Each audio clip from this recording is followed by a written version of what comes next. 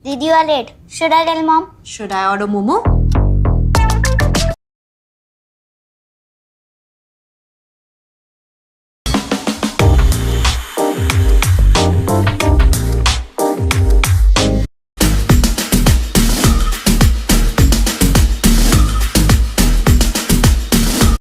Having that link option. So, you know what? Di atas langit ada Onyx. Love that tense. Get more. Perform, but everybody. I agree, and also, homeboys, you mentioned it earlier. Guaranteed to get knocked. Not just bragging. 8 hours. Here, right? With the some. Especially for pup games, right? Because a new effect to the Nightmare Spawn that That's- inspires us That's the alt with his more often. More bands. Kalah karena mungkin beberapa siapa? previous sub, Mal. Go into the next stage. So let's see here. Shake. Once they You may now take your...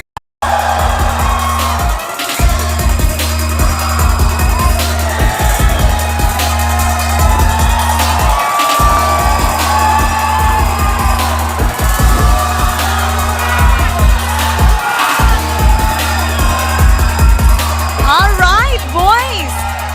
You may now take your seats. Sans, you stay there. And of course, Go if you ahead, have take your Sans, I have seats. Udil from the side of Homeboys. Hello. Come, here. Let's go to the middle. Ooh. Okay, you played together before, right? Yes. How about this? So, Udil was one of the last Kages in Fnatic Onyx. You guys have won before, but when he left, you guys became four-peat. Champion in the MPL. How do you think it is without him that now Onyx is winning? You guys can beat them? translate dulu. Hah? Bilang aja, ya. Ya. Iya aja. When we play, what are they going to hear? Win. What are we gonna hear from you guys? Victory. What are they gonna hear? I don't know. See you later. See you later. Okay, Udil, come here. Now, Mara was asking Sans kan, dia tanya, adakah Udil punca kekalahan dekat Onyx? Sebab lepas Udil keluar, Onyx forfeit champ. Boleh ke macam ni, Udil? What do you have to say to your former teammate beside you? Rosa, I'm too old for this. Do you really wanna, know my answer? Yes, please. What is it? How to say? Sans tuh macam warisan dari aku sebenarnya. So semestinya Onyx being grateful because what I gave to the team, and the rest is you guys know how the history like Gila Sans and everything else. I see. So he's trying to say that Sans technically learned stuff from him. Oh. Yeah, so whatever they have, it came from him. Whatever he has came from him. That title, Gila Sans, it came from him. Okay. I'll go. You guys. You guys heard like di atas langit ada Onyx or maybe Onyx time? Yeah, this all came from me, bro. Oh, did Oh! How about this? We want to see who's more confident. It's time to face each other. Okay, look at each other. in the eye. Stare, It's time okay? to face off. Stare. Wow! Stare each other down. Okay, maybe you guys can give a bit of a taunt, your signature pose, do whatever. Look at each other. Semestinya di sini cewek, so kita bisa upin-ipin ke? He said it shouldn't be Sans, it should be Chewe. Because they want to be Upin Ipin. It's a Malay, it's a cartoon where both of them are bald. Now it's time to show your anger towards him. Stare at him in the eye. Udil, stare at Sans. Whoever is more confident will take one step closer. So, who's confident? Who's more confident will take one step closer. One step closer. Go closer. Go closer, Udil. Look each other in the eye. Come on. Look each other in the eye. Stare. All right. How about Rose? We'll settle this in the land of dawn. You may now take your seat. Good luck, boys. You're welcome. Rose, We can already feel the tension in here. Yes, I love the tension, but I'm pretty sure what everybody wants to see is how they settle it in the land of Dawn. Take it away. Thank you, Rose. Thank you, Mara. I personally love tension as well. Yeah. And they certainly was tension. Connie, can you give us a little bit of a backstory about what happened on stage earlier on? So, back then, Sans was a jungler, right? And Udil was in Onyx. Sans was in Victim Esports MDL, and he really wants to join Onyx because of Udil. But the moment Sans joined their own org, the Onyx org, Udil stepped off and he left Onyx Esports. So that's why Udil said he's my warisan, he's my legacy because I leave and then Sans joined Onyx. So technically, he's taking credit for Onyx's success so far. I mean, right? he's not That's all- what he said. That's- He's not only I see. taking the success, he's also taking their Champs. branding as well. Onyx time, that's from me, baby! Di atas langit ada Onyx. Udil said that is also from him. So yeah, very crazy statement, but also true. I love it. I love it. I love that the tension. I love the rivalry coming through, the history between these two teams. Because, other than that, it's just 5v5. But when there's context to it, that's when things get more interesting between this. But let's take a look at the caster predictions here. Okay.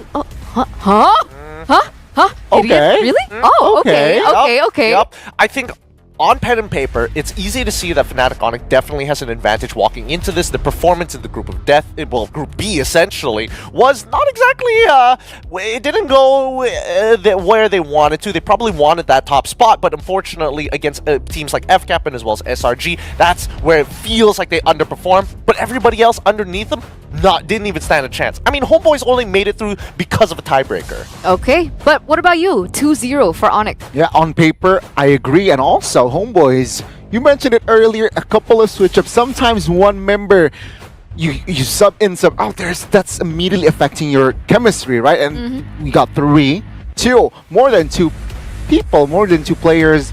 Of course, it will affect the outcome. And I believe Fnatic Onyx, sure, shaky performance, but they're consistently being as a team, and I think they will grab the win here today. So, I mean, essentially, we do have like a consensus going on, right? We all three of us believe that Fnatic Onyx will win this, whether it be a 2-0 or 2-1. But so far for SPS, we've seen a lot of upsets happen. So definitely, anything can still go in whatever way these teams choose as we enter the drafting phase, ladies and gentlemen, of game number 1. Remember, this is a best of 3, and it looks like Homeboys are going to have that first pick. Yep, Homeboys on that blue side, Fnatic Onyx on the red side, and based on what we're seeing in the draft, the Fanny and as well as the Hayabusa being prioritized by Homeboys just to maybe limit the pool on what Kyrie can play in terms of assassins. Also, Fnatic Onyx as well, right? They know they have the second pick. They will most likely will not be having that Ling option. So, you know what? Let's just ban it out. Chip, we mentioned on the pre-show as well. Chip most likely be banned and still is after the patch. They did not touch Chip. So, yeah, Chip will be heavily prioritized. For the most part, I think that they're really taking their time because are they going to ban out another assassin? Yeah, the top played assassin here in SPS and one which Kyrie has been using pretty consistently throughout the group stages. So they're shutting 3 heroes down for Kyrie. This is not something that we see too often, right? Usually we see a mixture of the Arlet, the Jushins maybe in the first phase, or even the Edith in the first phase. But, Homeboys, they say no. They say absolutely not. Kyrie, today you are not going to be playing a good game. And so 3 bans for Kyrie. First pick for Homeboys. We talked about Moskov, man, how it's so independent in the early, so impactful towards the mid and late. And Homeboys will definitely pick that up, considering that Zask was that last ban from side of Fnatic Onyx. Now keep in mind, right, because Homeboys are banning out 3 assassins, that does mean that the mid lane does open up, right? Lo Yi is still in play, Jushin at the same time also in play, and I think Homeboys want to leverage in on their signature picks, especially when they're playing around nets to begin with throughout the group stages. I don't think that's going to change here at the playoffs. What do you think about Harith?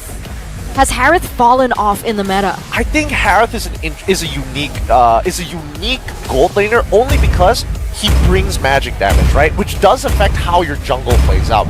Assuming that Julian is played, then sure, maybe you don't want the Harriet in the gold lane. But now that it's banned out, I think there is an option for Harriet to be picked up here on top of our second highest win rate so far, Arlen. And again, homeboys, they know. You know what hero that YRG uses against Fnatic Onyx, it was the Alpha. And it seems like homeboys are also taking a page out of that. And also they added Zushin here, a hero that is so annoying for gathering info as well as knocking up opponents. Yeah, I think the worst part about this is that homeboys are making a statement saying, hey, if you want to play, if we're going to force you into an assassin, Nolan is the only one that's available. If you want to go back into tank junglers, Baxia is going to be the tank of choice, both of which do pretty terribly against Zushin and as well as the Alpha. Specifically Baxia. The Nolan maybe has some counterplay because of its high mobility, but at the same time, it's all dependent around his teammates rather than making an individual play. So as we enter the second phase of the drafts here, do you think something like a Ruby pickup would just wreak havoc for Fnatic Onyx right now? Definitely, and anything Fnatic Onyx, if not they pick up themselves, I think they will ban the Ruby out, right? They have the Herald that can rock the Purify. Arlet, so flexible. Is it going to the EXP? Is it going to the Roam? And also, apart from the Ruby, I think Edith is going to be one of the heroes that will be keep an eye on for both of the teams. I agree. I think that if in a perfect world where we only had just 3 bans on each side, I think Lupi would be very happy to pick up Ruby for himself, but more so against the homeboys where the composition seems to be like consistently moving forward, because that's what you're expecting with Alpha and as well as Zushin. Moskov, a bit of an outlier, but usually he's not part of these early team fights. It would beg the question whether Fnatic Onyx is going to highly prioritize having a winning EXP matchup. So Trizla, Edith, Yutong, CC? Even CC would be a pretty good shout. CC might be an option, knowing Lutfi has played it even throughout the group stage. And well, homeboys here, they seem to like, you know what? Let's just not overthink this. Let's just stick to the mid lanes. Let's somehow limit Sans. Right? Let's restrict against the Alpha. Of course, Vexana can rock that Eternal Guard, and of course, they will eliminate that. The idea is that as well, like they want that mid-trio prio, right? I mean, Jushin is very difficult to go against. They saw the Zas being banned out, they instantly picked the Jushin. Even the Valentina does, I would say, bad in terms of clear, right? Against the Jushin because of that lack of range. So Vexana is a very good ban, I would say.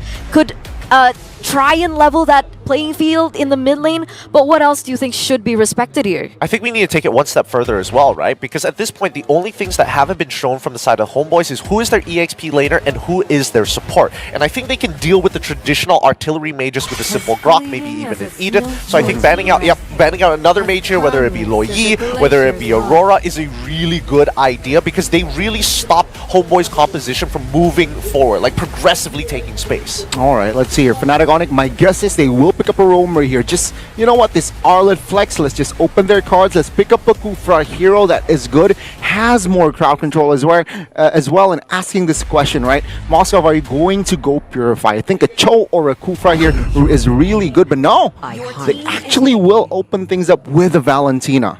I'm okay with the Valentina. I think Loyi might have been a little bit of a better pick, but I understand where it's coming from, right? Because a lot of the, if we're talking about overall range, what's the optimal range for Fnatic Onyx to team fight? Usually it's close to mid, and now when you have a Valentina, any melee hero that gets involved with Fnatic Onyx is really going to struggle. People like Alpha. Well, let's see here. With the Terrifier as well, I think homeboys, what are their approach? I think they need more crowd control. Sure, they have the Spear of Misery. Sure, they have the Alpha's ult, but I think they need more crowd control. And with the Terizla coming in, very, very good option as well in that EXP. Very strong. That might be the answer. And of course, they need crowd control. Yeah, they add another hero that is so annoying and has high crowd control. Okay, you mentioned Cho earlier on for Fnatic Onyx, but this time homeboys are going to pick it up for themselves. This has actually been such a staple pick for homeboys lately. Do we like this Cho pick? I would say that homeboys are in a position where it's better to take it away from Fnatic Onyx and having somebody who can instigate these wars, right? Unless they're really focused on making sure that that mid lane is clear and they can contest it. They can leave the mid lane more often than not compared to their opponents, it puts Fnatic Onic in a position where now it's like, all right, they have a way to instigate, we have a way to potentially counter-engage, but it's not that strong overall. So we need something that kind of overlaps it, and Kufra, beautiful pick coming in from Coach Yeb. Yeah, I think with the Cho as well, what it does is forces a spell on towards the Harith and Mike towards the Valentina as well. So no flicker potentially here, which will be able to be used by Homeboys to close the gap. Yeah, definitely. I think Valentina, for Sans especially, knowing how aggressive he is as a person, as a mid laner, he loves that. He needs that flicker. He's aggressive in person. He needs that flicker, right? He needs to get into the middle of these team fights, instigate stuff. He's very similar to Udil, I believe, in that regard, right? So coming into this, the compositions have both set in stone for both of these teams, and we're gonna throw it over to you boys to walk us through this game. All right, thanks to Turner. Gani, break down the comps as we head down into the land of Dawn. Let's see here, right? The way I see it, if you have Moskov, you will have an advantage, especially in this patch. So, you know what? I'm really not liking here Fnatic Onic leaving out that Moskov, but then again, they do not have a lot of options in that first 3 bans. Yeah, I think, you know, Homeboys came in extremely prepared for this matchup against Fnatic Onic, and let's jump right into the land of Dawn here. Hey. It's going to be game 1 here, our very first playoff match, and this is an elimination best of 3 between Homeboys on the blue side up against Fnatic Onic on the red side. Let's see Land of Dawn. It's Udil actually popping the Purify early already, so maybe there was a clash in the mid, which forces Udil to use the Purify, even recalled. So Fnatic Onic slightly dubbed there.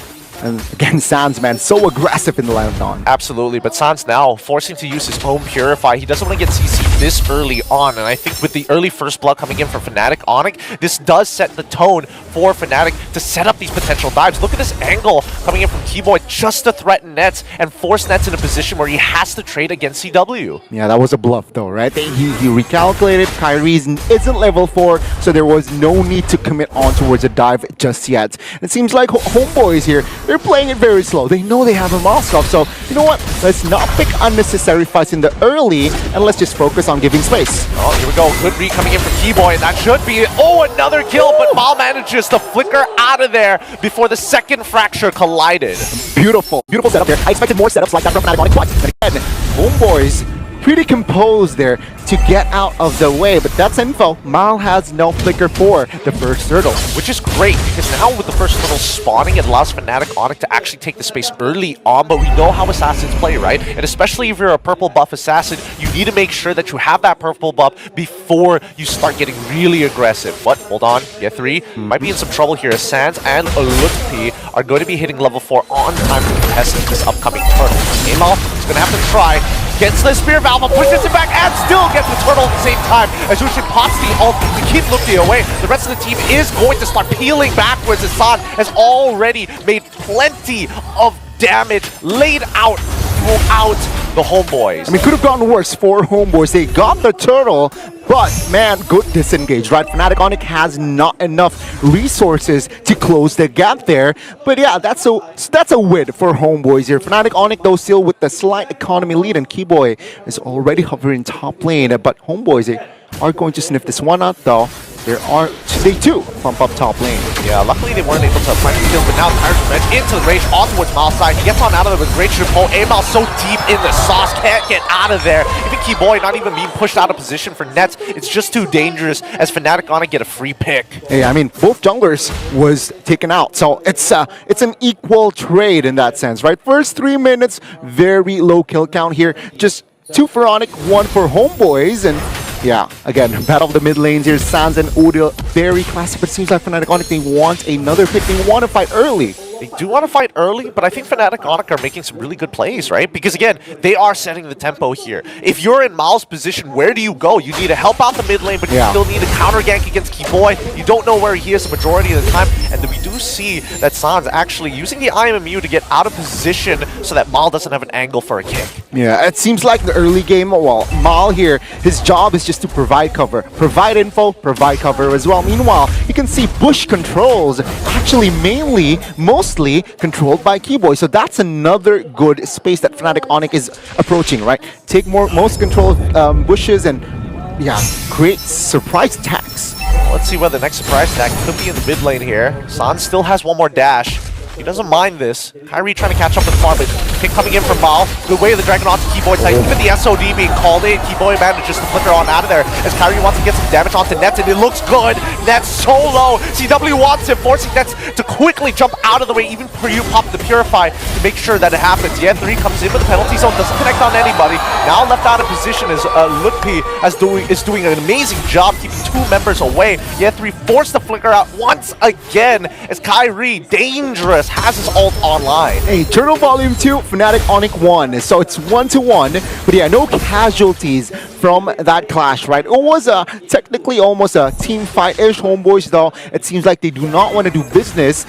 They saw that, you know what, we don't have space, so let's just back away. They've used their resources mostly on Keyboy, and he survived with the flicker. So yeah, let's not contest Turtle. I think that is the wisest thing to do. And finally, the Clock of Destiny is being purchased by Udil. It has taken him 5 minutes to get to this point, and now even for Nets, first items are being completed all across the board. Amal is the only one who has any kind of economy to really threaten Fnatic Onyx at this point in time, with the deficit being 1.7k.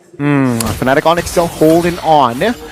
And yeah, both teams here, Keyboy charging. No commitment just yet though. So Fnatic Onyx here, they're playing it rather carefully. They know in the back of their minds, mid-game, late game, they have a Moskov. So they really want to step into the pedal.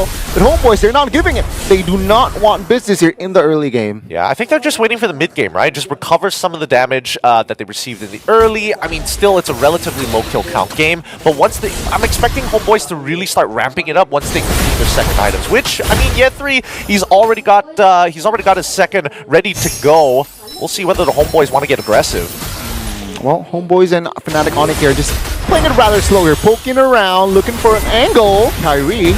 Udil manages to get on out of there. Luckily, Zushin's ult does help her reposition. It's a very short dash, but it's worthwhile with 13 seconds left until the turtle spawns. And it's already, suddenly it's a 2k gold lead, right, for Fnatic Onyx. So it's comfortable, but it's still, of course, it's no problem here for Homeboys.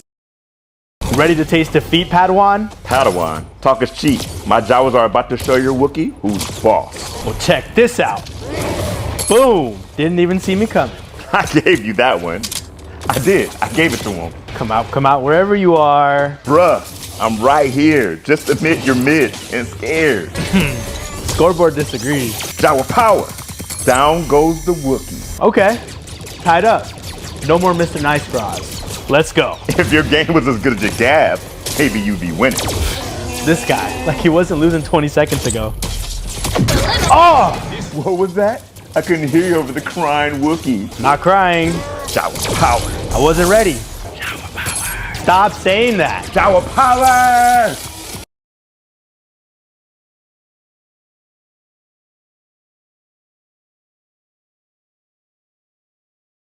Urgently need money.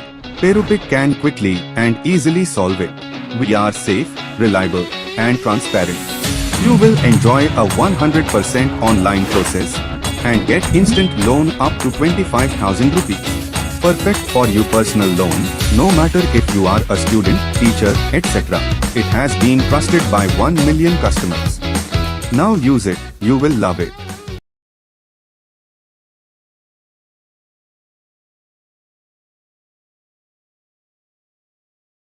They realize, you know what, let's mid-game, you're right, let's just bump it up, and maybe this is where they will pull the trigger.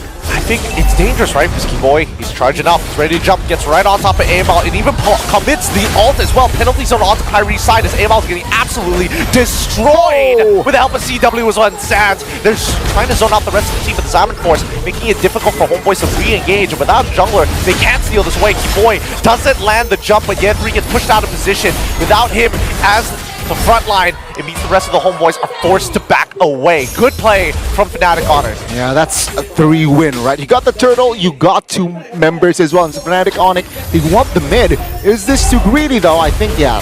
For now, Homeboys will be able to defend that one. But what a play, right? I mean, previously it was 2k. Now, look at this. Structures starting to crumble. Fnatic Onyx double their lead from, what, 2 minutes ago. So that's a very significant lead Fnatic Onyx is trying to build. Yeah, no, this is tough, right? As we mentioned in the draft before, like Fnatic Onyx, their composition, especially when in terms of like optimal range, mid to close range is where they really shine. And ideally, since majority of the homeboys are going to be like need to get relatively close, Fnatic Onyx playing at that mid range, playing around Sans as well as Lutpi's ults, it becomes so difficult to find that space. So difficult, so difficult. Keyboy does jump in, finds spots out too. Amal could punish him as Keyboy gets repositioned. Even the Spirit of Alpha being committed, forcing Keyboy to flicker on out of their penalty zone. But Mal is the one who finds the kill. A little unfortunate there for the homeboys, but at the very least, they get one back. Yeah, and take a look at Kyrie though. He's in the bottom side of the map here, playing cross map, trying to give more space for Fnatic Onyx. Homeboys though, top lane.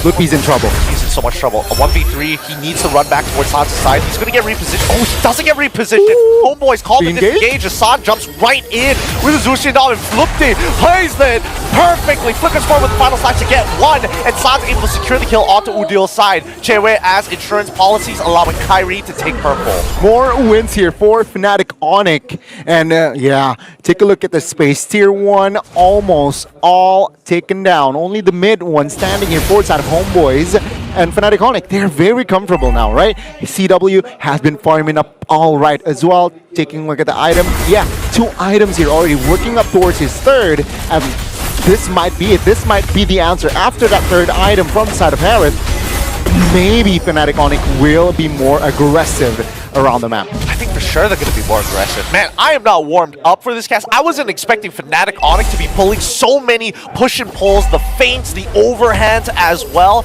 catching homeboys off guard. They've cut their supply lines, they've taken the outer tier turrets. It really all depends on whether they can break that mid-tier 1 open. To have more space around the jungles of Homeboys.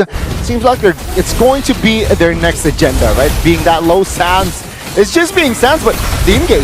Yep, and again, may have overextended himself. He was looking to be a bait for just for Kyrie to maybe find a trade back. Let's not forget that Sans even had a Purify, so he's more than happy to eat some CC. But homeboys, they threw everything at him. Yeah, they found the right window to really commit on towards Sans, and yeah, he might waste his spell there, but no problem, right? The mid structure finally falls, and let's see here, 2 minutes for the first Lord, and Fnatic Onyx, they're really in a good situation to get that Lord. Yeah, and I think at this point in time, Fnatic Onyx, they're not using Kyrie as a spearhead anymore. The way the dragon is too dangerous, right? Mal at any time could completely shut him down if he tries to find an assassination. And I think that Fnatic Onyx are more than happy to throw Lutpi in the mix. Now that he has his flicker, we're expecting him to make a play at some point.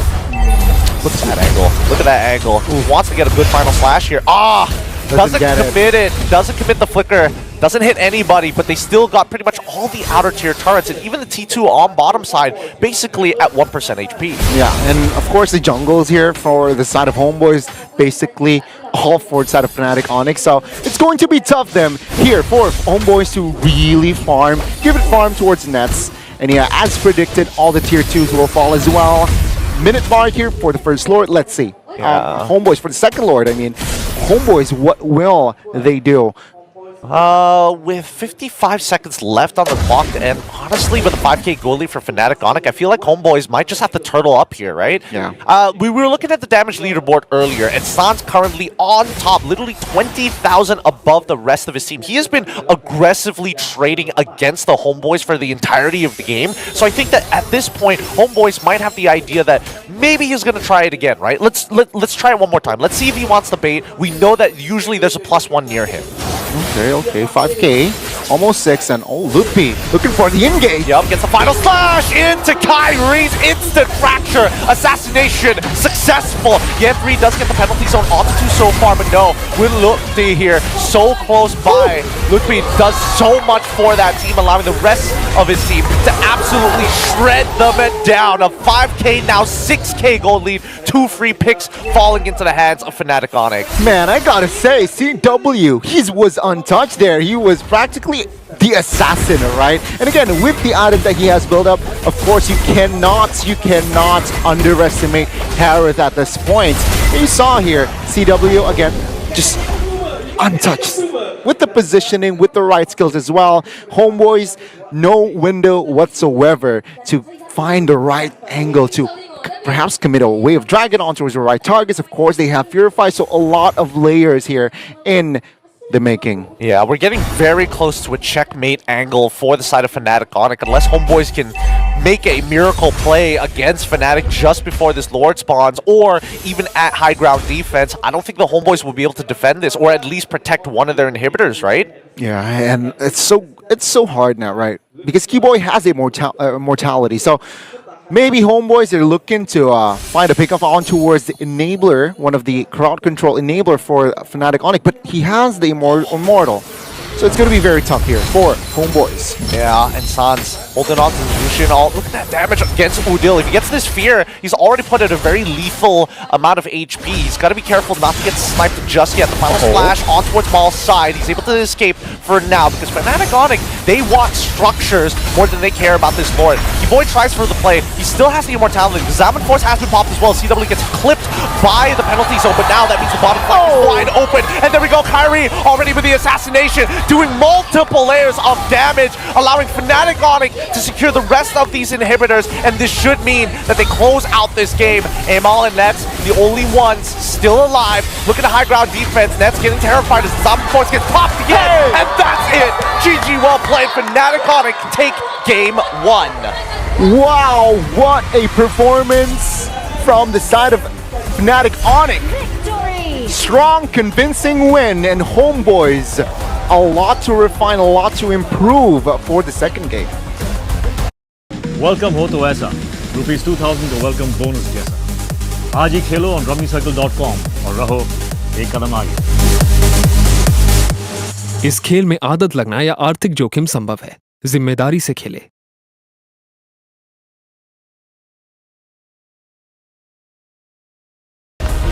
That was absolutely clean by Fnatic Onic. That was the Fnatic Onic that a lot of Indonesians were looking for at MSC.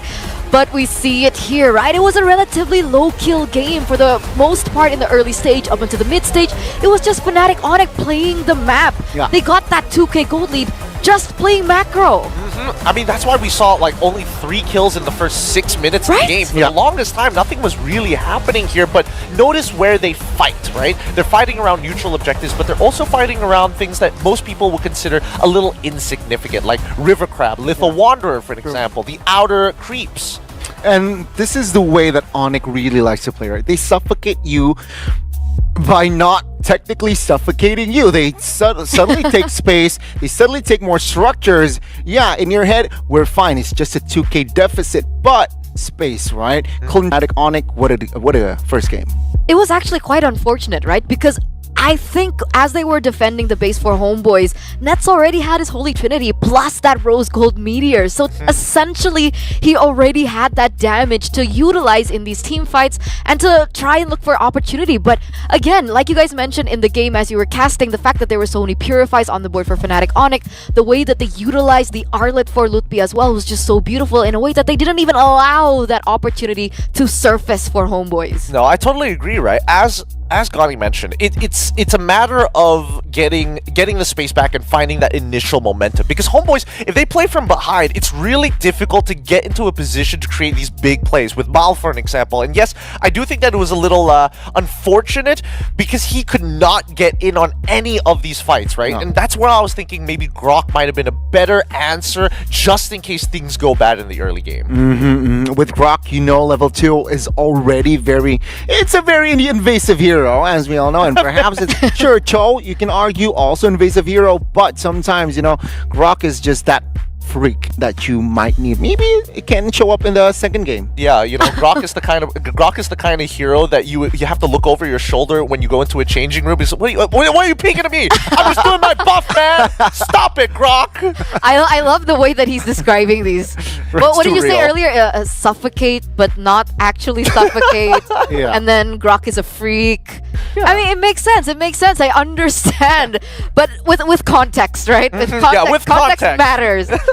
But again, like for the most part, I think earlier on, I was also wondering about this Harith pick. How will this Harith do in the early stage of the game against the Moskov? Because we've seen a lot of Harith and Moskov lanes, even from the group stage, and usually Moskov has the better time. But the fact that CW understood the limitations of his hero and understood how he was supposed to play a little bit safer in the early portions of the game, and then allowed him to snowball later on with all the rest of the members on his team facilitating that, was actually quite cool to see. No, well, I think a lot of it just boils down when we look at this graph. We do see that the Homeboys actually got a bit of an EXP lead, just couldn't get the gold into a better position before all hell broke loose towards like the 5 to 10 minute mark, right? But coming back to your point, it goes to show that Fnatic Onic are making macro plays to get micro advantages. Exactly. Yeah, and that's why we see CW being the MVP. He had a good time farming. Yeah. He was able to get some free recalls thanks to the help of Keyboy as well as Sans rotating at his side of the map. So it's never a situation of, oh guys, I'm running out of mana, I might have to like sit underneath my turret. No, he's always healthy, he is always looking good. And again, Harith early game just has the space to farm. You know, you can argue Moskov as well, but Harith, 3 items faster. You can see the impact immediately, right? He was just that confident.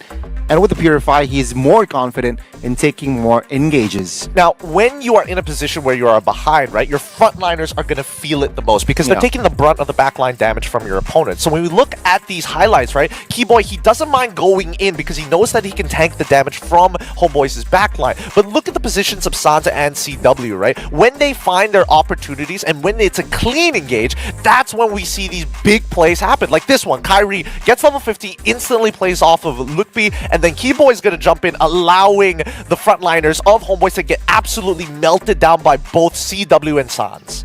It's a perfect scenario here for Fnatic Onic. And you can see here just the Keyboy and Lutpi being the enablers, facilitators, facilitating his team with the crowd control that he has. And this is the punching blow, the finishing blow. Yeah, Homeboys wasn't able to hold that defense anymore. Yeah, it was, again, right, that's why I said it was such a clean game from Fnatic Onic. Like, the team fights were very clean, very systemized. They understood the limits of their composition. And as well, the way that they were able to play the macro was also very clean. Because, mind you, if we're talking about winning these... Because, you know, when we circle back into the early game, I think the first thing that we would see is usually like, okay, do they win this lane? Do they win the gold lane? Yeah. Do they win the mid-prio? Do they win the EXP lane? They don't necessarily...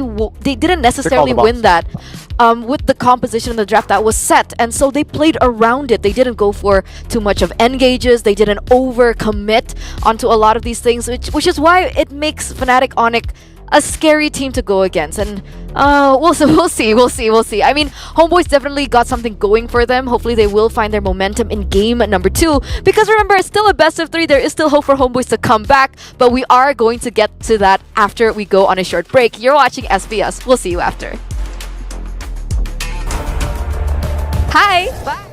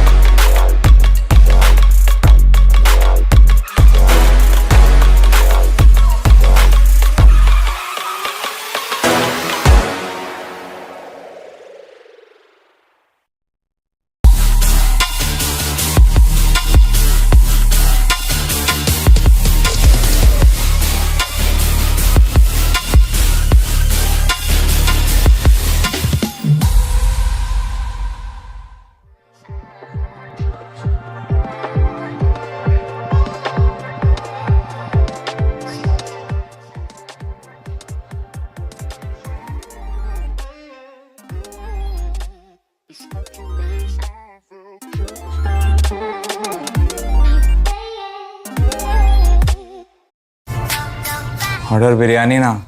Once I reach 1,000 followers, then. And Mal from Homeboys. How are you?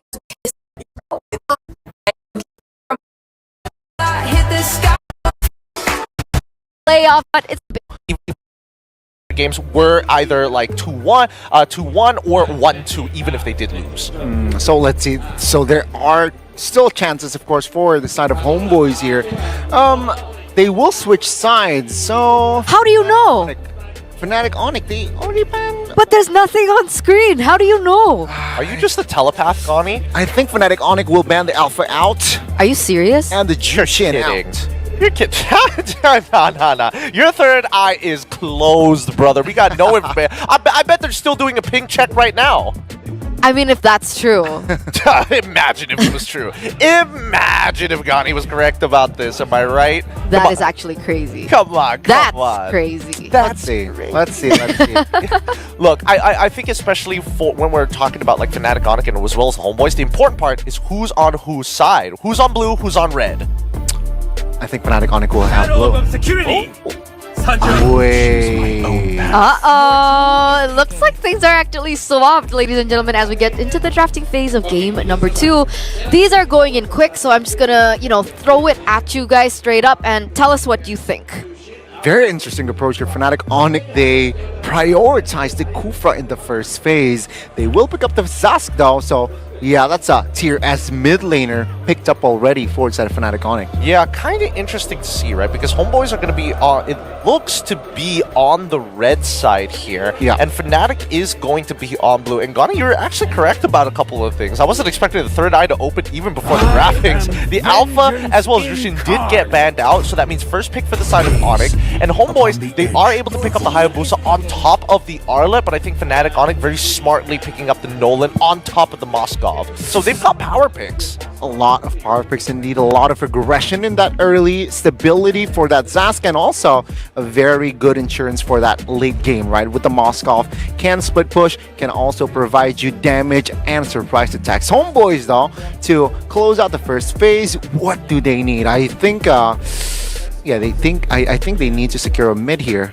Do they need a secure mid here? I feel like the mid pool is rather large, even if you don't have access to Jushin. I do think that the Harith or maybe even... Oh, okay, so it seems that there is a higher priority for this Valentina. I don't know if Homeboys are trying to make a hard read on Fnatic Onyx, expecting Lutpi to play something along the lines of Terizla, or at the very least, Keyboy picks up like a Minotaur so they can steal a huge ult. But do you not think that that's a problem for Fnatic Onyx right now? I mean, the fact that they didn't even go for that and allowing that Arlet to be picked up by Homeboys, I don't think it's an easy task for Fnatic Onyx in these team fights against an Arlet.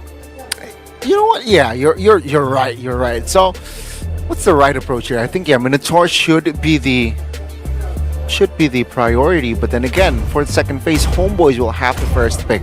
So what do they need? Minotaur will finish off what Looks like we're on the same mindset as Coach Nobody from the side of Homeboys, right? Take away that Minotaur early on, and Fnatic Onyx going to make sure that the gold lane is going to get pinched. Banning out the Harith is a good option. They also probably need to think whether or not they have to ban out the Claude on top of everything else. And funnily enough, both sides refuse to touch the Roger. That's true. Wow. That's true. We haven't seen Roger being picked up just yet. And on the notes of gold laners, what do we think about Carrie? Because Carrie did have an adjustment in the previous patch. Carrie did have a bit of an adjustment, but she's still in that same category of if you've got big beefy tanks, you would much rather have the carry rather than play carry into Harith or into Moskov or even into Roger sometimes. Yeah, I mean, considering Fnatic Onyx here, their composition for now is quite thin. Yeah, I don't think carry would be their first option. So Fnatic Onyx, I think Roger actually could be the next ban here. Yeah, they do not want Homeboys to snowball, man. With Hayabusa and Roger, I don't think so. But, well, they beg to differ. They will ban out the Lolita instead. I like this. I like this. I like this quite a bit, actually. Because at least when you have Moskov, even if Homeboys decide to pick up Roger, who is really strong in the early phases of the game, it's going to be harder later down the line to find those big executes with the Lycan Pounce, considering that Nolan is really, really fast. Moskov is usually not in range, and worse yet, Zas still has the Dominator's Descent. Well, you can see here, yeah, Homeboys, they do not even think about the Roger. They will pick up the Claude. You mentioned that earlier, Gideon. Fnatic Onyx, on the other hand, they will give Thamus towards Lutpi. Very aggressive, very strong laning. And also they pick up the Ruby for Keyboy. Talk to me about the Thamus, because Thamus also had an adjustment, right? Thamus is still really strong in the earlier stages of the game, but I think, you know, the best part of it, it's not even the adjustment part that makes him decent in this matchup. It's the fact that Fnatic Onic are simply denying Udil the opportunity to take an effective ult, because I think the only thing he can quote-unquote take at this point is only the I'm offended, and that puts him at risk of dying to Nolan, getting knocked away by CW, or worse yet, just having to like 1v1 Lutfi. Wow, that's a very good read there, right? Thamus very low impact on ult, so very less options here for that IMU. Let's see though, with Hayabusa and Nolan, expect an aggressive early game, or even just both assassins looking to just find more kills. I agree. I think we are going to be expecting an aggressive early game, as, ladies and gentlemen, we are moments away of heading into the Land of Dawn for game number 2. We're at match point for Homeboys. If Homeboys can't pick up a game, force a game number 3, then it's GG for the Homeboys. Well, let's find out here. It's going to be Fnatic Onic. Currently a matchup on top of the Homeboys here. On blue side, Homeboys taking the red side. It's going to be a purple stuff for Amal, and it's going to be an orange start for Kyrie. They're going to end up on the same side of the map, and I mean, the easiest target to take out at this point of time is going to be the gold laners. So, yeah, I think they can definitely take and approach that side. The Keyboy takes heat in the mid side. Sans covering. Oh, early Purify popped by Udo. So again, that will and that should be info that, yeah, for the first roll, that Purify shouldn't be available in the earlier times. Oh, interesting. Lutfi actually using his lane priority to make sure that there is space and has vision over the extra camp, allowing Kyrie to go for an early invade here, which is a little off-tempo, because if you look at Amal on the opposite side, he's opted to go for a full clear. He's about to hit 4. CW might be in some trouble if he sticks around for too long, but he knows that Keyboy is in Tribe Rush. Doesn't deny the River Crab, but it does allow Nets to have some space. Oh, it's somehow the slow early game here for the first almost 2 minutes. No first blood just yet. We might see a battle there for the first turtle, but for the most part here, World Team just trying to get better positions, trying to perhaps looking for an angle here. And Lutfi sniffs this one out here. Yeah, safe. Very good read for the side of Fnatic Onic. They're just relaying the information, right? Because Kyrie goes to the top side of the map. He knows that he's effectively cleared up everything on his side, on top of one extra camp from Homeboys' jungle, so he can easily predict where the movements are. But now the onward onto Lutfi puts him in trouble. Sans does take the turtle away. Oh! He's trying to get on out of there. The Earth Shatter might not be enough as he loses out in his flicker and his life. But Fnatic want to go for more. They want to steal away this purple buff from Amal as soon as possible, and it's going to be difficult because Thamos right in front, too strong to handle, and even Mal trying to create that space doesn't get much done. It's going to be a very successful invade for Kyrie. Yeah, a very, very invasive one, but also effective one, right? Sans was technically 1v3. Kyrie wasn't in the turtle's vicinity just yet. Gets the turtle, and with that, Fnatic Onic, they re-engage towards that purple buff. And Homeboys, they lost space, they lost the neutral objective, and they lost that purple buff as well. Yep. Worst case scenario for the Homeboys, right? But it doesn't mean that they're out of the game. It just means that Fnatic Onic will increase in economy. Look at this right now. Level 4, I'm offended. Wow. Yeah, perfect chain CC coming in for Keyboy, delaying every millisecond he delays to ensure that the CC chain is extended just a bit longer. Yeah, looking at the composition from inside of Homeboys as well, right? A lot of close range, melee-ish type of hero, and Ruby does the job perfectly. You will have that tempo breaker, you will have mobility issues going up against Keyboy on this route. I think the worst part about it is that even when we look at the full compositions from, wait, hold on, Yet3, does he still have the onward? Oh no, he already used it earlier to close the distance. The top side, Nets forced to use the Blaze to stay alive here. Dodges the fracture coming in from Kyrie's side. Good play coming in from Nets, but he did have to pop the sprint to make it happen. On the opposite side of the map, now the dive on towards Lutfi's side. The poor man, really, he's got no reinforcements, nothing. He's just sitting there waiting to die. He was aware on that first minute try, but this time he was a little bit overwhelmed with the shadow kill, with the resources that Homeboys has. Lupi will fall for the first time, but it's still a-okay technically for Fnatic Onyx. Yep, Fnatic Onyx now going to secure the turtle while the rest of the Homeboys is going to be farming up on the gold plating down on the bottom side to boost Emal up, right? The stronger Emal is, there's a very high likelihood he will find a kill later down the line. But this does mean that Tier 1 top side is cracked wide open by CW, so we're expecting to see a lane swap at some point. Oh no, Turtle spawns on the opposite side. Maybe he just sticks in lane. See though, shadow kill committed. And Kyrie will secure it. So that's a resource wasted for the side of Homeboys. Actually, they got overzealous, and of course, FNOC, they will punish it. And they continue to do so, right? At this point, this is starting to look like a repeat of game number 1. Fnatic now increasing the lead exponentially, breaking into the 3000s. Yeah, it's even more convincing, right? This time, oh, great, I'm offended. Great mind play as well. Mal is in so much trouble, forces to flicker on out of there. Oh, the SOD had that land. If that landed, that would have been nasty. Yeah, 3 flickering forward with the Earth Shatter. Try and make something happen. Forced to use the Primal Wrath here all by himself. Standing on top of that Molten Scythe wasn't a smart idea. And especially when you're up against that Nightmaric spawn, really no way to find a trade. Checking on all boxes, right? They got the mid, they got the kill on towards the A3U as well. And Homeboys, without their mid, sure, they have a tier 1 bottom side, but they're giving them up more space. They're giving up more jungle space as well. And taking a look at the items here, wow, snowballing, right? 4K Moskov comparing to 3K Claude. So then just that, there's already a gap. Yeah, we need to see Homeboys find a tempo break here. However, Fnatic Onyx right now, they don't have to worry too much about creating advantages micro-wise anymore because they're basically unlocked from the lane. With mid-tier 1 missing, Fnatic Onyx can easily push out that mid lane and invade it towards the purple side. But we do see motions coming out from the Homeboys, right? They're moving towards Turtle, they have a bunch of members, and they even have the Edith dedicated towards this Thamos' side. But Thamos is going to be able to jump back out. This is looking rough for the Homeboys. Yeah, they need to problem solve at ASAP. Remember, match point for Fnatic Onyx, and yeah, Homeboys, their tournament lives are at stake.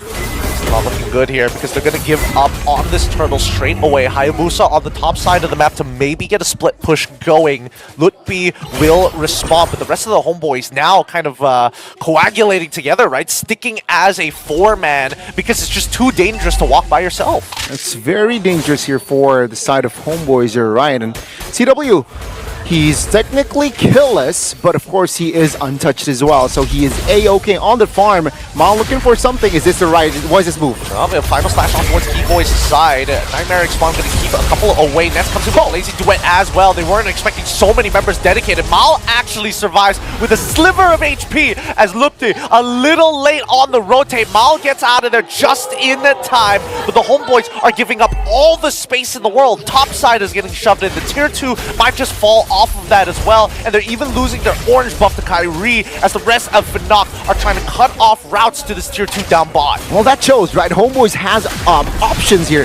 has power. Shadow kill onto a CW though. I don't think Amal will find a kill just yet, but they're getting really low. Looking forced to pop his ult and the Vengeance as well. All the bursts negated quickly. Yethri out of position, but Kyrie is having a tough time cutting through all of that armor. In the meantime, let's just deny this purple buff, and Homeboys looking to re-engage. It's getting scary. Udil, he cannot walk up, especially against this Zask. Again, tough times for Homeboys. Yeah, they got the win earlier. They got one. Tough times for Homeboys. Yeah, they got the win earlier. They got one. They show that, firepower-wise, we can fight back. But is it really enough? 6K gold lead now already in hand for Fnatic Onyx. So again, Homeboys, a lot of homework to do, and they need it ASAP. Well, item builds, take a look. Nolan, 2 items already BOD in hand. That's a high firepower on that physical. So Homeboys, they need to take care of Keyboy. Yep, they want to find this early pick as soon as possible. The Fracture doesn't land, but now even the Blaze Duet, they managed to disengage from it. Nobody dies from the side of Fnatic Onyx side. A clean disengage. Good use of the rifts from Kyrie. That's a good bait, right? And that shows how tanky Keyboy is with the item, his rockin' first item. It's Anticuras. So yeah, he wants to take care of the physical resist here. And yeah, it shows with the blazing duet, with the shadow kill as well. Now the Lord is uncontested. Fnatic Onic, they want to snowball this. I mean, just look at the positions that they're taking, right? Even Luffy, whenever he walks up, he's not even trying to zone. It's just to get the information. And if nobody's there, I'm going to start taking your camps, right? Homeboys are losing so much economy, and it's not even 10 minutes. Again, with the Lord here, with the first Lord, we might even see a inhibitor crack. Homeboys, will they be able, though, to defend this? They need to be careful because, yeah, they need to just play it chill and perhaps wait for Fnatic Onic to overstep, to overextend. Then they can find... Shlupi has a Quinn's Wings, though. Yeah. So it's going to be tougher now to take him down. It's already so tough to burst him down. Look, they're going to commit everything onto... Oh, and underneath the turret, unlucky! Ends up dying regardless, but Kyrie finds the trade onto aim outside. Miles the next to fall with the help of the Nightmaric spawn from Sans. It just goes to show, Kyrie, 4 levels above Amal. Well, sorry, 3 levels now, but that BOD making all the difference. Even CW getting really disrespectful. SOD does find one. Earth Shadow as well from Anthony. Primal Wrath comes out. He plays around his anchor, and Sun says, don't worry, Kyrie, go get him. Oh, Calvin Winata with the play. No enabler. Let me enable myself. And now Lord is still healthy bottom side. Will they be able to find the base, though, the main base? I don't think they can end it off of this. Just actually, they might be able to, assuming that Mal doesn't die and he gets pulled back by Keyboy. They walk away, but in the meantime, at least while that was happening, Amal was slowly chipping away at the Lord. Okay, so it's still heavily favoring the side of Fnatic Onic and Homeboys. Wow, slimmer odds here to equalize in this game.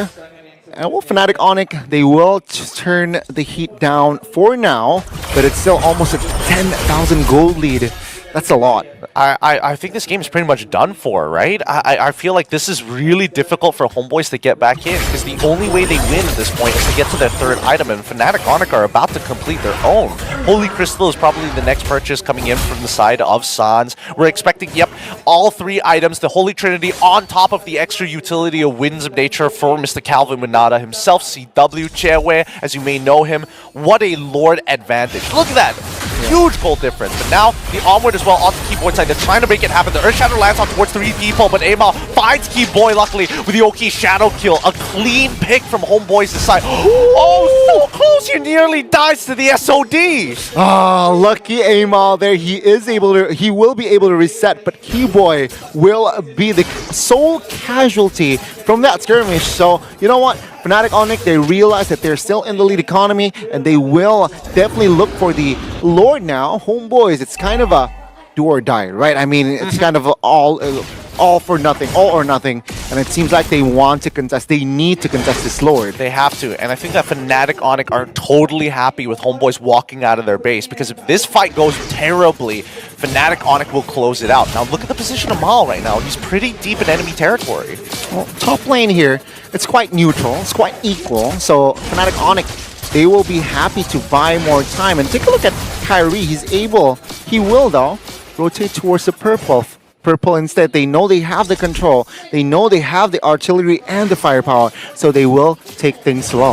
Yeah, Homeboys, they're in a really difficult position, because they not only have to worry about their waves, they have to worry about Fnatic securing this Lord. And I think Fnatic opt to say, hey, let's bring the Lord low, and if Homeboys do show themselves, we take this fight. Keyboy pops to conceal. Wait, but no angle just yet. Oh, Ludwig, he's getting really low. He has to off his ult straight away. Vengeance as well as the backline now getting attacked. The Infinity looks good, but Nets already finds one, and they get Keyboy at the same time with the help of the Oki Shadow kill. It looks like Fnatic Onic, they danced around the Lord for too long, but now look at the back line, right? The inhibitors are going to start falling if nobody cleans it up, as Calvin Winata himself cracks it open. Mal, can he find this chase? Can he help secure this kill for Udil? No. CW, they're out of there as Kyrie fights yet 3 while this is all happening. The SOD does land onto Emal's side, and now CW goes 1v1 Nets versus Chewe. He gets on out of there with the help of his Winds of Nature, and both sides walk away, but Fnatic Onic very happy that they secured the Lord. Oh my lord, what a fight, what a fight. CW distracting two members of Homeboys in the mid. Meanwhile, Kyrie taking down Ye3. That was the right opening for him to challenge the Lord and gets it. Right, Amal? Unfortunately, caught within the SOD and caught the Spear of Misery as well. And now Fnatic Onyx, they have full control again on the Lord. This might be the final push. The crazy part about these decisions from Fnatic Onyx, it comes down to, oh, I just need to hit one ability and we can make this macro play, right? But here we go. The inhibitor gonna get chipped down and whittled away by CW side. The I'm offended hits onto Nets. The Battle Mirror image comes into a weird spot, forcing him, and he's dead. And now the Oki Shadow Kill finds Kyrie. That's already one, but Mal is already too low. And that's 2 for 1 in favor of Fnatic Onyx to get Keyboy to Amal, playing out of his mind, but I think it's a little too soon, too late. The face is getting cracked wide open by the Lord. And that is it. Fnatic Onyx eliminate the Homeboys 2-0. One Malaysian team down, one Malaysian team to go. A Fnatic Onyx displaying yet again a convincing, a sharper Fnatic Onyx. Wow. I didn't expect this. I didn't expect the Homeboys to, lose control 2-0'd by Fnatic Onyx, right? The way that they were able to perform in the group stage, the way that they developed over the days in the group stage, I would have thought that they had more of a convincing run, but it looks like Fnatic Onyx are going to be moving forward. And next up, it will be against Team Liquid Philippines. So we're going to see that in our final match of the day, ladies and gentlemen. But once again, GG Fnatic Onyx. Yeah, really good stuff. I mean, Fnatic Onyx, we saw two different sides of them. Game number 1, it was macro leads to micro. Game number 2, it was micro leads to macro. It's crazy. Like some of these moves, like Chanwu, the fact that Chanwu was able to push out that mid inhibitor and it's like, don't worry guys, I'll be able to join the fight. Hits the SOD with no Amal, exactly. But let's throw it over now to Rose on stage with both of these teams. Fnatic Onyx. All right, can we please have Sans? Yep, Sans. Sans? Can you come in the middle here? Sans, jangan lari, Sini, Sans. Jangan lari, Sans. All right, congratulations, Sans. Clean sweep. Okay, so, Sans, what happened on the first game? Because I saw that you guys aiming for Udil and get the first blood. Is it because of what Udil said before the match? Jadi apa yang terjadi di game pertama? Kita lihat kalau seandainya kalian tuh benar-benar ngincar Udil dan dapetin first blood-nya ketika bahkan di early game. Itu apakah gara-gara Udil, yang apa yang Udil omongin sebelum match itu dimulai? Reinforcements have arrived. Oh, yeah.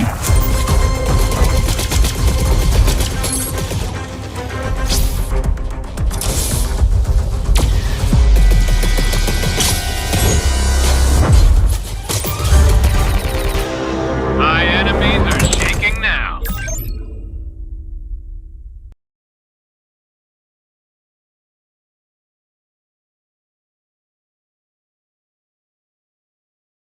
Want to find cheap hotel rates? Agoda. Download the Agoda app today. Ya, yang aku lihat tadi emang dia mungkin mau ngasih pressure karena hero-nya juga yang cukup bagus di early game. Jadi ya dia terlalu maju mungkin, jadi kita punish, makanya mati.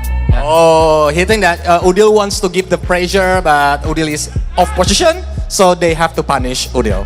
I think that's fair. Itu adalah benda yang sangat penting untuk early game juga, to make sure that opponent tak dapat snowball. Okay, Sans, I nak tanya, selepas perlawanan ini, you guys akan jumpa Team Liquid Philippines di pusingan seterusnya. How ready are you guys to be facing Team Liquid Philippines since you guys did not manage to do this in MSC? Ya kita tahu tim Liquid Echo lumayan bagus juga. Ya kita pasti yang kasih yang terbaik aja di setiap matchnya. Jadi ya kita nggak sabar juga untuk ketemu tim Liquid.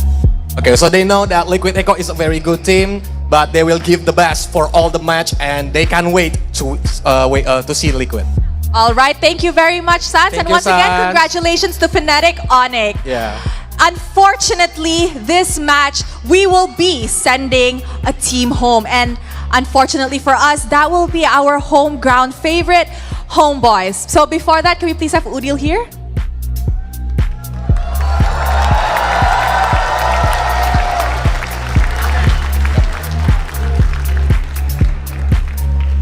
Okay, guys, maybe we can start with Udil first. Yep. Udil, what do you want to tell to the fans who have supported you guys?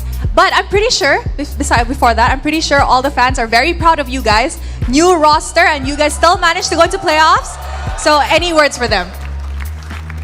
Terima kasih dan mohon maaf guys atas hasil yang buruk. Terima kasih atas kalian sudah menyempatkan waktu untuk datang. Dan terima kasih atas dukungan kepada roster-roster baru kami. Anak-anak muda ini, mereka semua apa ya disebutnya, prodigi Malaysia, macam Yetri ke Mal udah tua, aku lupa. Atau Emal. So aku harap korang bisa support terus. Semoga saja dorang bisa membanggakan Malaysia juga. Dan ya mungkin teman-temanku pun ada satu kata untuk para fans yang datang. Tadi kan aku udah cakap, bilang terima kasih sama sorry. Udil is teaching them. Thank you guys sebab datang support dari atas sampai bawah. Thank you sebab tak dapat umur ekspektasi korang. Thank you sangat-sangat. Korang say sorry ya. Thank you. How about you? Untuk supporter-supporter Hombos, thank you and minta maaf lah sebab kita orang tak dapat bagi result yang baik. And insyaAllah kita orang come back stronger. Untuk semua fans, terima kasih kerana dah datang and terus sokong pasukan kegemaran korang and hopefully untuk next upcoming tournament kita orang dapat improve dan buat lebih baik lah. Thank you. You're welcome. All right, so guys, I'm pretty sure they would like to do a final bow before we send them off. So in a count of 3, 2, 1. Ladies and gentlemen, that is Homeboys. We hope to see you guys very, very soon. Dan dengan itu, mari kita throw it back to the panel untuk mendapatkan tahu apa yang jadi dalam match pembukaan hari ini. So panelists, take it away. Wow. Nice try. Nice try, Homeboys. We'll see you soon, man. We'll see you guys soon.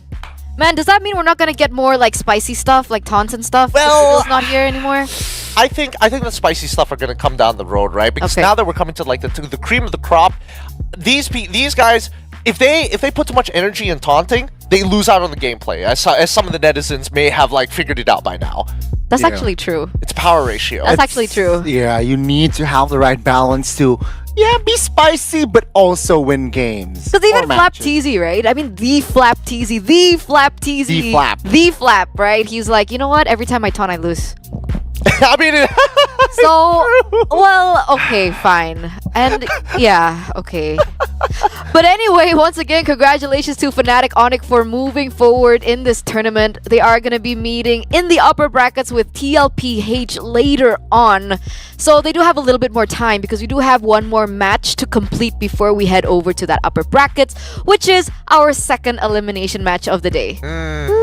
Yeah, it's going to be tough, but like honestly, if this game needs to set a precedence, let's jump into the post-game stats and then we can talk about it a little bit more because we did see a little bit of, maybe some hope for the Homeboys. You know, worst comes to worst, the takeaway from the SBS is that Amal, he definitely has the mechanics. I think they just need to kind of brush up on their reads of the game naturally because it does feel that both Nets and as well as Udil are the big voices of the team. I mean, remember, right? This is a young team, quote unquote. This is a new team. Udil, of course, being the veteran, one of the veterans with Nets as well, but some of them are new, and seeing them perform, passing the group stages as well, I think that's already showing a promise to the new Homeboys team. Do you think that they can get on the same level as YRG? Because technically YRG also went through process, right? It took time for them to deliver the results that we've received from them. That's a difficult question to answer. I would say it would lead to a couple of things, right? From Coach Arcadia himself, you know, you need to be good at scouting out the right players. You need to be able to kind of like find the right chemistry.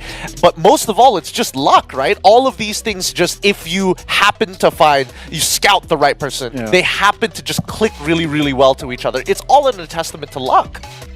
That I agree. That I think will factor a lot of things. But let's talk about the item build here. Homeboys, sure, if we talk about Nets as well, already has the Wind of Nature and the Holy Trinity, but it was a little bit too late.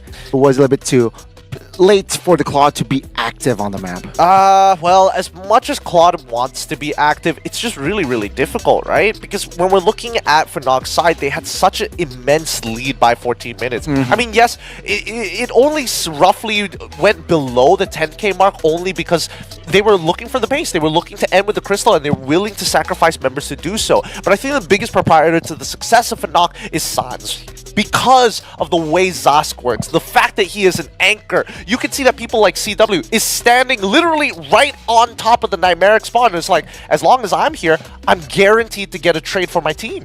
That is why Zask is such a valuable pick, right? First pick value goes to Zask. I feel like even after the adjustment, you can see the power still is there.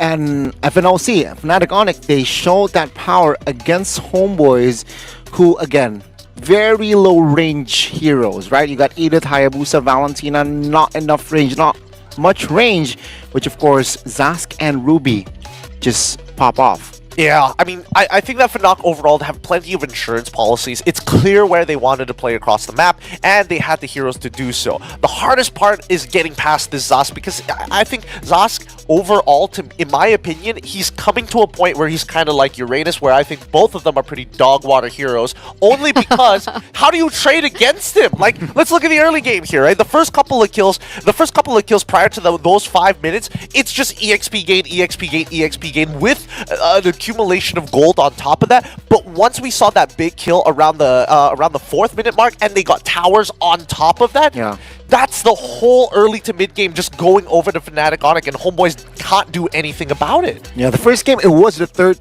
turtle where Fnatic Onyx has that snowball, but in this game, it was just after the second turtle. And of course, we talked about Zask, we talked about Sans. Well-deserved MVP. Yeah, he's going to be our MVP for this game, ladies and gentlemen. And I guess Homeboys, they took a risk, right, in the drafts. They took a risk letting the Zask go. And they learned the hard way the impact that this Zask can offer, especially on someone as aggressive as Sans.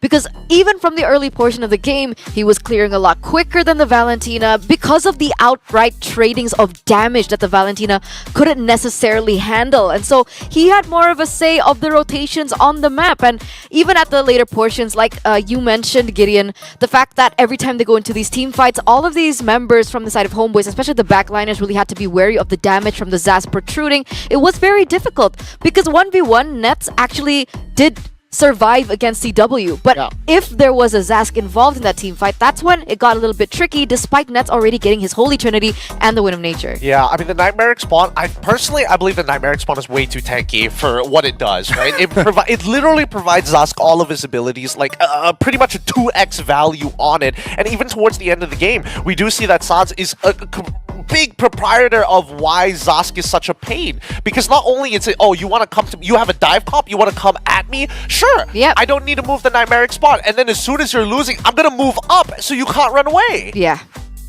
It's the worst. It's the worst. It's the worst. That's why Abstract hates Zask. I understand it. He says Zask is boring.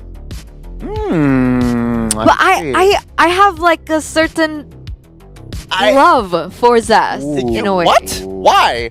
Because have you ever played Zask? Yes. Yeah, exactly. That like the bullying sensation of the Zask is incredible. I'm feeling the daddy issues come out. I'm feeling, because I think Zask is like Uranus. It's an uninteractive lane. He gets too much value out of the Nightmaric spawn, and I personally believe it's a game design problem. Because again, how do you balance out Zask without breaking him too much? That is going to be a tough question, but yeah, I think Zask for now, it's a pick or ban. You guys playing ranked, just use Zask if open, you know, on a mid laner. It's a technically brain dead hero. It's worth it. It's worth Do it. Or Jushin. I've had so much fun on Jushin. But let's take a look at the updated brackets now that match number 1 is done and dusted. And here it is, right? The first layer of the playoff brackets. It's an insta elimination, and so Homeboys, unfortunately, we already have to say goodbye to this team. Hopefully we get to see them again moving forward, but Fnatic Onyx will continue their playoff run against TLPH on the 3rd match of the day. But before that, we are going to put our focus on NIP Flash and FCAP, Falcons AP Bren. Nif, Flash is the last Singaporean rep here. How do you think this is gonna go? Well, again, I think improvements-wise needs to be from the side of NIP Flash, considering FCAP, they did their groups and they won most of their matches. So yeah, NIP Flash, a lot of homework to do. I think they do have a lot of homework to do, but I do think that NIP Flash are going to get absolutely destroyed by FCAP. I'm gonna be real with you. It's not because of the causeway, but let's pull. Here's the thing. Let's pull up the prize pool zipper, and I'll explain exactly why. Because I feel like the only way Singaporean teams perform well is when the prize pool is big enough to work for. Think about it. Think about it. Oh my god. What was the prize pool for MSC and how well did NIP Flash do? Was any other of the previous prize pools as big and did they perform as well? I don't think so. True, that's true. It was a 3 million USD total prize pool. Wow. Conspiracy First place theory? get 1 million USD. Conspiracy theory, tell me I'm wrong. Huh? Chatters, netizens out there, tell me I'm wrong. But technically, if we're working on that, they shouldn't have made it to playoffs. They shouldn't have come out of groups. Ooh, that's actually a really right? good point. Yeah, that's a really good point. I want to see Diablo, man. Me too. That's it. It's like without... We want Diablo. Not, of course, discounting Adamir, but of course, Diablo. I want to see the guy. It's because I saw him at this place. Wait, that sounds weird. He is lingering around. It's not like he's not part of the team. He's just here. I wonder if he's trying to pick up the coach role. Maybe it's like Adamir. Sorry, Adamir, you're too young to be a coach. Take my position. I want to sit back. We'll swap. Yeah. We'll look for them during the break. Oh my god. Because we are gonna go on a short one, ladies and gentlemen, before we get into match number 2. You guys are watching SPS Playoffs Day number 1. We'll see you after the short break. Bye bye.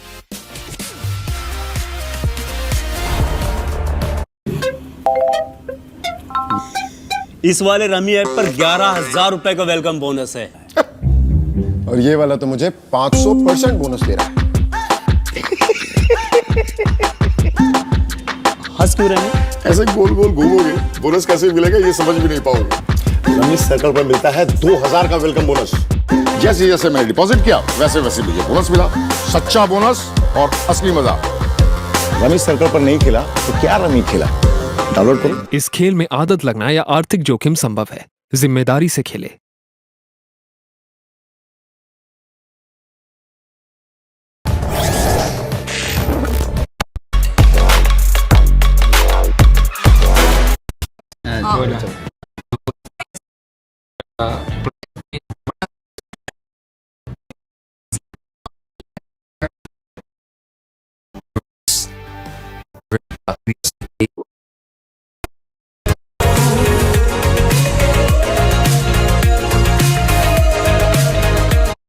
All just got into the roster and I think their chemistry is pretty low. I think they can improve their and my relation to this tournament kasi marami kaming tournament. I won't have to eat that stinky tofu yet. Yeah, they're lost at M. This time to start crushing them. It's too good. New Ogre, it's always adapting in this world, it's evolving, and we've seen that it's affected like teams. Also, no. Curtizi. M3. Aggressive. Are you ready? Love it, Rose. Guys, honestly, I sayang sangat crowd kita. And I hope you guys will enjoy this match just as much as us. Sebab ini adalah perlawanan yang sangat-sangat penting untuk kedua-dua pasukan. Iaitu AP Brand yang akan menentang dengan NIP Flash. Let's hear it from the audience once again. Malaysia, are you ready? And now, introducing the two-time world champion, Falcons, AP Brand!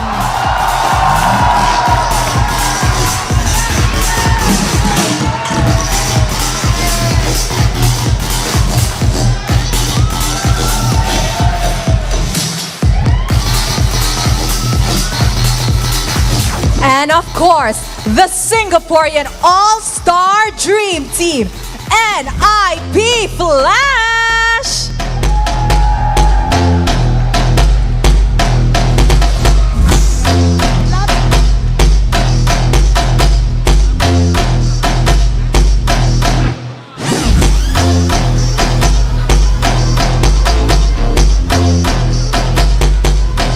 Alright guys, so sebelum kita mulakan perlawanan hari ini, we would like to invite Hades from the side of NIP Flash. And Flap TZ. Come on down. Oh look, Rose, they have all smiles in their faces. Yes, they look very happy. Okay, first we can start with Flap first. He seems very happy. Flap, you're very happy right now, huh? So Flap TZ, you're going up against the all-star team, the dream team from Singapore. How easy or hard do you think this fight will be? I think it's gonna be hard. It's gonna be hard. Humble Flap going on. Yes. He's being very humble right now. I can see that. It's very different from group stage. I interviewed him plenty. Okay, Hades. Flap said he thinks it's going to be hard, but honestly, in your opinion, NIP Flash, the Singaporean dream team, going up against the two-time world champion, how do you think this matchup will go? I think it will be hard also, but we want to give the audience a good fight, so let's see how. What do they feed the players at the player lounge? Why are they becoming so humble? They're being so humble right now because we're in Malaysia. And in Malaysia, everybody is so kind. Oh, I agree. So how about this?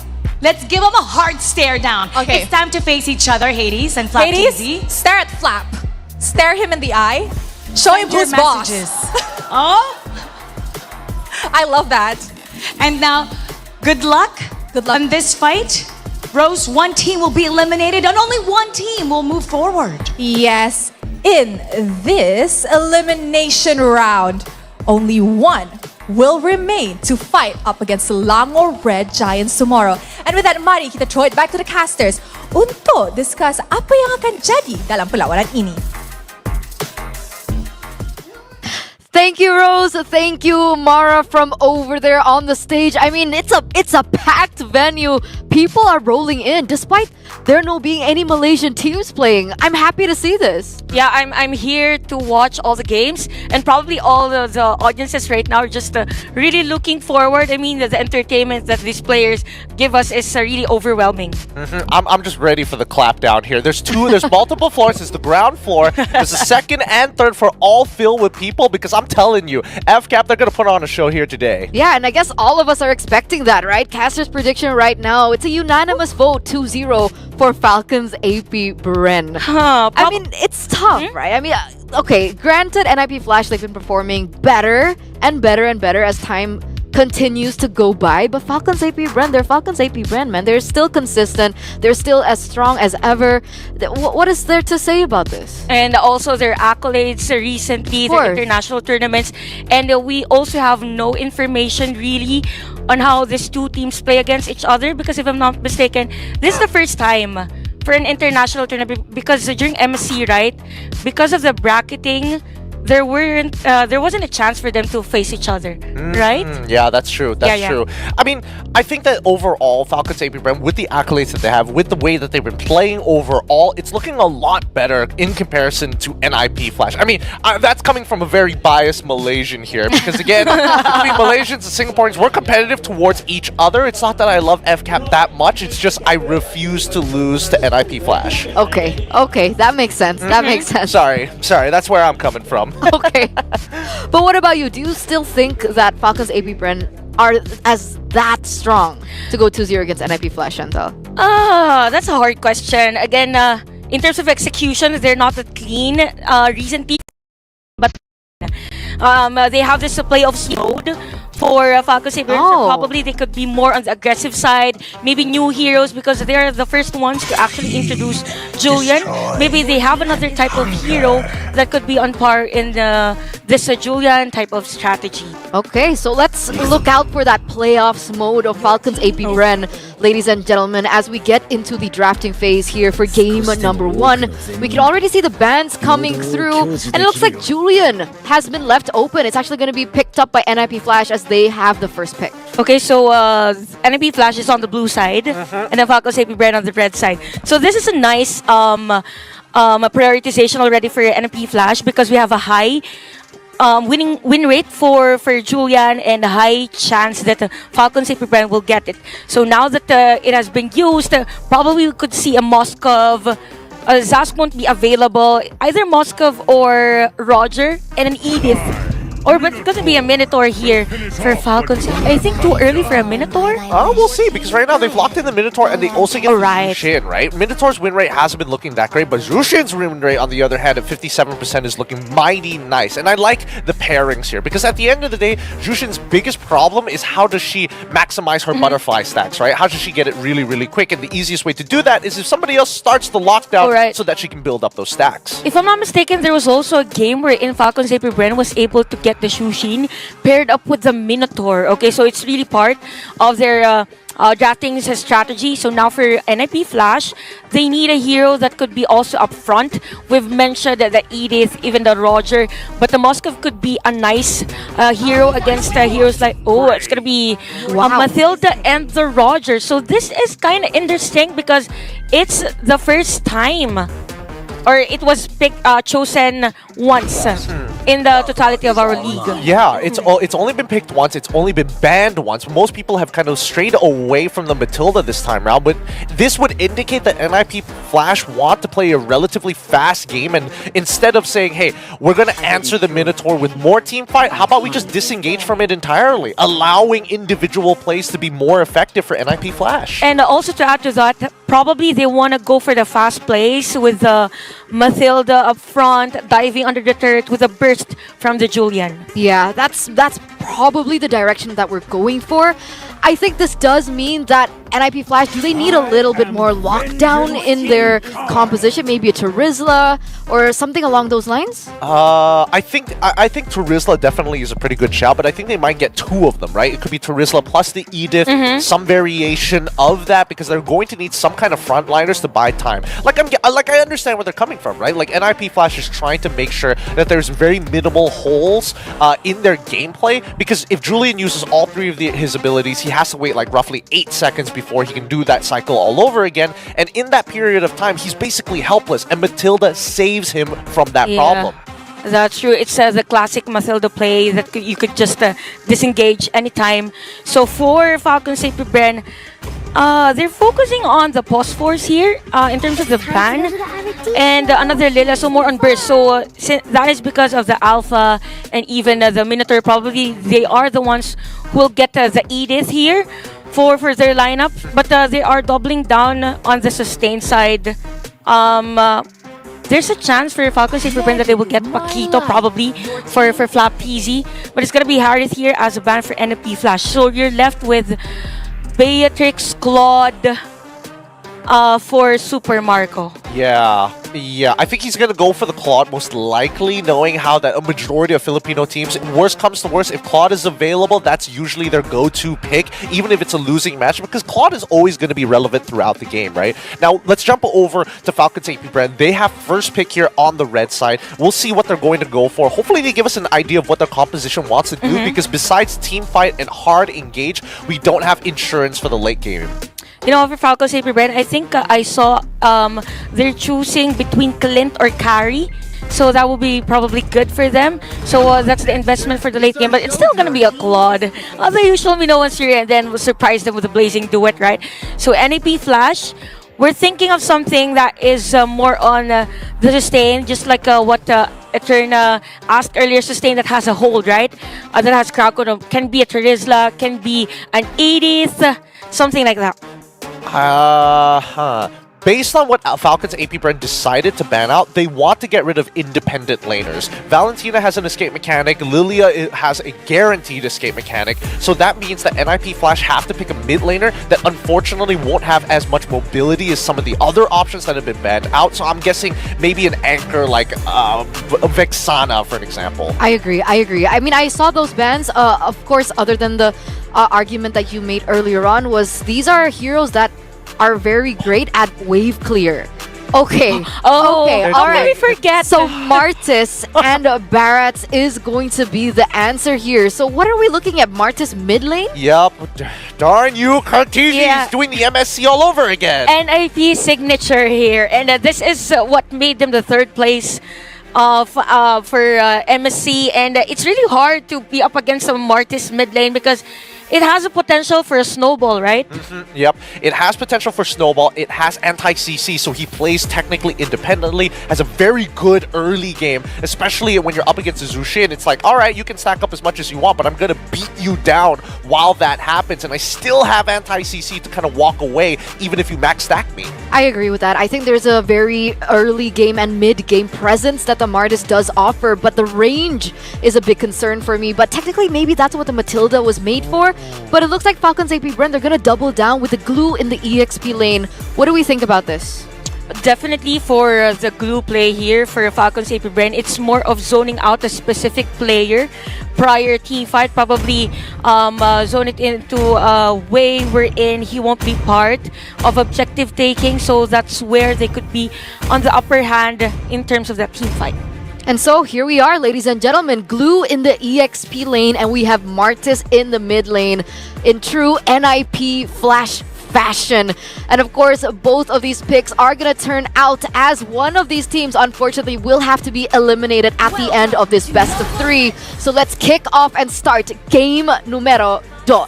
This is our second best of 3 elimination at stake, with Falcons AP Bren on the red side up against NIP Flash on the blue side. When these games begin, I'm expecting blood super early on, right? Let's see whether we see first bloods anytime soon. No, not just yet. They're both going to be on mirrored sides of the map. I was expecting to have someone from Falcons AP Bren to go for the vision, probably because they want to go on the route we're in. Who clears the minion wave first?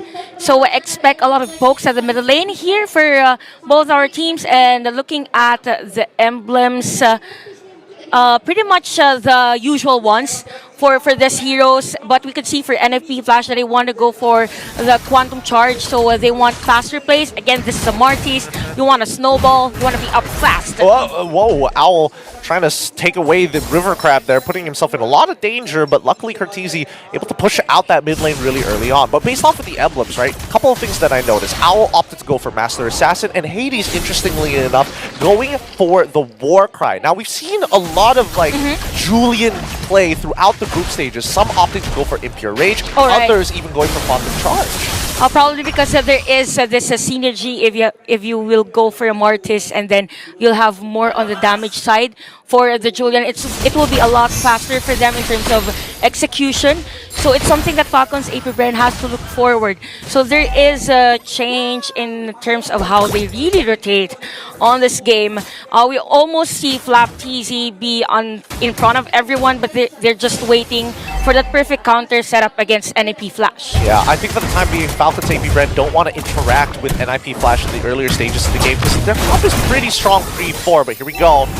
You see the Mortal Coil is being thrown out by Kyle. He's going to get repositioned immediately after, saved by JPL. Matilda Airways still very effective, but that begs the question, is Adamir in a lot of trouble here? He's max stacked so far. He's trying to clear these waves, but Few is making his life really, really difficult, especially since he can't walk forward. With the help of the glue slow, he can basically not move.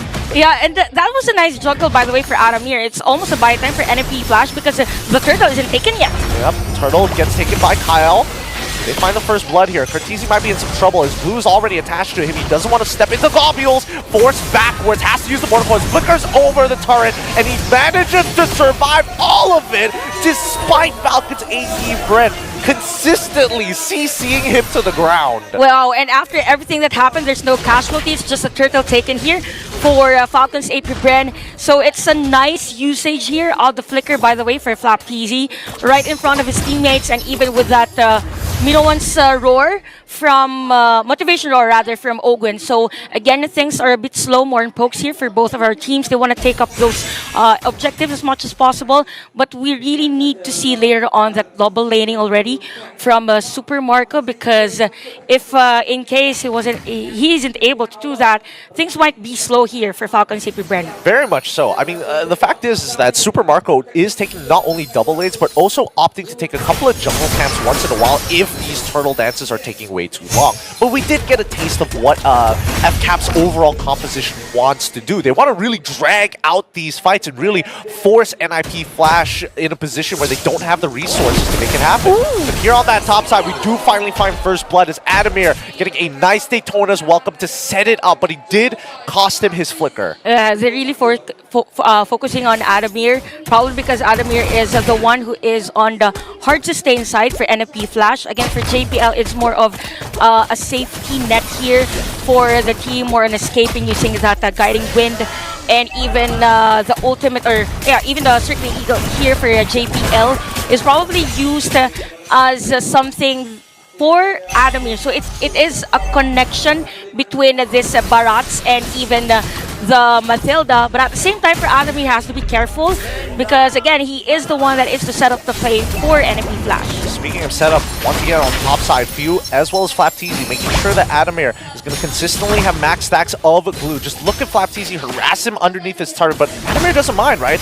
Now that Hades and JPL have some position, they're going to get into the fight as Flapteezy is going to try and zone out as many people as possible. Goes into the split. The Mortals is not letting him get away here, and even with the execution, it wasn't enough. He's still alive as the rest of Falcon Safety Brand smash their heads against the wall against NIP Flash. Adamir does get the Daytona's welcome, but it's not enough. He doesn't have any damage to back it up. He ends up dying, and FCAP just showing you the zone control. Yeah, and even layering of skills here of Falcon Safety Brand is really on point, right? Because they are forcing a team fight, yes, but at the same time, it's more of a controlled aggression wherein they know who can burst easily as much as possible, and they know that the mobility of this Barats is not as fast as compared to the other players or heroes of NIP Flash. So they just zone out Adamir and focus on bringing him down because they are already able to secure an objective against them.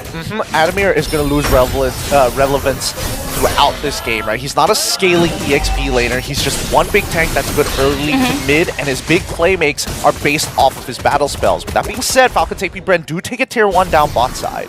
And we gotta also consider for NFP Flash, Curtis now has the Sky Piercer. So they might want to do a play now against Falcon's AP Brand. Again, they need to group up. Okay. Super Marco looks like he just gets locked down, getting chased by everyone. Even Ogwen can do nothing about it, helplessly watching his gold laner die. Just when we said that NFP Flash needs to do a play now, they just did. So that is a nice skill there for NFP Flash, and things are still looking good for Falcon's AP Brand. Now for NFP Flash, they need to convert objectives now against Falcon's AP Brand. Probably go for a split push or have Adamir be part of the team fight and give space for Owl. Things for Owl, he is second to Super Marco's gold, or for the totality of the gold, by the way, second to Super Marco. So Owl has the Wind Talker now. Can go for a defensive item here, maybe a Thunder Belt also, which would be nice for him. So NFP Flash focusing on limiting here the gold lead of Falcon's AP Brand. Yeah, I think that NFP Flash eventually need to find some kind of momentum. Right now, Flapteezy, once again, being annoying, zoning out Hades, and as well as JPL, goes into that split form. Hades cannot get anywhere close to this turtle, but in the meantime, Kurt has been taking plenty of damage, as now we do see that Hades getting yoinked back with the help of Glue, securing that kill. Falcon's AP Brand call it 2-2 so far as we go into this pause. Overall, I think that this matchup it's looking kind of difficult for NIP Flash. Like, the items that they're building is aggressive. They're looking for big burst damage, and even the Sky Piercer hasn't gotten much value just yet. You know what? I feel like for NIP Flash, they are a bit intimidated of the aggression from Falcon's AP Brand, and at the same time, because they are intimidated, they're just reacting on what the Falcon's AP Brand has been doing against them. There's no counter or cross-map play.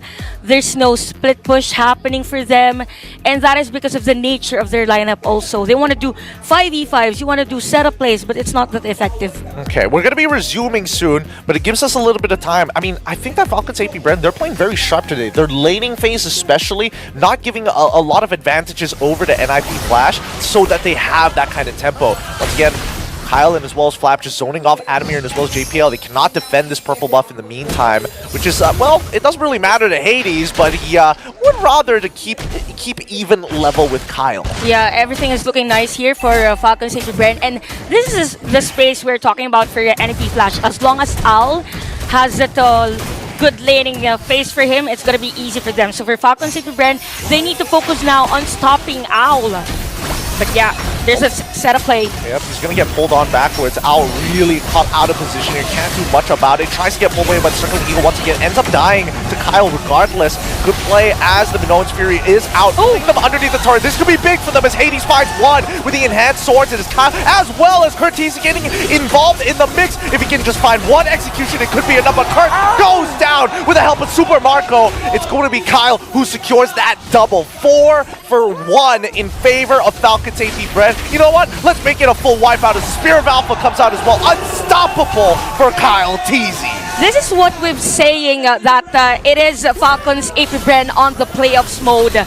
They're just going places against NFP Flash. They know what to do. They know where to focus. And when we said that Owl should be now the target of Falcons AP Brand, they just shifted their play on that lane and limited again the resources of NFP Flash. And what's also good for Falcons AP Brand is that they are continuously moving on these areas wherein NFP Flash could actually lessen the lead of the goal. So the economy just now is at 4,800 lead, and now 5,000 for a Falcons AP Brand. So NEP Flash, they might want to do a play wherein they will single out a player against Falcons AP Brand, but it's going to be difficult for them.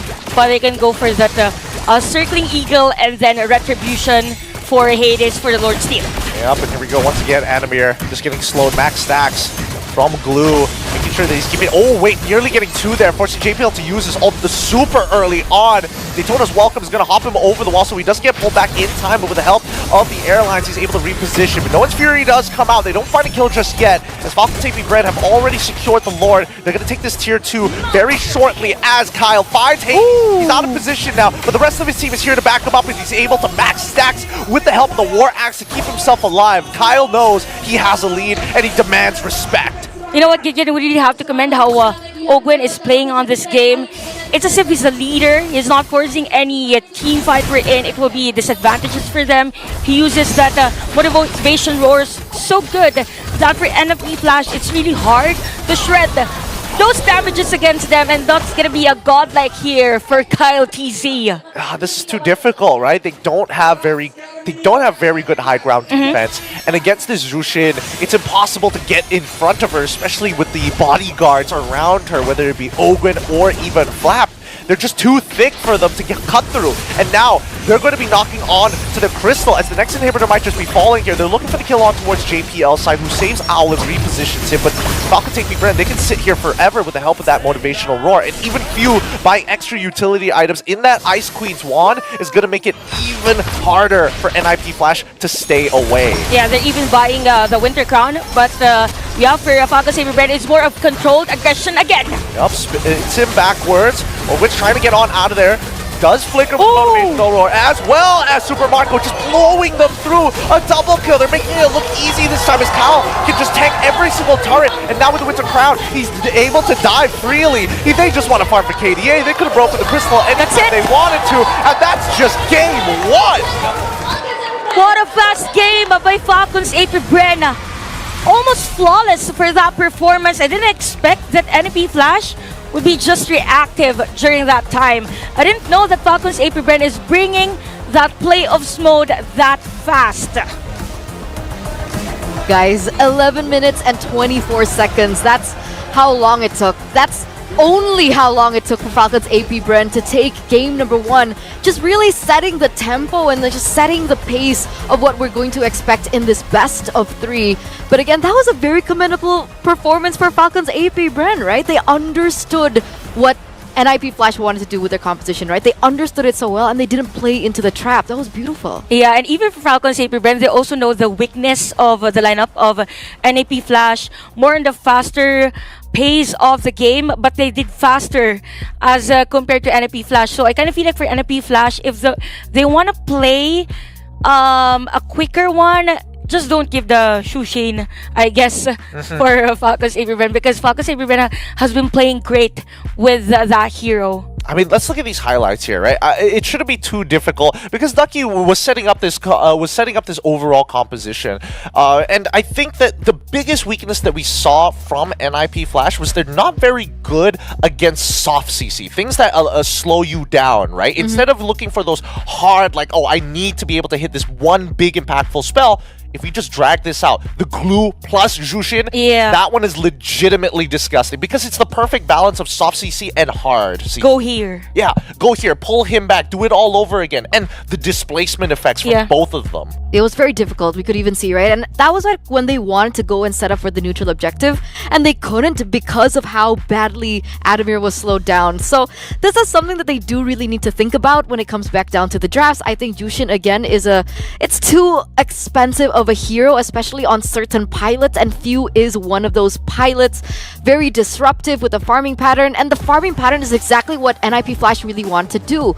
At a certain point, there was a 3-4 level EXP gap between the junglers. Yeah, that is because of the rotation again, or the focus of rotation of Falcons AP Bren on Adamir's side. Again, if you are meant to be the one up front when taking objectives, which is Adamir in the case of NAP Flash, it was really hard for Curtizy and Hades to do the usual rotation that they were doing with this Julian and Marty's hero composition. Even JPL, it will be really hard for him to sustain all the damages that Falcons AP Bren has been bringing to them, because he want to focus on having all the time of his life on the gold lane, but at the same time he's confused whether to go to the XP lane for extra help, so that the XP lane is more on the safer side. So it's as if you want the XP lane to be a dead lane, right? Yeah. But all the rotation went to the XP lane instead of forcing a nice rotation on the XP lane. Well, I mean, it's a couple of things, right? I mean, look at the kill participation. The biggest problem that I see here is that Curtizy is unable to get in on his fights. 0%. Yeah, he's at 0%, mainly because he's forced to use the Mortar Coil super early on. And he needs to do so. If not, he's just going to die to Few, right? There's no escaping Flaptizian as well as Few. And if to make matters worse, he still has to deal with Kyle, who also has a slow, on top of Ogwen, who has a knockup, and Super Marco with a corrosion scythe, right? So there's just way too many things to worry about, and I think that's something that NIP Flash has to change. This early game composition does not work anymore, and they're going to have to play something mid to late.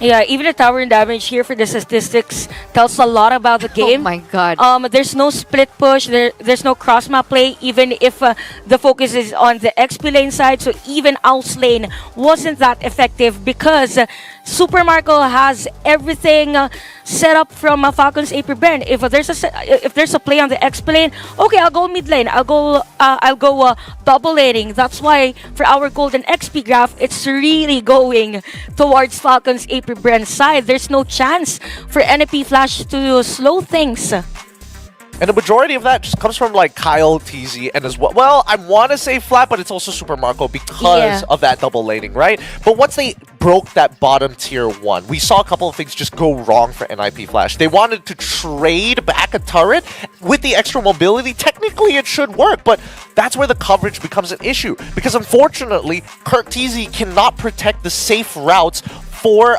NIP Flash to fall back upon, right? And that's when Ogun comes into play. That's when you see Few come into play. Hey, all we got to do not only is to give vision, but make sure that reinforcements don't support that front line. That was 100% kill participation by the way. By Ogwen. And I think we've mentioned the one point in game that Ogwen is playing more on the safer side, more like more on the usage in the motivation roar. So it's as if he's just using the despair stomp and motivation roar and not focusing on the Minoans here. That's how Falcons AP Bren changed up things. The tempo, no flashy setup plays, but more on, okay, I'll lead you guys. This is gonna be our focus, and then get those kills against NAP Flash. Even the itemization went in for the fleeting time. You know that they have Laptizi as one of their anchors, and then I'll be here as the more utility type of tank for Falcon's AP Brand. It's like if you were walking in the snow, right? And if an avalanche hit you. But Ogwen wasn't like the initiating impact, but he was like in the mid-impact.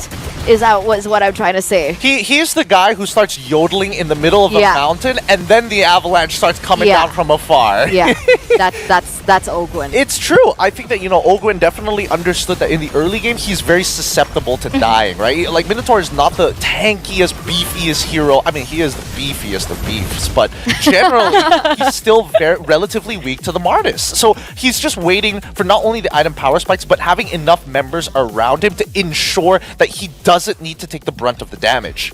Yeah, I don't know how, but NIP Flash, they need to go back to the drawing board and think about this, right? Because even from the emblems, it was telling of the direction that they wanted to go, right? 3 quantum charges and a war cry. Yeah, so that's already a big setup to what they wanted to go for. And it was such an easy read, I would say. And again, you can't have a one-dimensional draft and a one-dimensional strategy against a team like FCAP. So we'll see the adjustments soon, ladies and gentlemen, as we are going to go on a short break. You guys are watching SPS. We'll see you in a bit.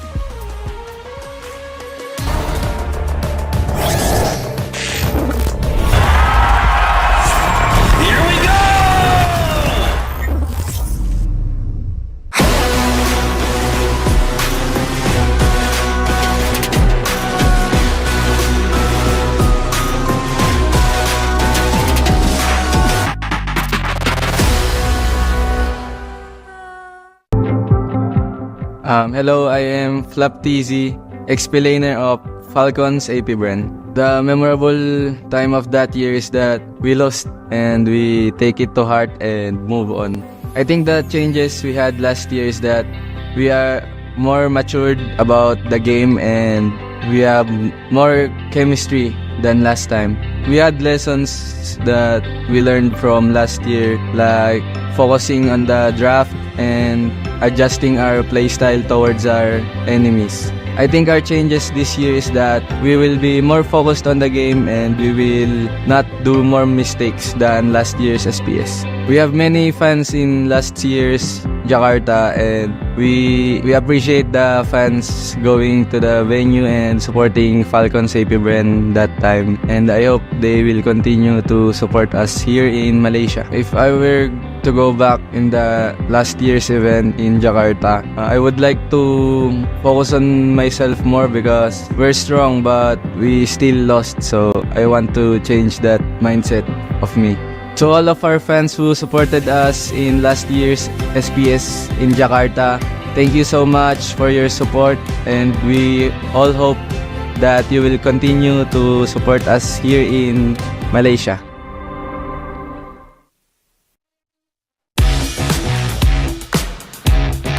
Hi guys, I'm Diablo from Team NIP Flash and I'm currently playing as the EXP leader for the team.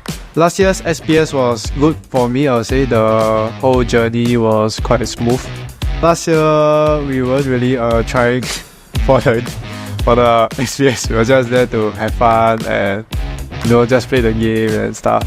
I would see joining Flash, I would say I have improved myself quite a lot compared to last year. And also being SPS this year with Team Flash, we might produce a much better result compared to last year. I feel definitely I've grown as a player, I would say, because last year I was more of a leading side of things, but here I can switch between leading and taking a back seat because almost every player here is experienced, so I don't really have to have much input in the team yet. It will be much harder than last year because this time the teams looks like they are trying harder this year around. Yeah. This year's SPS, I would say it's the same thing. We'll just do our best and see where it takes us because it's only been a short while after MSC, so we didn't really have much of a break. Personal goal, just stay our group stage. Yeah. I would say the most important lesson is the loss that I suffered from Team Flash, which is not to celebrate early. So I always keep my focus on until the very last moment. To the fans supporting this event and also supporting Flash, I hope you guys will continue supporting us. We will do our best in this tournament to give you guys a good result if we can.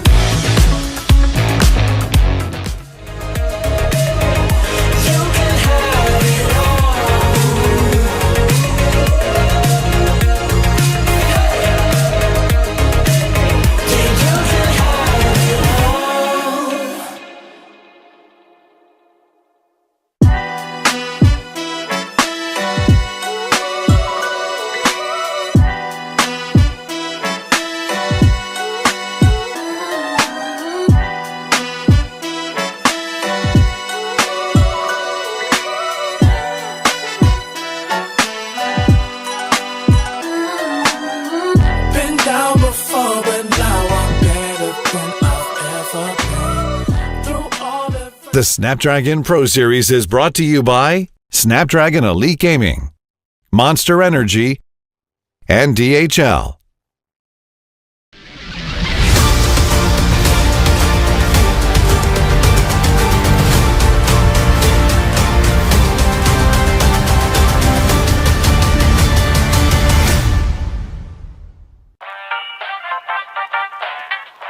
Welcome back, ladies and gentlemen, to the playoffs of SPS. We are on our first day and, of course, in our second series of the day. Right now, it is going to be Falcons AP Bren leading 1 point in this best of 3 against NIP Flash in 11 and 24 minutes. That's all it took.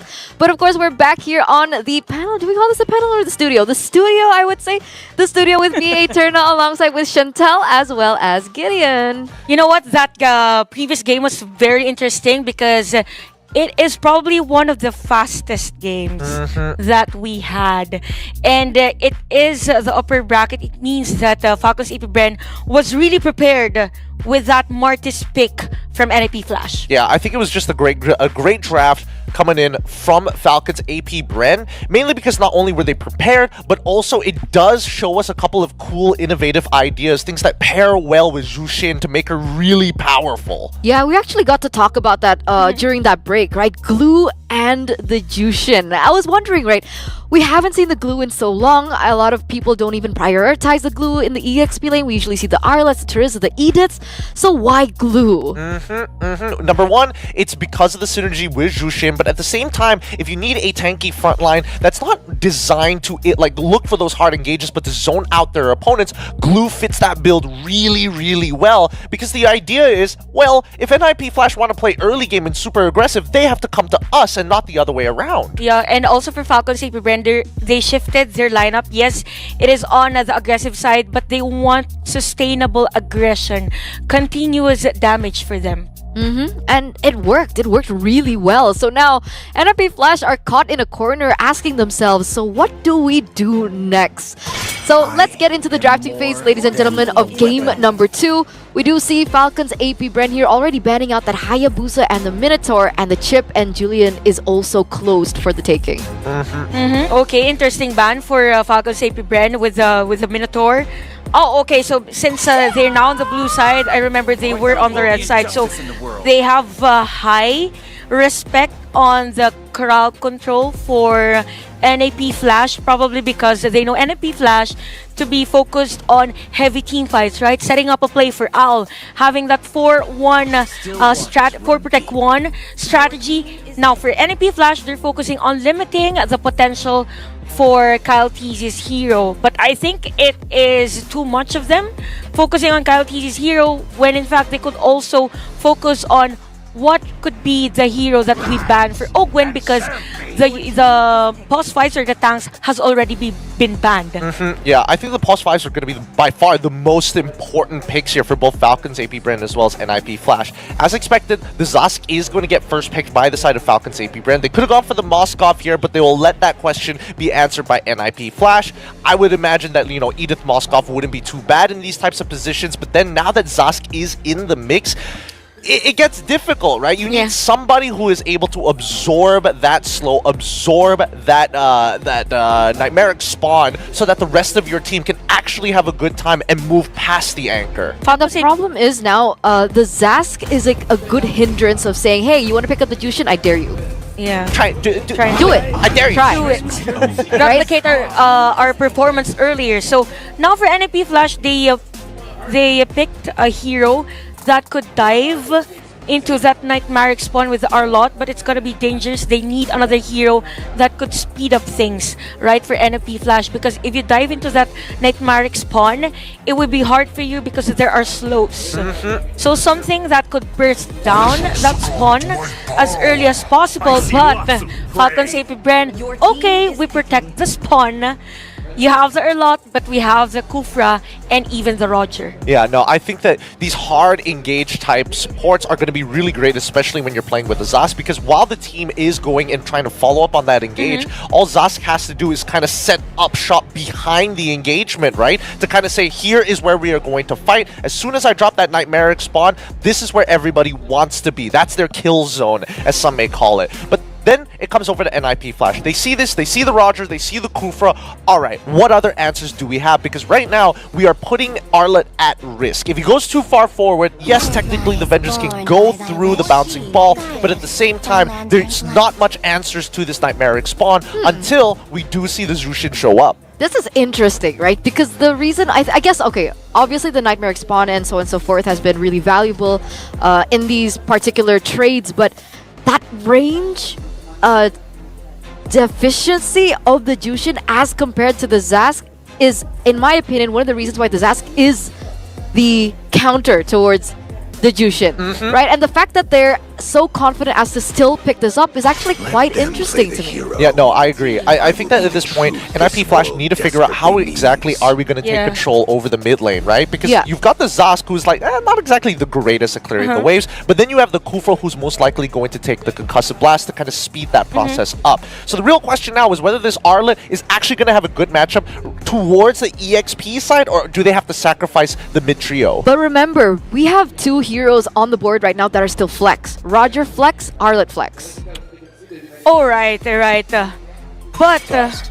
what we say about range, isn't it gonna be difficult for the Shujin to keep that speed with the Arlott?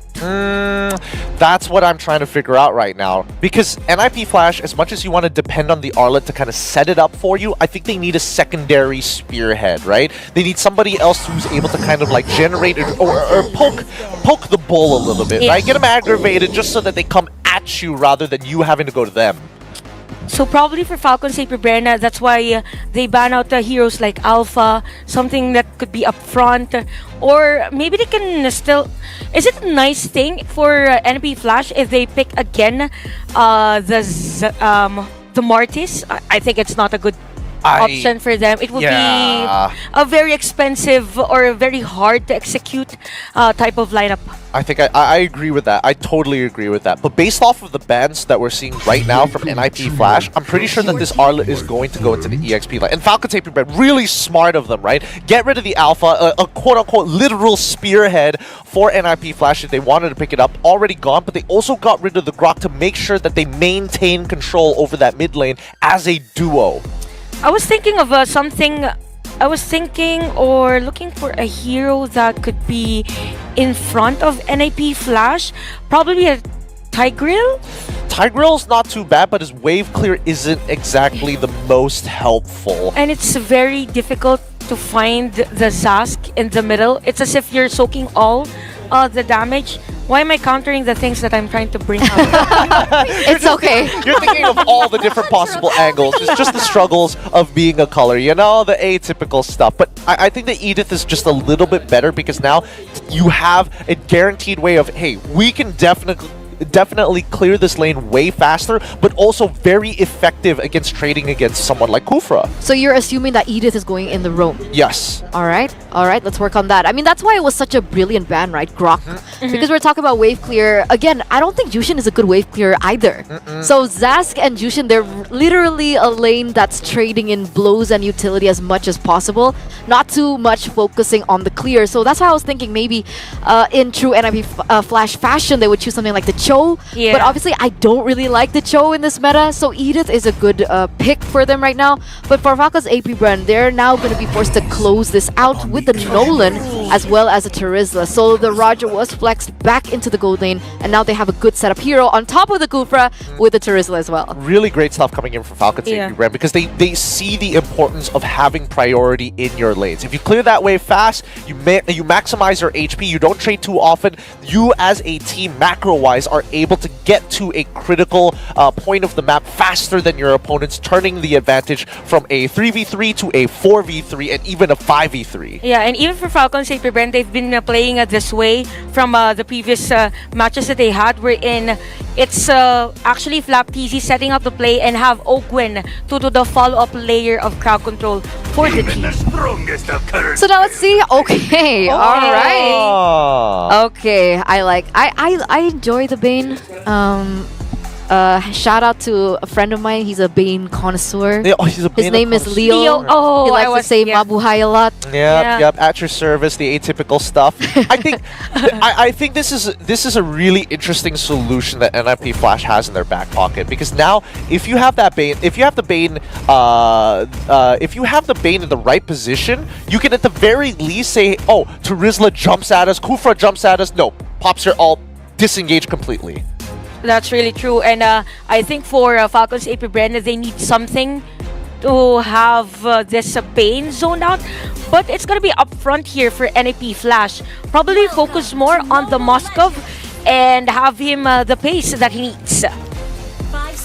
So there it is, ladies and gentlemen. The composition for both of these teams have been set in stone. Remember, we are at match point. If NIP Flash don't force a game number 3, they will have to say goodbye to their tournament lives. And with that, let's welcome the Land of Dawn. It's Falcons AP Brand on the blue side up against NIP Flash on the red. Let's see whether this is going to go a little bit better for NIP Flash, because once again, this is tournament lives. Yeah, you know, for NIP Flash, they need to capitalize on having Hades a faster rotation on taking that jungle against Kyle TZ.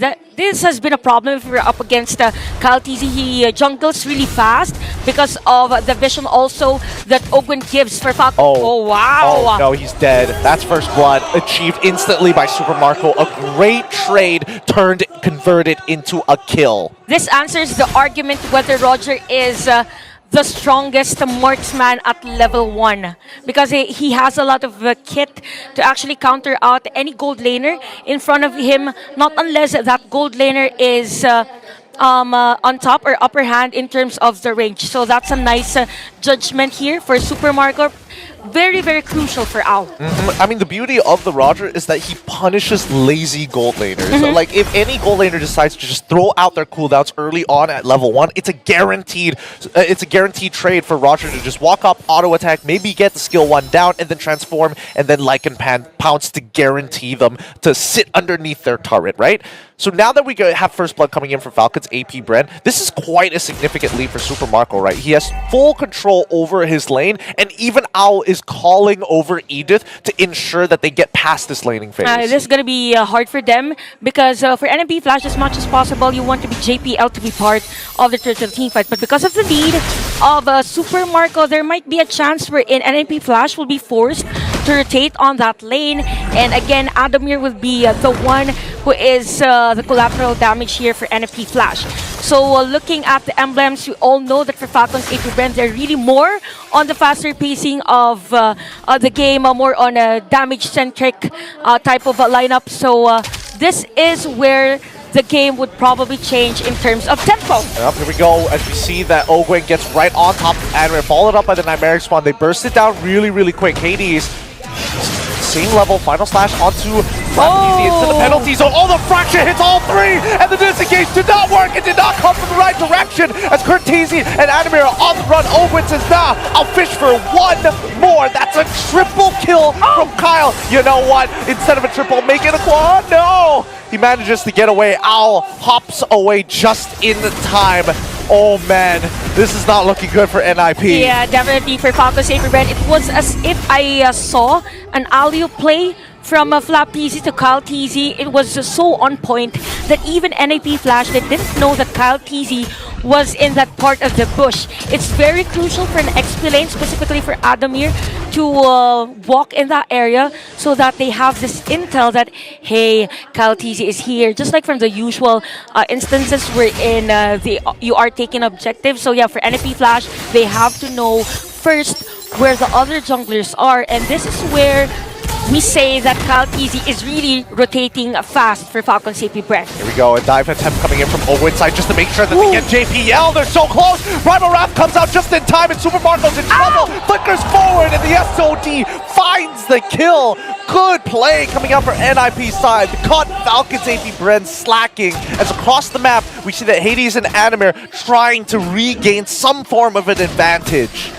For Falcons AP Bren, it was a miscommunication or probably a miscalculation for them. At the bottom lane, they didn't know that there was still an ultimate there for JPL, but still! At the end of it, Owl still ends up dying, and Kyle's like, nah, we're not going to give you any advantages. We're going to allow Super Marco to do his thing. Keep dominating, my boy. We have to give space continuously here for Super Marco as Falcons AP Bren says against Owl. And they know the threat here of having a Moskov up until the mid to late game as much as possible, limit that potential. And what's really nice here for Falcons AP Bren, because if we look at the goal, it's actually Kyle TZ on the lead in terms of the farming or goal, for gold here against the NFP Flash. So probably the 1,900 gold lead for Falcons AP Bren is leaning towards those damagers of the team. Yep, and it's doing really, really nicely, right? Especially since they are the main damage dealers. Adamir actually trading very effectively against Flap so far, really getting these resets off, making sure that Flap TZ barely touches him. That's the ult coming in from Kyle TZ as NIP Flash understand that they are behind, but they've got to take some control.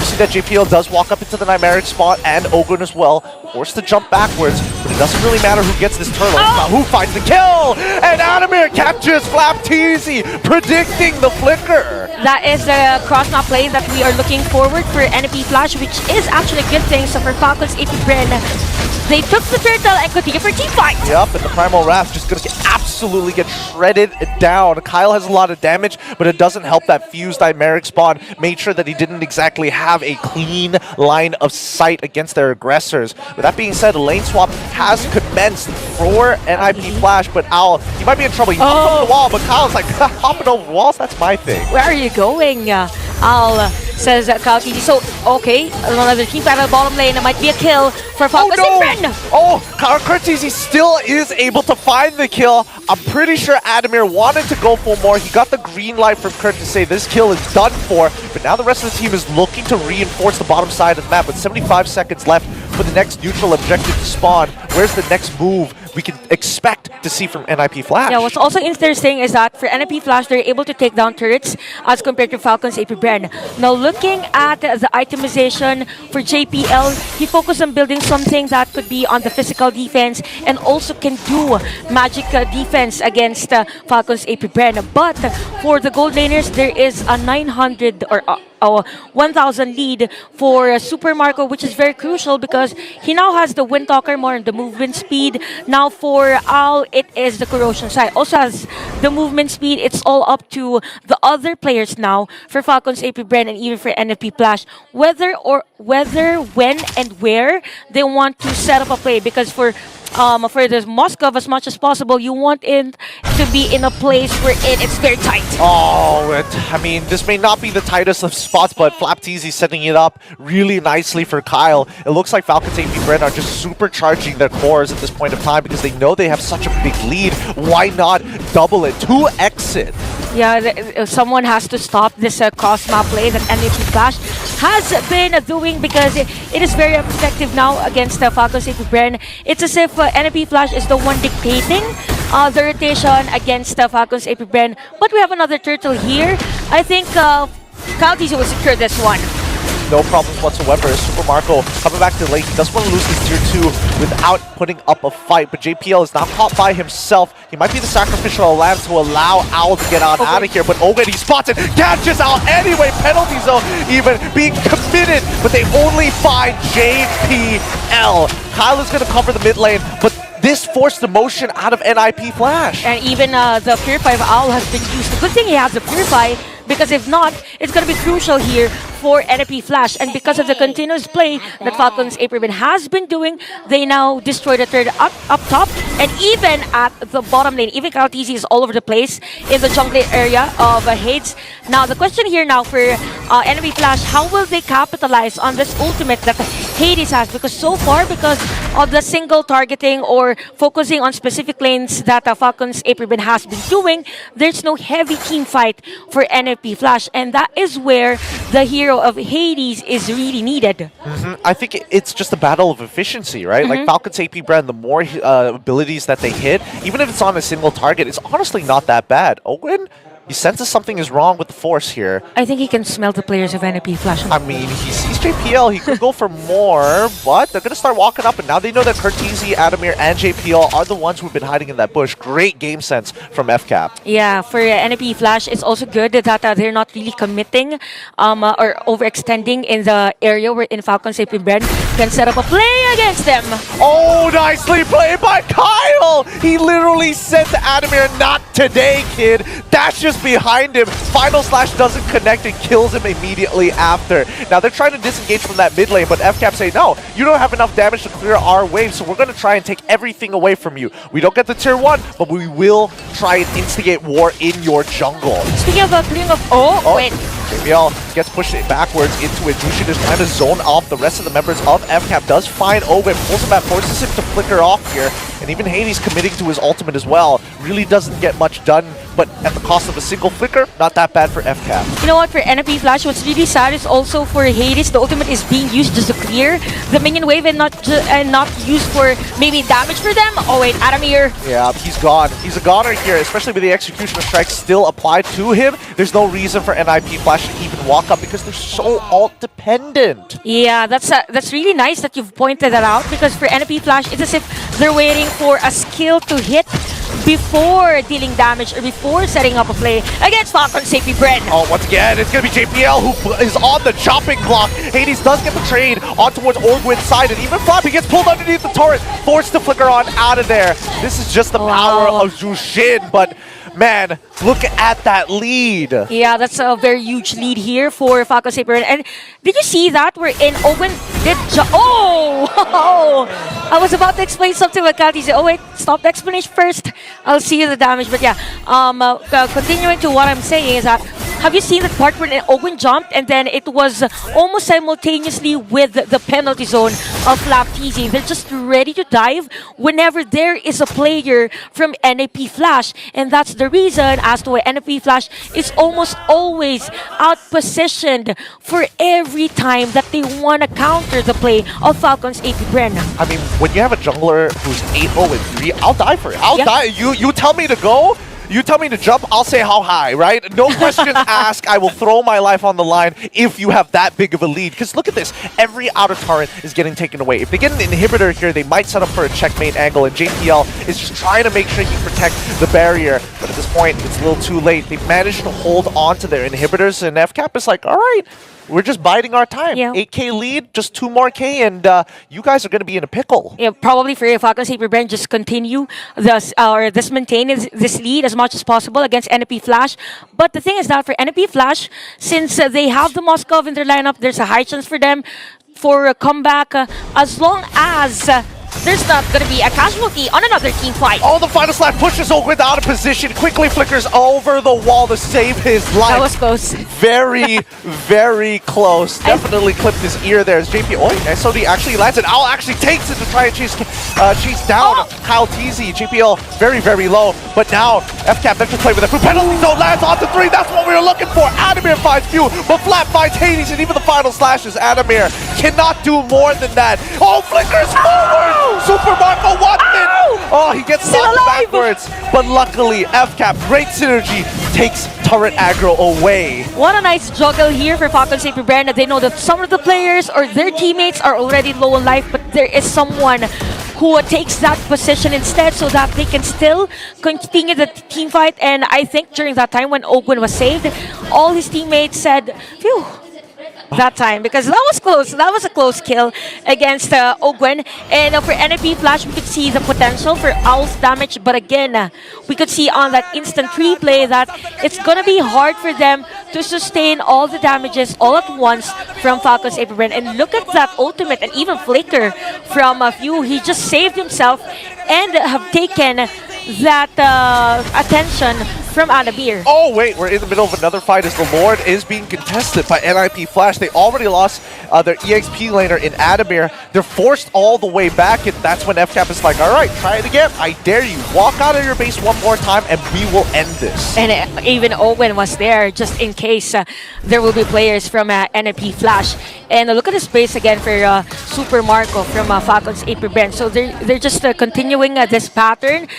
I mean, for NIP Flash, they will be up against a Lord again. It will be hard in terms of the clearing of minion wave. There's no really burst from the lineup. It's continuous damage from Curtizi. You don't want to use that ultimate of the Bane just to clear the minion wave, right? Probably more on the counter engage. So for Falcon's AP Bren, they have a high chance to end this game as long as they destroy the turret up top. Okay, maybe there's some outplayability. I'm looking at the items. Trinity is already complete, as well as the Wind of Nature. Now with the Lord coming down through that mid lane, it's going to be a full front battle. Ogwyn charging up, does get on towards JPL's side. The Earth Shadow knocks him up, but Ogwyn is still alive. He can do this one more time as they're looking for an angle. Whoa!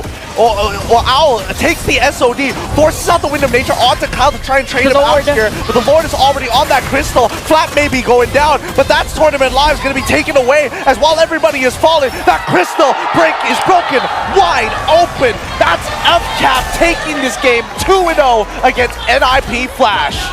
What a clean move again from Falcon's AP Bren with a sweep against NIP Flash.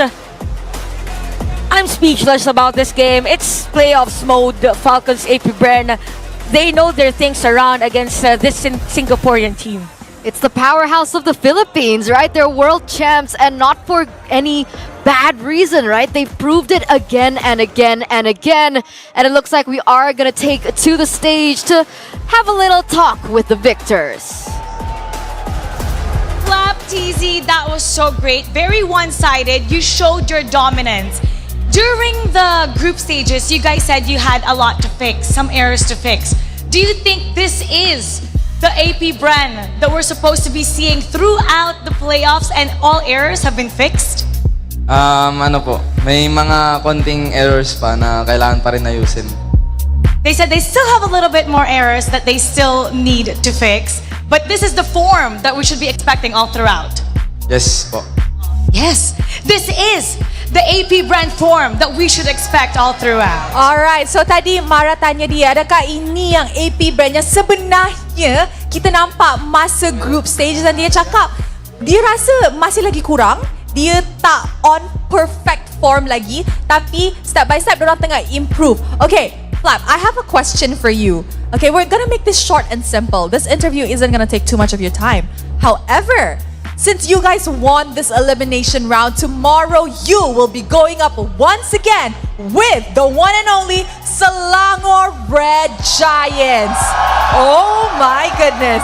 So Flap, that time when we were talking, you said you guys would always lose mid to late game because of how disciplined they are.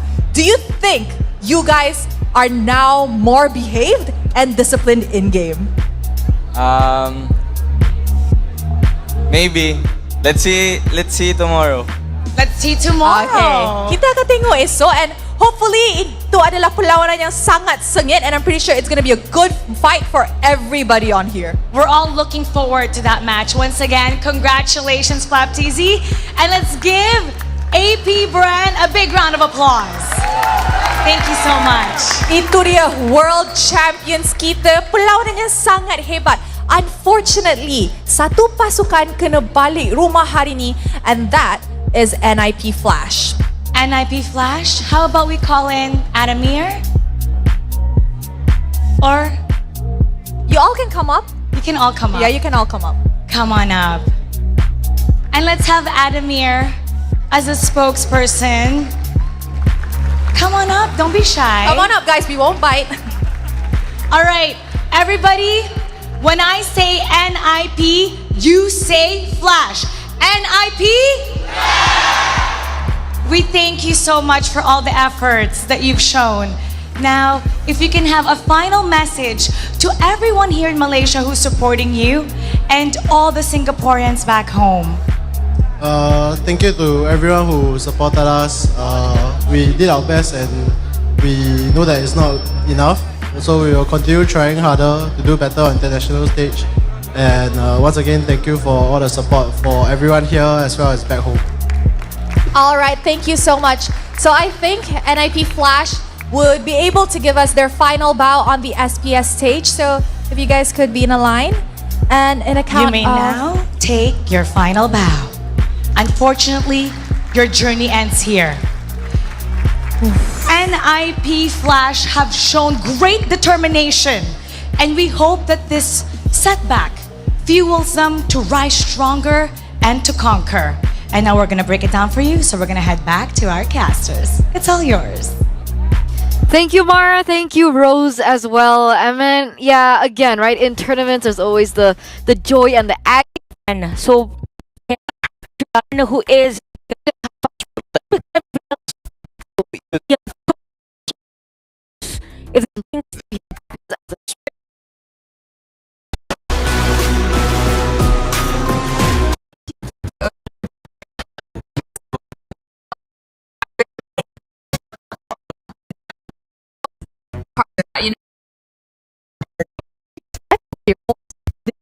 Singapore team. How's it like in 2024 champions and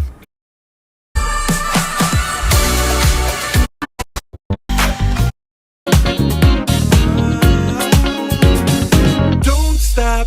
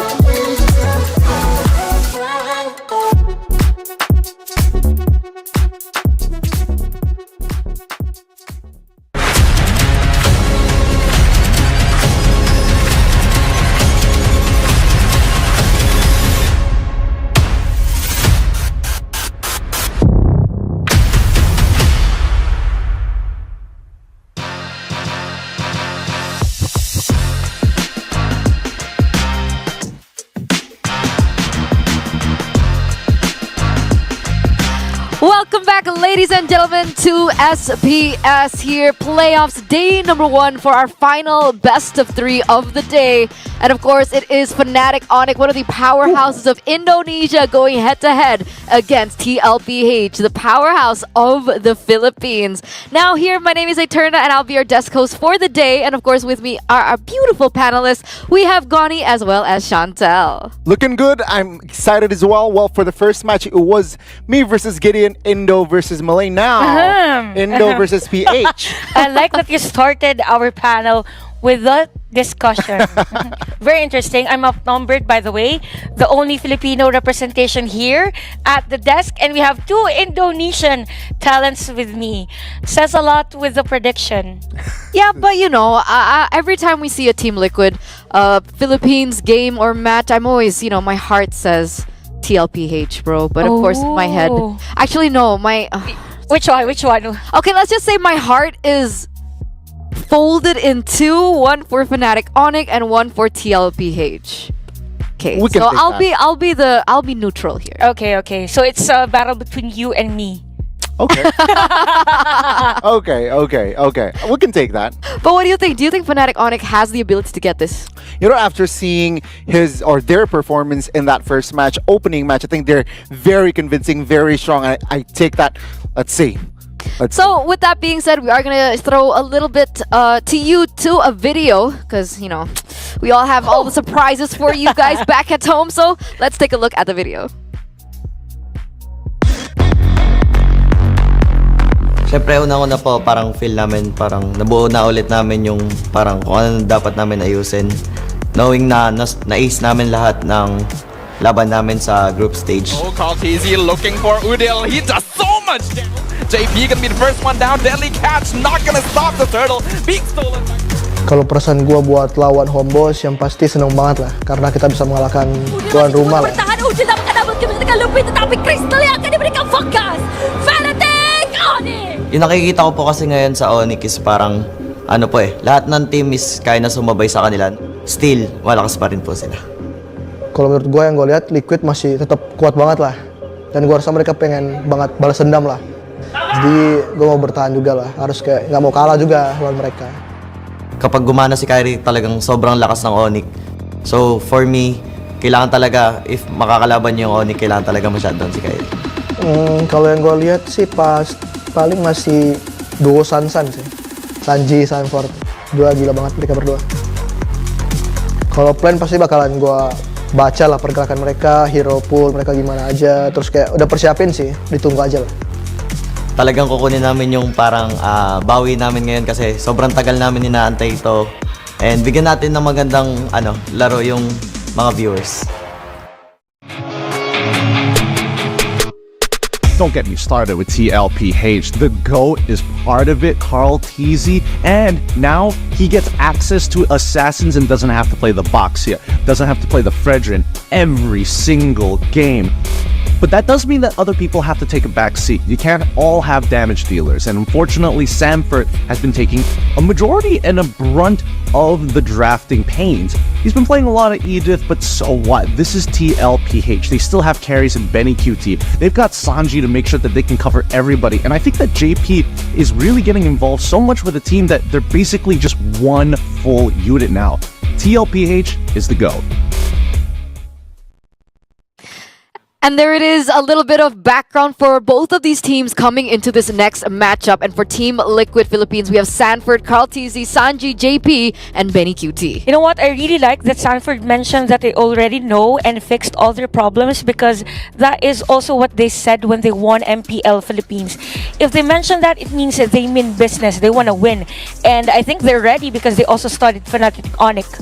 It's a scary team, especially seeing their performance from group stage. Very strong. They're top of the group as well. So expect them to come out, guns blazing. Yeah. I'm excited. I'm excited. This is one of the matches that I'm really excited for, because I would say that both of these teams are one of the strongest contenders to win SPS this season. And I really like the Keyboy earlier on in his interview. He mentioned the Sansan duo. Yeah. And do you still think that this Sansan duo is one of the main anchors and the pivots of Team Liquid? Yeah, definitely. Because every time I think Sanford set up a play for for Team Liquid, it's as if Sanji knows how to finish off the job, or vice versa. It's as if their thinking is interconnected, that they don't really have to tell each other, I'll dive this and you do this and that. It's like they're brothers maternally. Yeah. It's like the synergy, Their bond. There's this bond. is that telekinesis, something TK. like that? Yeah. TK. Maybe a TKO if they win. Ooh. Oh. But it's just best of 3. It's never mind. Still TKO, 2 knockouts. Okay. Yeah. Okay.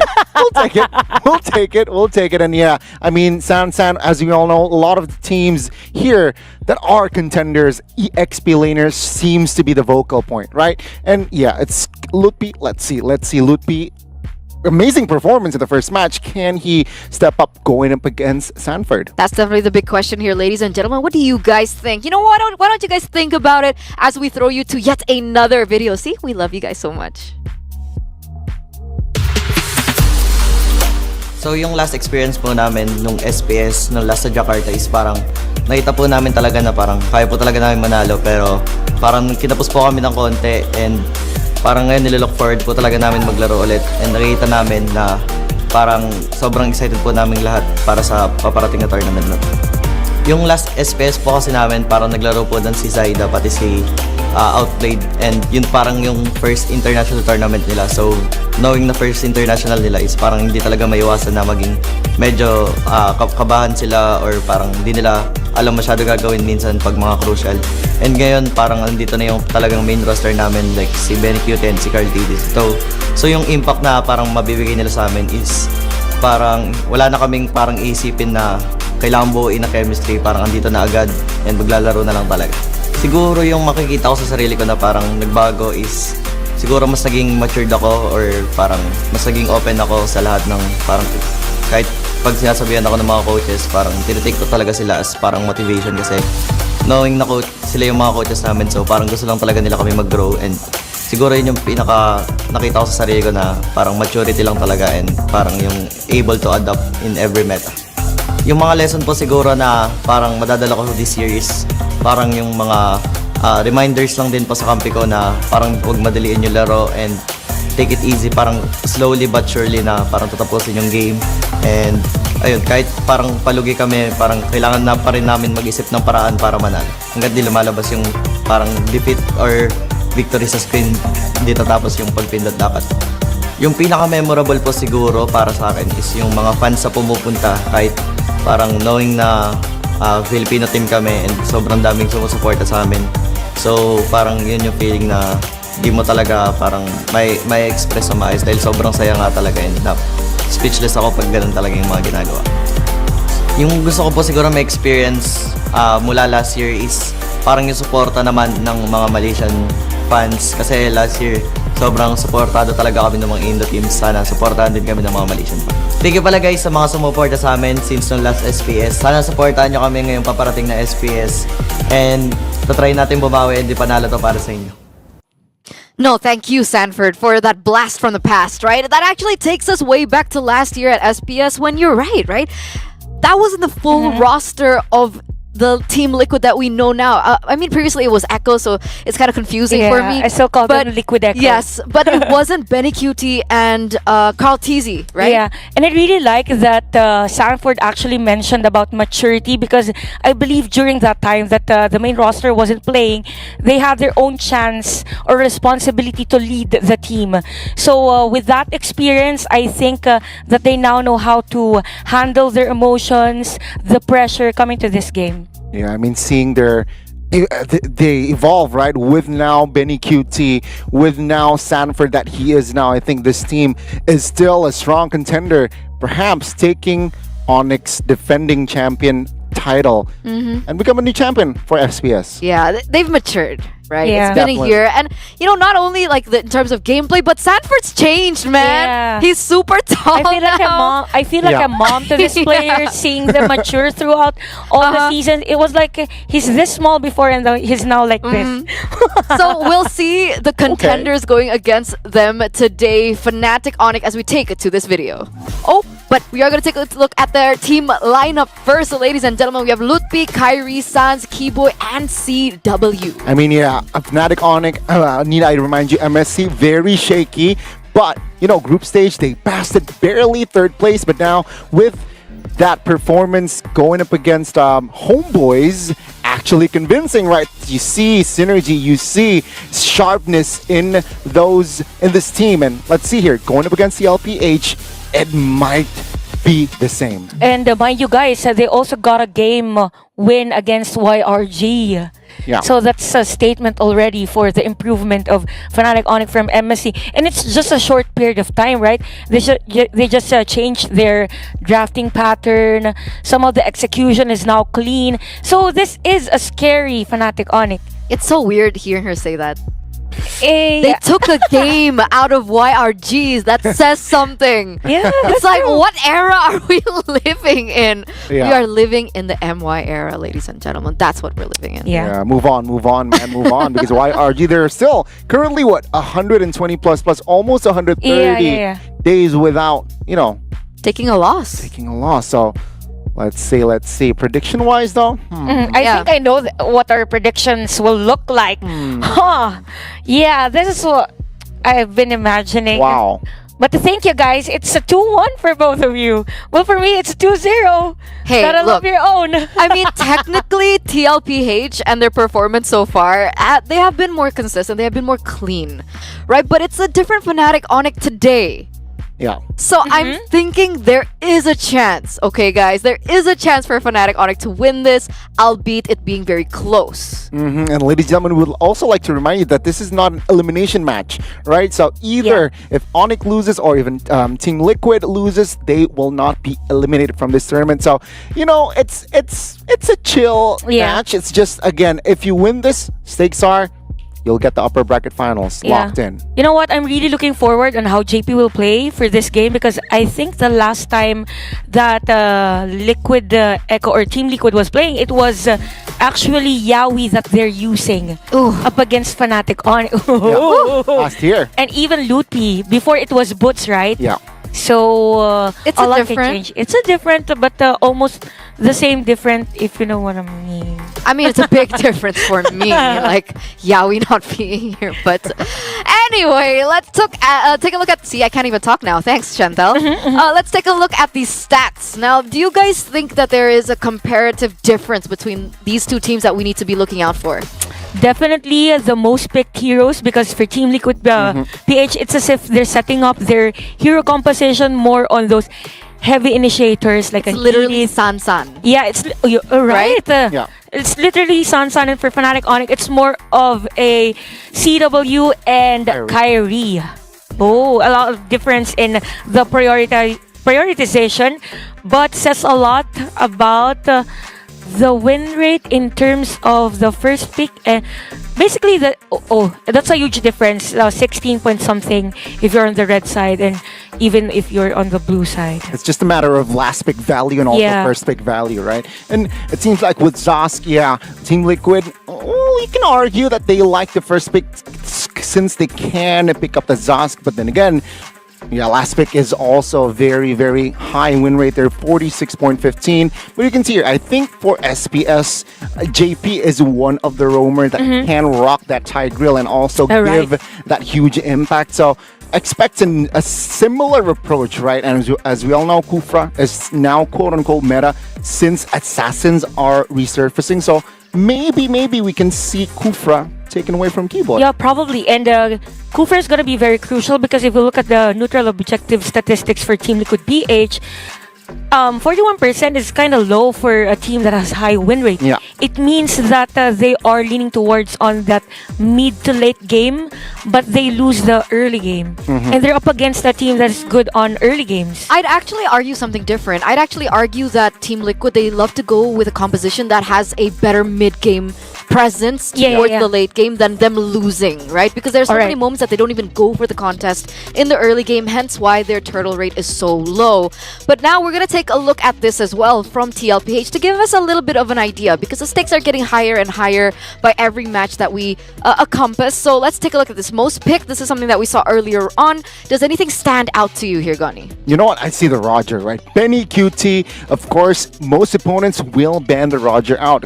Comparing, it's just so meta, and of course, Ling, staple ban as well. But we talked about the Zosk. I'm gonna mention it again. Sanji on the Zosk is just too expensive. You don't want to give that away, and of course, the Hayabusa being that. Probably for for Sanji, he's known to be a great Valentino user, right? Yeah. But when this Zosk was part of the meta, it's as if he's been playing this hero for a very long time, and it fits the let's say the identity of Team Liquid PH, knowing that it could supplement the damage for their assassin. Speaking of assassin, it's interesting to see the most picked and banned for the Fnatic Onyx also, because this might be one of the greatest matchup between assassin users. Arguably the best assassin users for MLBB. I like that you mentioned that because Carl TZ has been on a rise on the assassins. It's giving us glimpses to the good old days when, after MSC, people are saying, Carl TZ, I don't think his prime has passed. It's no longer his era.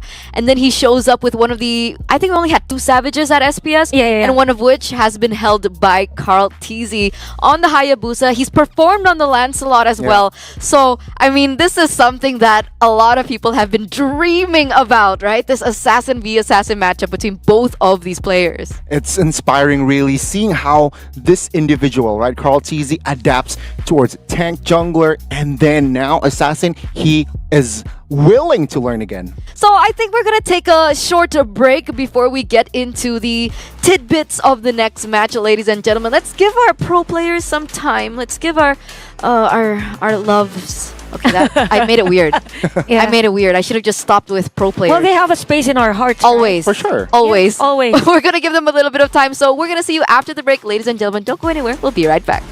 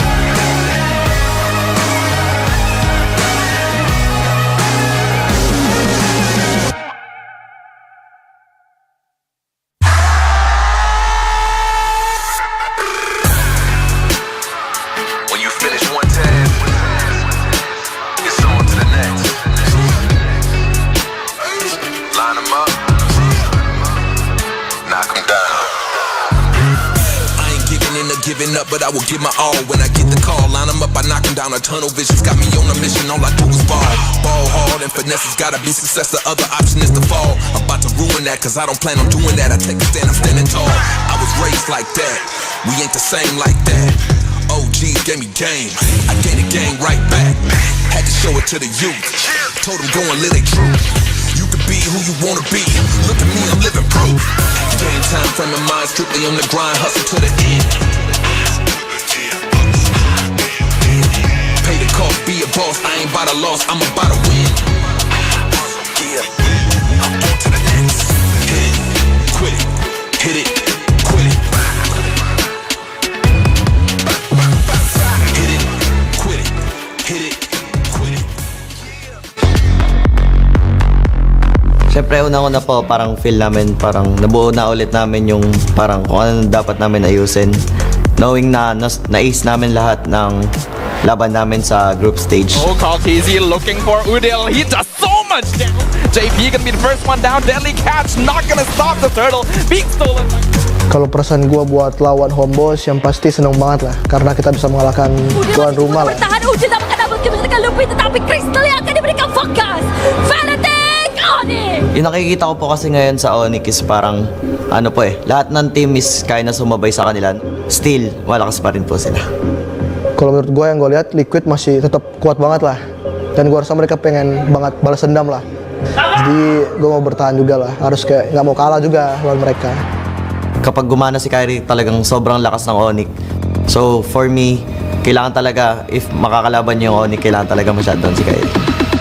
Kalau yang gue lihat sih paling masih duo Sansan sih, Sanji, Sanford, dua gila banget mereka berdua.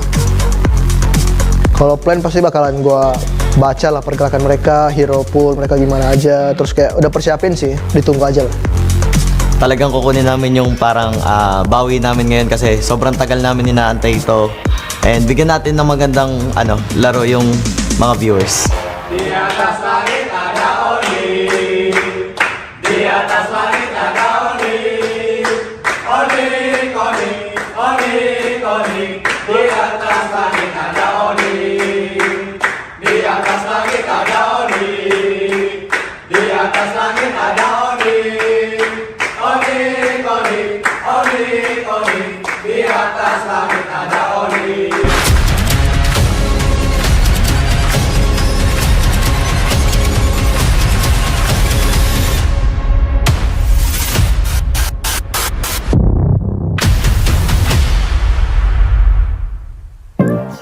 This is the last match of the day.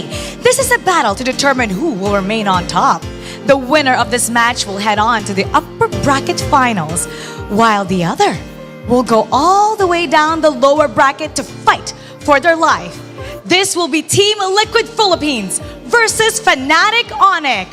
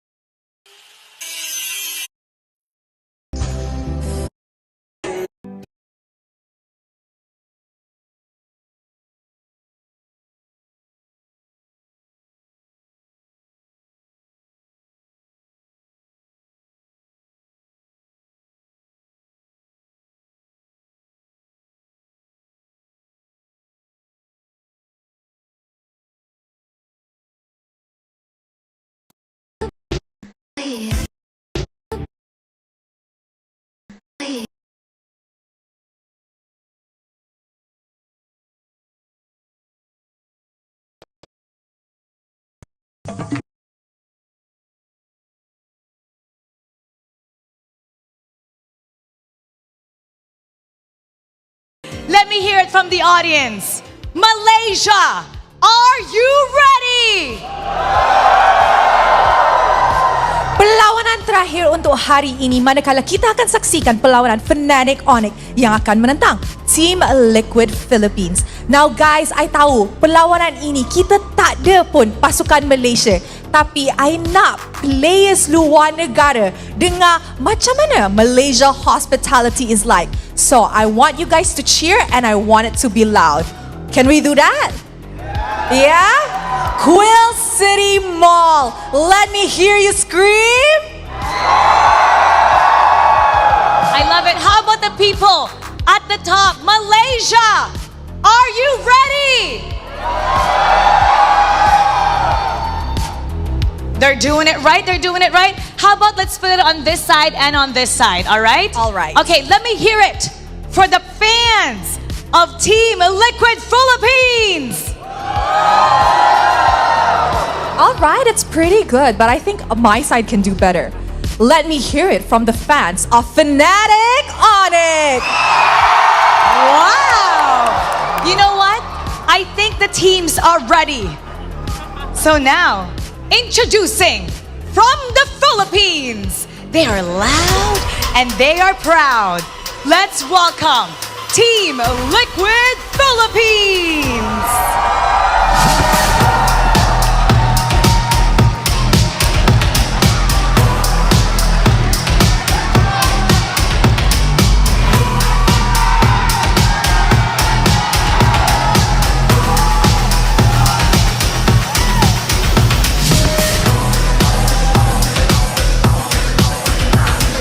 The team that has just escaped the elimination match earlier today. The one and only team from Indonesia. Give it up for Fnatic Onyx!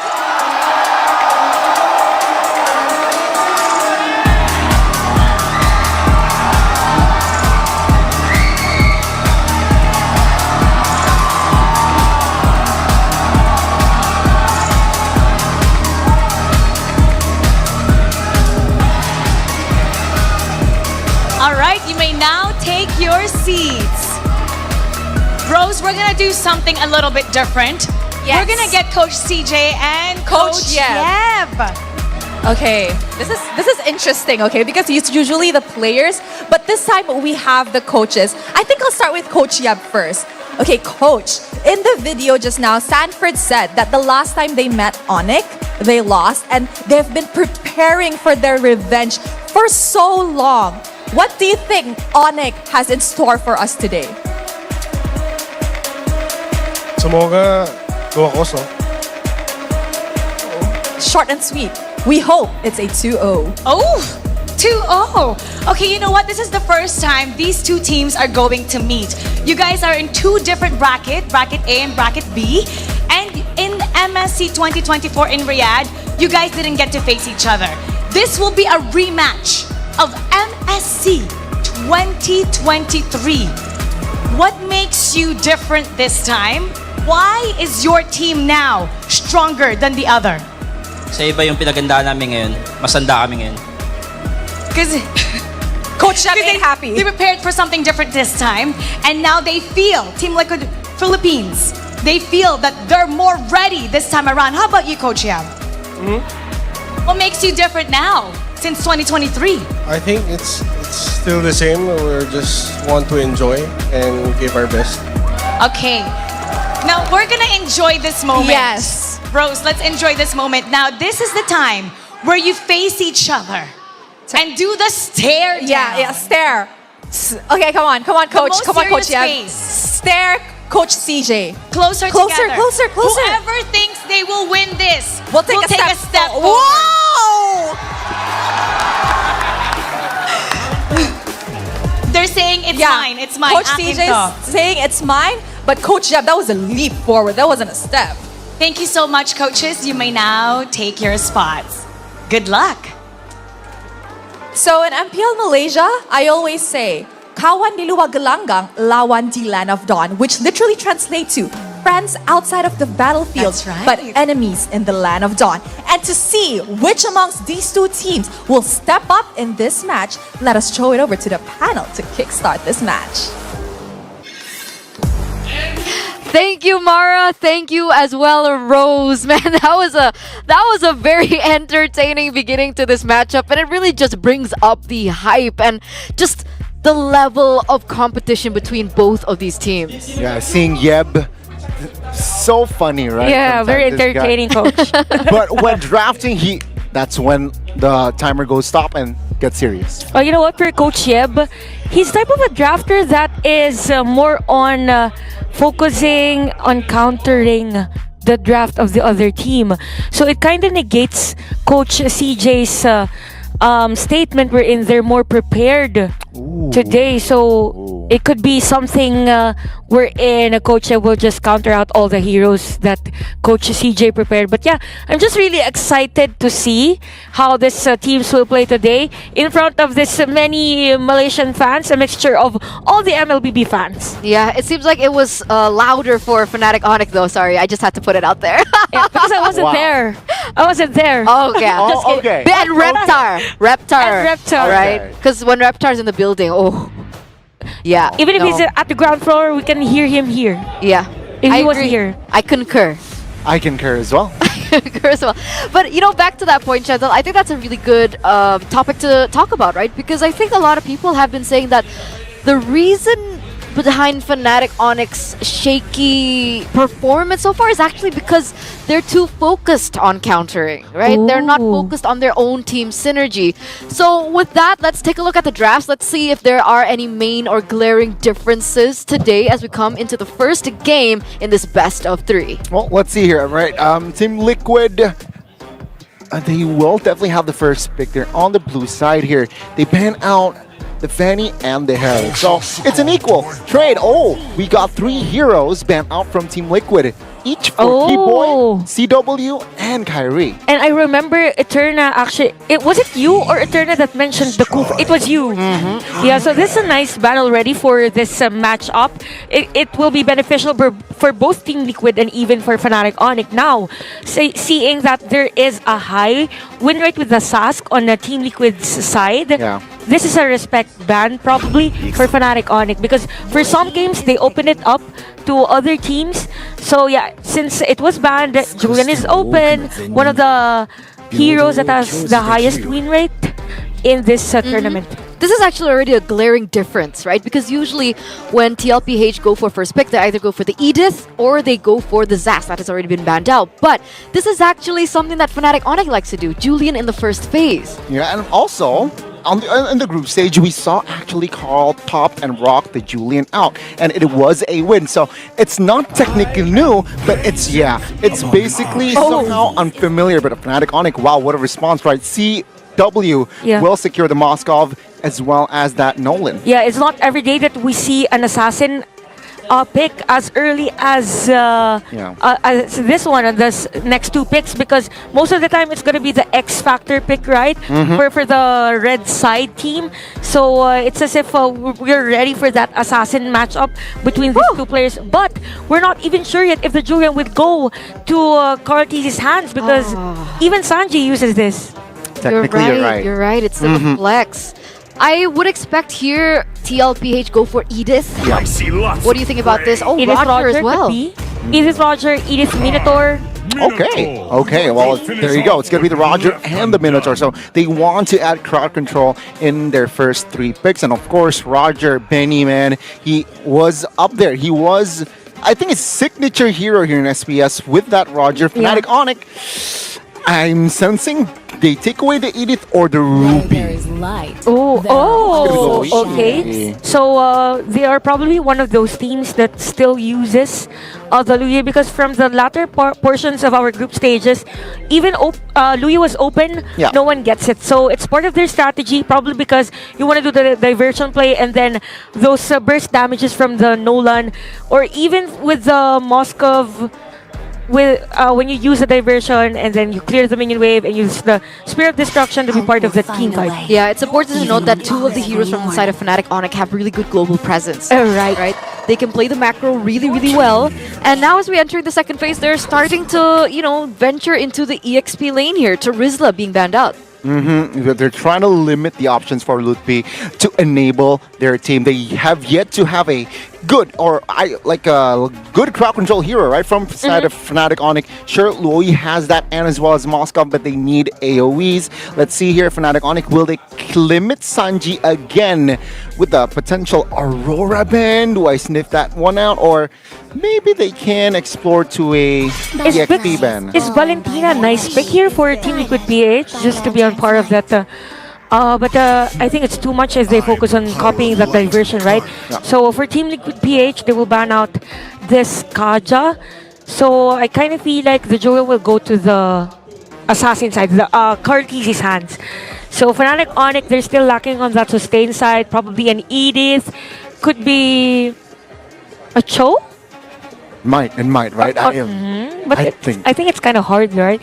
Probably a Ruby. I like Ruby. I like Ruby or Edith here for Fnatic Onyx, because technically, Team Liquid can rock that Edith as well. Yeah, I agree. I think that's definitely a big option for them to take. Obviously, they do need a little bit more setup. That's why I really like the Kaja ban coming out from TLPH. They understand that it can be utilized to go for pickoffs, especially with the diversion plays and the Luoyi. It synergizes really, really well. So, like you guys mentioned, the Ruby is going to be picked up here, and I think this is the time for perhaps... Oh, wait a second. What's that? Okay, Valentina, you mentioned that earlier on, Chantal, as well as that Edith. So, still in true favor of TLPH, still on their comfort heroes. It's very interesting to see that Edith was picked on the latter portion of Team Liquid side, because it was literally open for Fnatic Onyx. It's as if we're not taking any Ediths for this game, so they want to go for that AoE crowd control. They want to go for faster pokes, even with the Luyi. So I'm thinking now, what's the next sustain hero that Fnatic Onyx needs for their lineup? Probably, what if a Lapu Lapu? What if... and pause 5 would be the Ruby, right? Or does it make any sense? Ruby is Rome, I feel like. And you know what? If they want to go crazy, Arlet, if they want to go crazier, they can go pull off the Benedetta. It's less likely. I think the Arlet just makes more sense. But no, it's going to be the CC, of course. They pulled it off here, group stage, with the CCEXP. And it seems like Lutpi will try to create some nuisance, right? Opening angles go to the back lines with that CC. Yeah. Probably he'll zone out Sanji more with this type of hero for Loot P. Yeah, that's definitely a possibility here. And maybe they optimize to go for the Ruby instead because it's more of a valuable CC usage as compared to maybe the Edith, because right now TLPH, they're rocking a lot of magic damage. So we'll see if that works out for both of these teams, ladies and gentlemen. I mean, technically it's still a comfort hero for most of the members of this team. They're playing towards their strengths right now, nothing out of the ordinary. The CC last pickup was also very in persona towards the towards Lutpi in the EXP lane.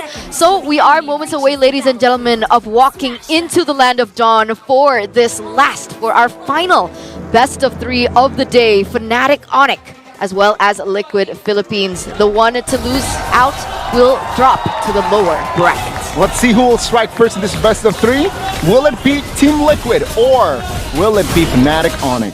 And since we're seeing assassin heroes here for the jungle, it expected that these players are, assassin users will definitely focus on jungling first. So the clearing of the minion wave would be the priority here for both of our teams. And we can see tenacities here for Team Liquid PH.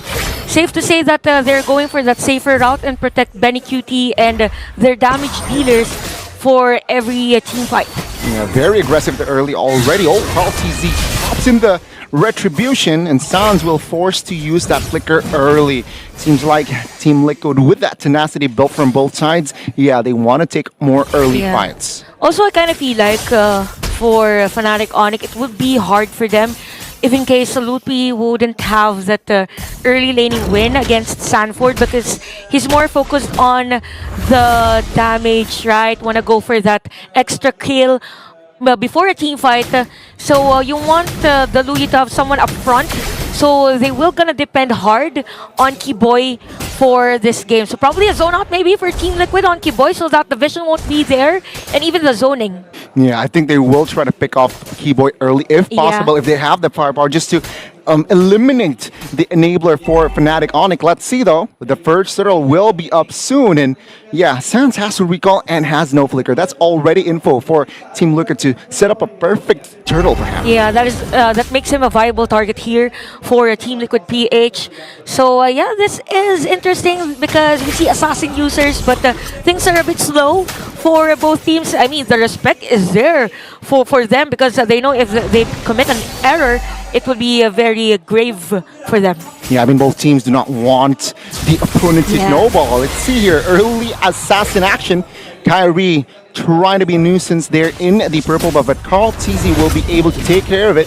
And Team Liquid now, they are moving 4-man towards the turtle. Keyboy providing vision and as well as info. This is going to be probably an easy turtle here for Team Liquid PH because Kyrie is still focusing on that orange buff. Oh, wait. Oh, let's see though. Kyrie and Sans with the diversion play. Keyboy soaking damage. Lutpi now airborne, but A-okay. Fnatic Onic, they lose the turtle, but they did not lose the team fight. Yeah, and during that time, it was just Team Liquid PH on the upper hand again because of Kyrie's rotation. The damage against him. Oh my goodness, the burst damage from Julian. Carl TZ picks up first blood. And that is Team Liquid striking first in the Land of Dawn. That is going to be very detrimental for Kyrie. Again, he just got taken that purple buff and even the orange buff. He needs to wait for the cooldown of those objectives, right? So for Team Liquid PH, they can go and rotate on Benny Cutie's lane as early as now because the reinforcement for Fnatic Onic wouldn't be as fast as expected from them. Yeah, and you can see here, Team Liquid, they realize that they have that early lead already, and they are trying to take more space, trying to provide info on the jungles of Fnatic Onic. Take a look at JP and Sanji's positioning.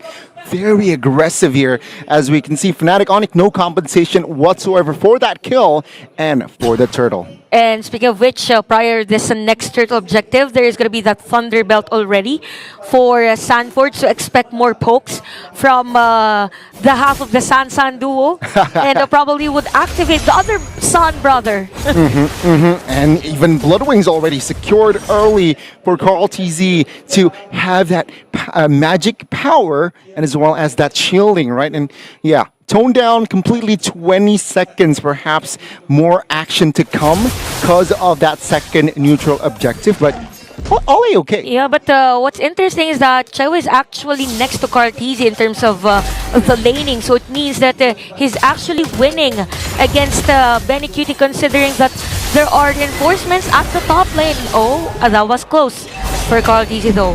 Yeah, again, Team Liquid, they know how to control the damage. Sanford with the flicker as well. This is what I'm talking about. Eliminating Keyboy early, and now Fnatic Onyx, they will not have a member. Wow, 5 men is on that turtle. Comfortable turtle for Team Liquid. Yeah, this is where we say or this is where the emphasis on having Keyboy out of the team fight, because there's no crowd control. Oh my god, even with the vengeance, man. Call TZ now, divergent play, looking for some counterplay. Sans and Kyrie looking to wreak havoc, but the damage isn't there yet. Oh, JP, you did him so dirty, man. Yeah, he even used his flicker just to secure that kill right in front of everyone from Fnatic Onyx. That makes space for them to go and steal that purple buff against Kyrie, and things are looking good for Fnatic. Team Liquid. I take that back for Team Liquid PH. Right, I mean, 2.5 gold, 5 minutes in.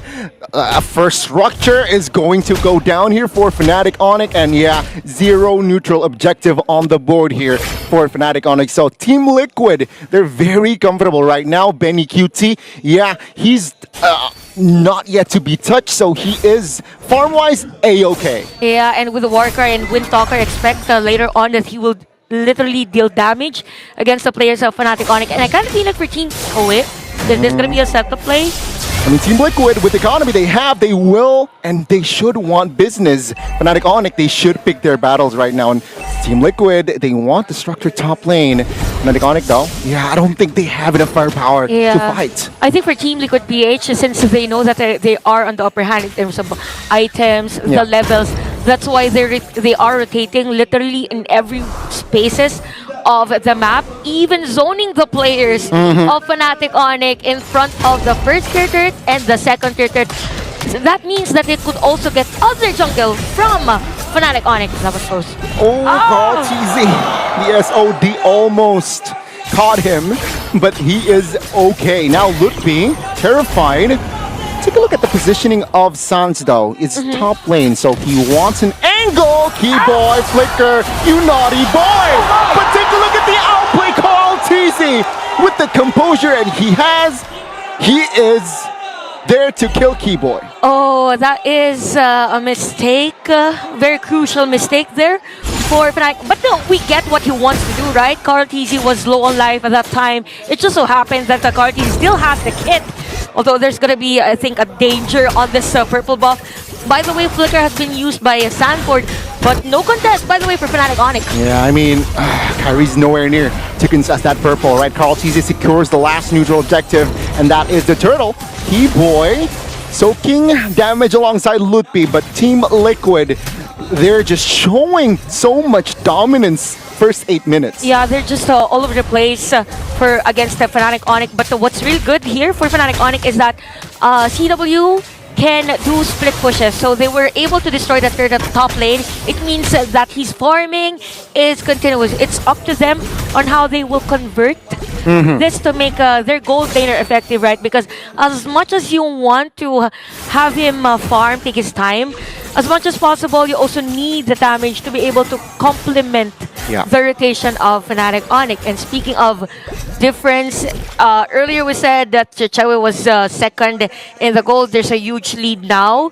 Well, at least for me, if it's more than 500, it's more than 500 for Roger. It's basically an item that could give an attribute that is gonna be very crucial if you're up against Chewe. Yeah, again, they're still a flawless record, right? Fnatic Onyx still killless in this game, and very comfortable here coming into the mid game. And Team Liquid, they're looking for the top tier 2. And Fnatic Onyx, for now, they will be able to defend that. But again, they're hungry. They're starving, basically, right? You can see CW just begging for creeps. He wants more gold, but Team Liquid is always eliminating the jungles. Yeah, and at the same time for Team Liquid PH, I think what I wanted to do at that time was take the attention of Fnatic Onyx at the top lane so that they can position themselves and delay Kyrie on taking that purple buff. So, see, it's as if Fnatic Onyx is reacting on the rotation or as to where Team Liquid players are. So, we might see probably a contest on this Lord, or probably just give space to a CW and take that bottom lane minion wave. But we have the vision here, Porky Boy and Luti, but there is grave damage from Sanji already. Yeah, I mean, talking about the items, glowing one and enchanted talisman. But, Kyrie sent out to assassinate the Call TZ with the retribution, still slay the Lord. Luti quite low, flickers out, not flicker, but he's able to get out. But the first Lord will be taken still for Team Liquid. A little too early on that Kyrie's retribution. We could see the difference.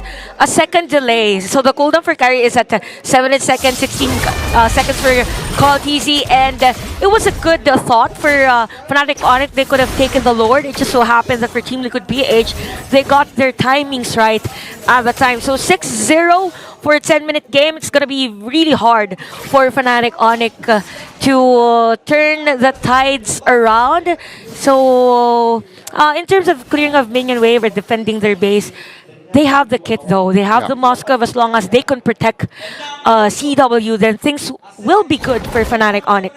I mean, it's still the first Lord as well, right? So it's technically, it's not a powerful Lord, but then again, it will take structures down, and Fnatic Onyx, they will likely to defend most of the structures right now. Tier mid, though, will not be defended as Fnatic Onyx. They just want to save the inhibitors here.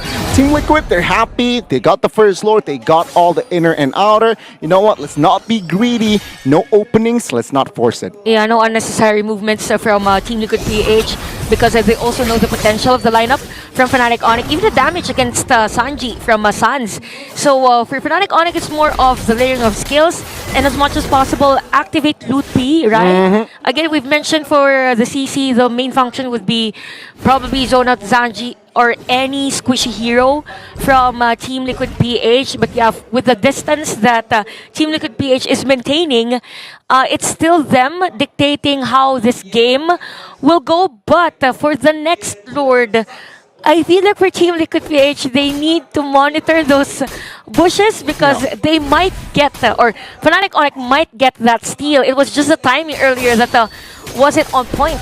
Yeah, I mean, technically, if you talk about Calvin Renata, 3 items already secured, right? Corrosion, DHS, and Golden Staff. So, yeah, they are technically ready to fight. It's just a matter of positioning, timing, and Team Liquid now cannot be complacent. Yeah, that's true. That's true. I agree.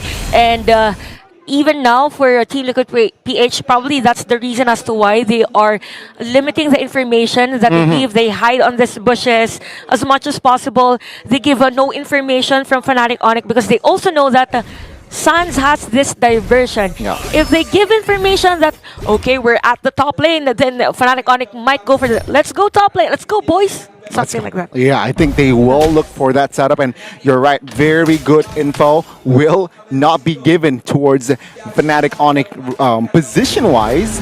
See though, Lord Enhance now is up, and of course Team Liquid, they do not hesitate on towards that vicinity. I wonder what Sanji will go for the IMU spell here.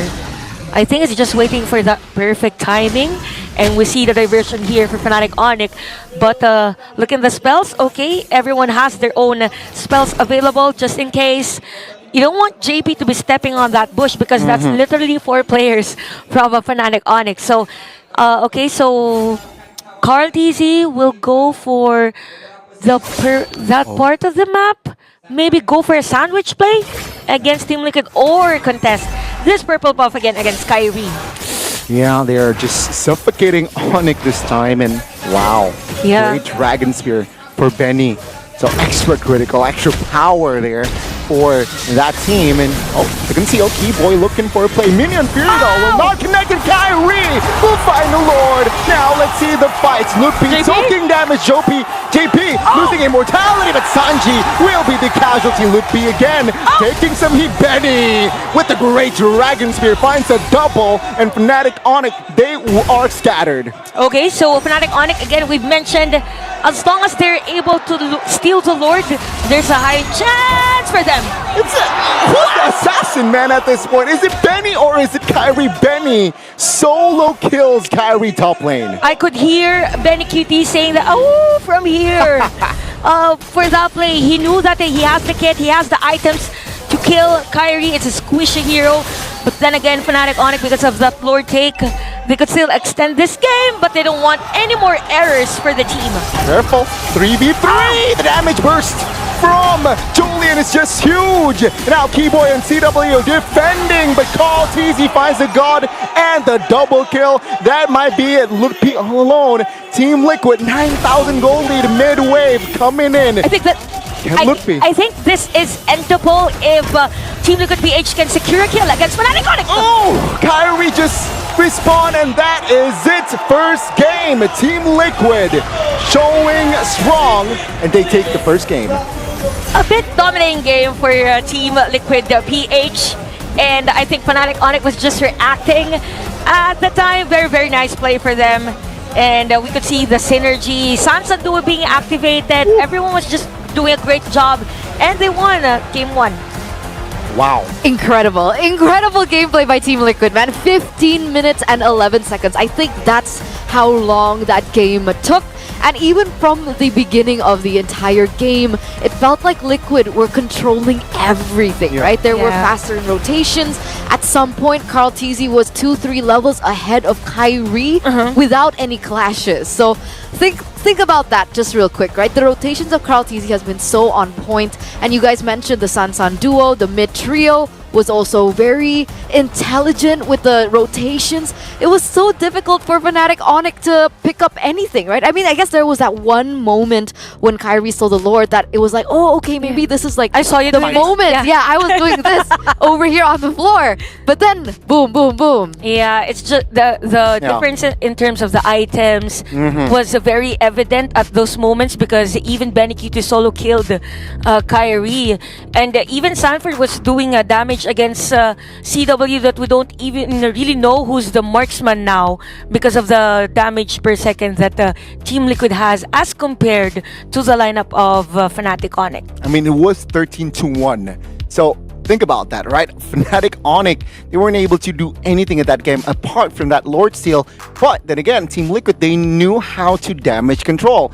And there you go, right? It's a landslide. Yeah, everything happened so fast that I didn't even see that the Cartes is at 904. And we've mentioned that for the lineup of Fnatic Onyx, they are heavily relying on Keyboy in terms of the crowd control. So it was really hard for Fnatic Onyx to stop Cartesi. How much more the other players of Team Liquid PH that is more on the faster side, even Benny Cutie. So I really like the itemization here of JP, probably because of the idea that after the Flask of Oasis went in for the Immortality, it's as if I land that Minowan's Fury, if I get that Motivation Roar, then I'm okay. I have the Immortality, because again, the difference between the items for the players. I mean, economy-wise, they were ahead. Yeah. So I think for the roamers, let's take that extra life routes, right? So let's say if I get picked off, hey, I'm alive again. You can still fight.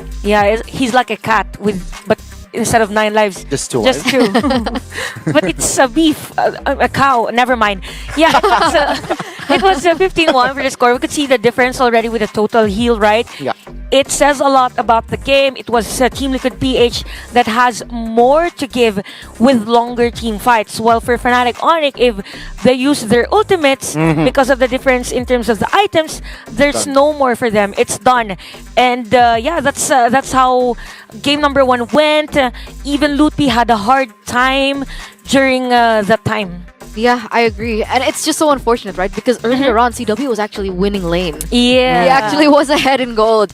And it was actually cute, right? Because Benny QT opted to go for Warcry. Yeah. But then we saw very intelligent itemization coming from CW. He actually went for Leather Jerkin first to respect that damage output. And eventually he did win lane. It's just...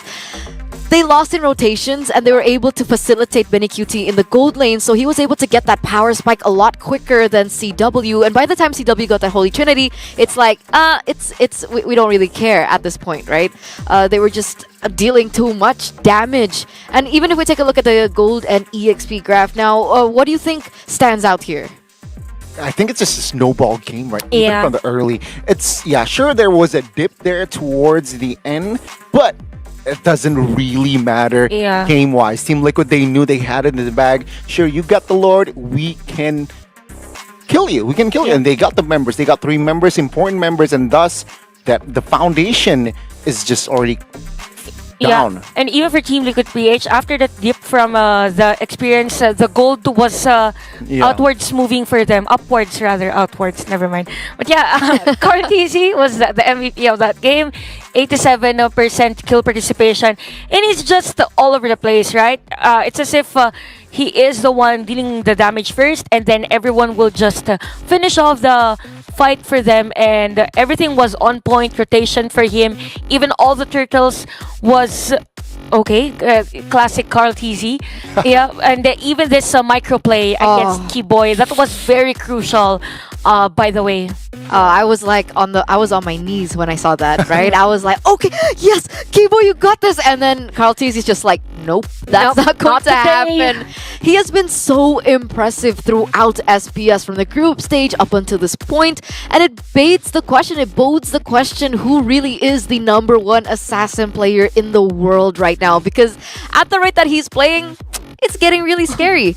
And even using this Julian, right? We've seen a lot of shades of Julian, especially when it comes down to those emblem choices. We've seen Lethal Ignition Julian. We've actually seen Impure Rage Julian. And sometimes we even see, what's the Warcry Julian? Yeah. Like, depending on how aggressive they want to play. But he actually went for Quantum Charge. Yeah, and it says a lot about how Fnatic... why do I keep mentioning Fnatic Onyx when... But yeah, for Team Liquid PH, it's just winning the right battles against Fnatic Onyx, the itemization, even the emblems. So I guess for Fnatic Onyx, they want harder tanks for Keyboy, because I think it was a hard game for Sans, because no one's up front and they're using a Luyi. You want some vision, you want that space for you to throw that vacuums, dispersions. Yeah, dispersions. And yeah, it's we can see that struggling even from the early game from the side of Fnatic Onyx. A lot of disconnect team plays occurred, and meanwhile, Team Liquid, they're comfortable. They know how to play their composition. And on that note, ladies and gentlemen, we are going to throw to a short break. We'll be right back to see game number 2, because right now it looks like Team Liquid are at match point. So we'll see you right after, ladies and gentlemen. We'll be right back.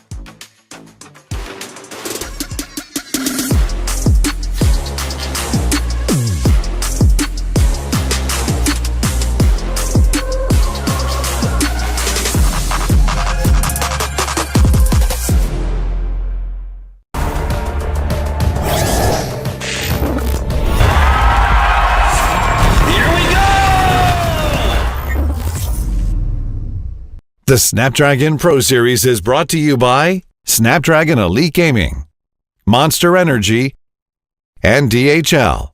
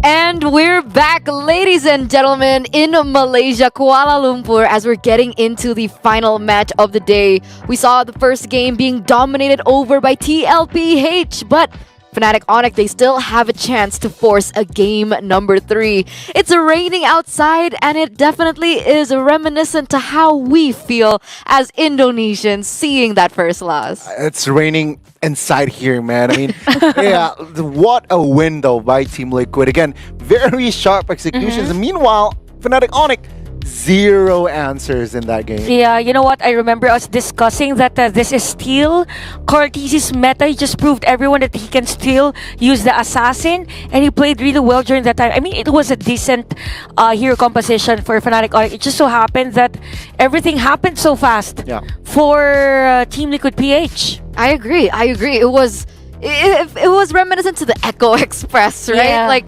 nobody really had anything to say about it. It just really steamrolled out of control for every single lane. And again, it was very unfortunate. But hopefully coming into the drafts, as we are... Oh, we're getting a little bit of spoilers on the drafts. But as we are going to be approaching the drafts, ladies and gentlemen, let's hope there are certain changes and certain answers towards that Echo Express. Let's see, man. Let's see. Fnatic Onyx. Wow, by the way, it's a full house at Quill City Mall. Look at that. It's still a full house. It's been a full house. Yeah, since the day started, right? Yeah. Yeah, so I think probably now that we are in the draft, I think for Fnatic Onyx, they could go for something more sustainable, like could be on par in terms of the total heal that hero composition can give. But yeah, it's a nice thing that they banned out actually the Minotaur, because JP, I think this is one of his signature heroes, right? And complements the playstyle of the Sansan duo. It's just so annoying. He needs to, the AoE so huge with the Minion Fury. You got the motivation roar, and well, you can see here, right? Team Liquid, they opt for a ban towards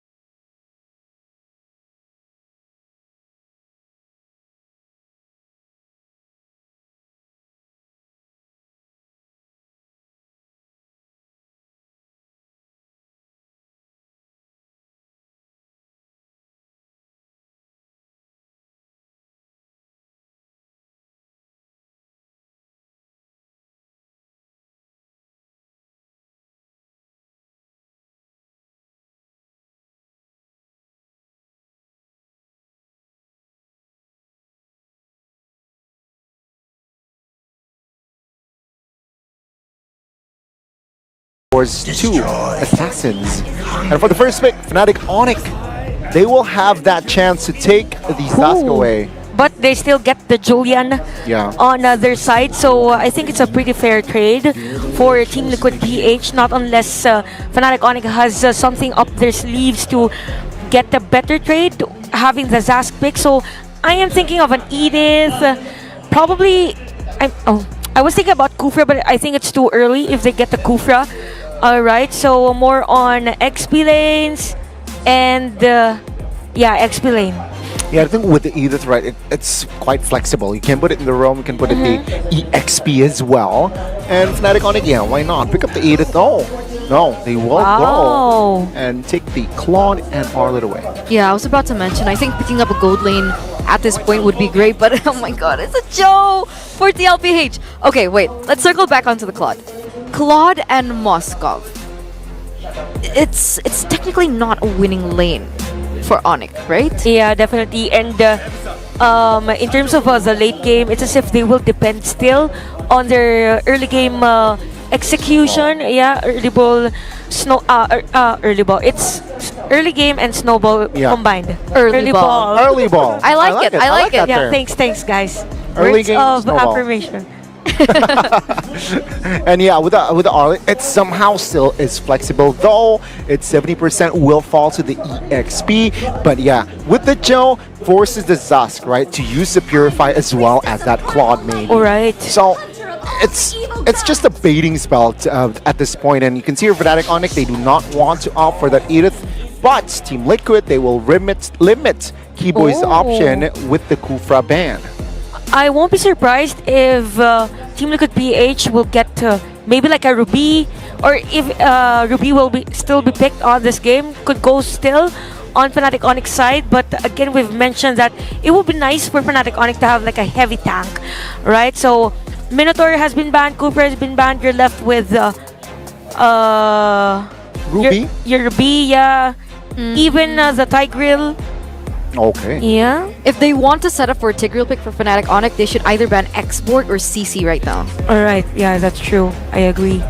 Let's see though, will it fall to that? Seems like they respect Sanji too much, right? After the performance on the Valentina on the first as well. Hello, Faramis. Hello. This is the highest banned hero. Highest number of bans for Team Liquid PH according to our statistics earlier. And it's pretty nice because if you're up against a Zask and has the spawn in the center of the team fight, you can just have the Nether Realm and sustain all the damage. Now, for Fnatic Onyx, it's good that they have the Claude. Actually, it's the natural counter against a Faramis. So it's interesting that Team Liquid PH still got this hero. So Fnatic Onyx, they need a heavy crowd control hero, but it's gonna. Oh, I've missed Joy. I'm joyful to see Joy in this game. Man, likewise, and maybe with the Joy pickup, right? It adds more rhythm. But okay, I'll let Rogue confirm. I thought about a Grok pick, but it seems like with the Lapu Lapu and of course JP Tigreal will step into the land of dawn. This is tough. Yeah. This is tough, right? Team Liquid have drafted themselves a really good team fight composition, and it is a good argument to argue that the Claude is a counter towards the Spheramis, but it really depends on timing, right? It really depends on how trigger happy CW is, because technically, if CW goes in with the Blazing Duet first, then the Faramis would have an option to utilize the Netherrealm to have them a little bit of leeway in these team fights. It's scary, and oh my god, it's a Cho jungler, man. It's a Cho jungler. Wait, what? Yeah, it's a Cho jungler. Tigreal locked in for Team Liquid. Oh wait, okay, never mind. Faramis, yeah, they got the Julian. I had mini heart attack when you said Cho jungler. Okay, it's not the Cho jungler. I missed out the Julian, but yeah, the Cho will fall to the Sanford. So Cho mid. Cho mid, oh my god. Cho mid, here it is, ladies and gentlemen, match point for Fnatic Onyx. If Fnatic Onyx want to continue upwards in the upper bracket, they will have to force a game number 3. Let's head into the land of dawn for the second game between both of these teams. Okay, so I am not used to seeing Joy, so probably that's gonna be the X Factor pick here for team. For Fnatic Onyx. So looking at the emblems, we know that JP will soak in all the damage against Team Liquid PH, and Sanford will... Okay, Sanford... I'm getting confused now. So we have an XP lane show. So it's not every day that we see this, but it opens up a space wherein you can also negate this joy in a team fight. So it's an added layer of crowd control to specifically negate Kyrie, right? Yeah. When doing damage. Oh? Boy taking some heat here against Carl Teasy, and of course Carl Teasy, Killer Instinct will take the first blood, and you can see our Team Liquid. They are already so comfortable moving around the map. Cho, with the flicker as well too. Double flicker, they doubled down, but Sans just popped the Purify, and he is a-okay. Kyrie looking for some counterplay. JP now being the main target. Kyrie, not enough damage to take JP down just yet. That's a very interesting play that Team Liquid wants to do against Fnatic Onyx earlier, wherein Sanford was at the middle lane. I think they wanted to kill Sans since he's still at level 3. But yeah, for Team Liquid PH, it's really nice that they are rotating really well. Now for Team Liquid PH, or Fnatic Onyx rather, as much as possible, you want Keyboy to be at level 4 for that final slash, but I guess it's gonna be hard again because he was the one that was killed for the first blood.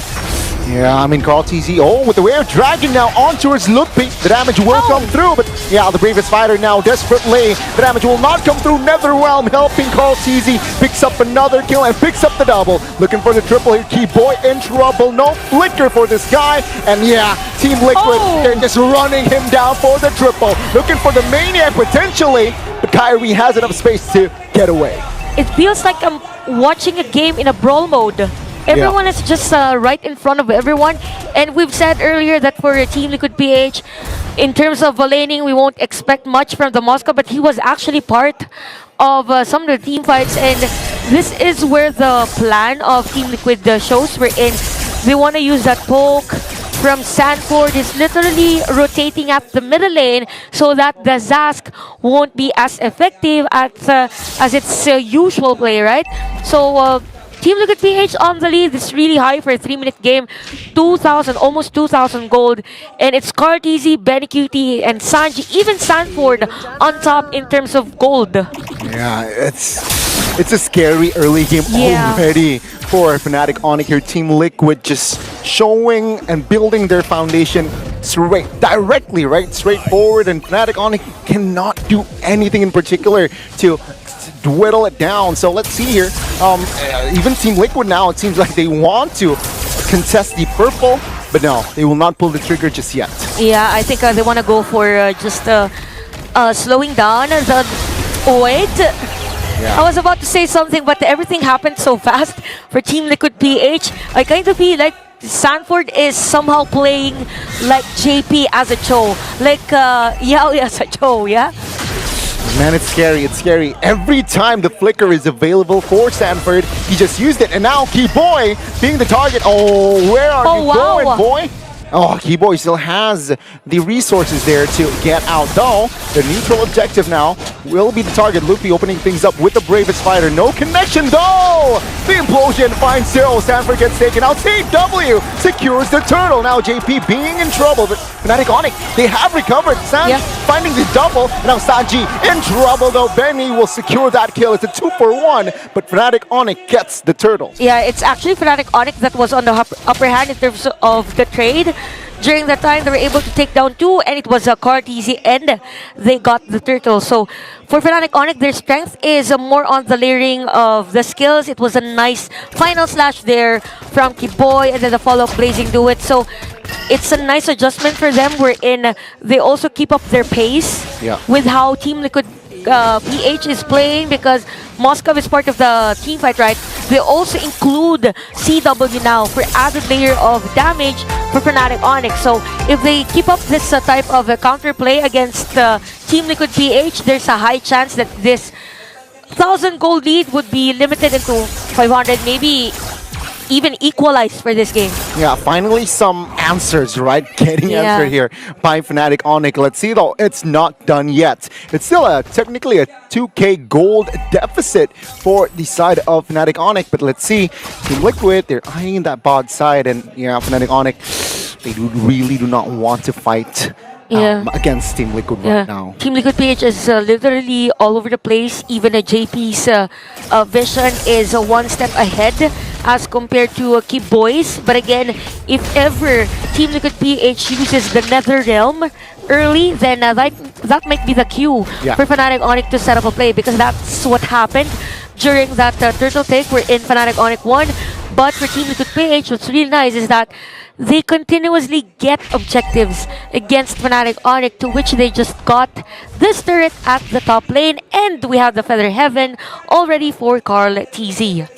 Yeah, and even though right now TLPH isn't looking like they want to fight, but they're ready, right? Even Sanford now with the Wave Dragon misses it though. Now Lupi, the backside with the Bravest Fighter looking to wreak havoc, but the damage will not come through just yet. Sanford stuck. Final slash committed.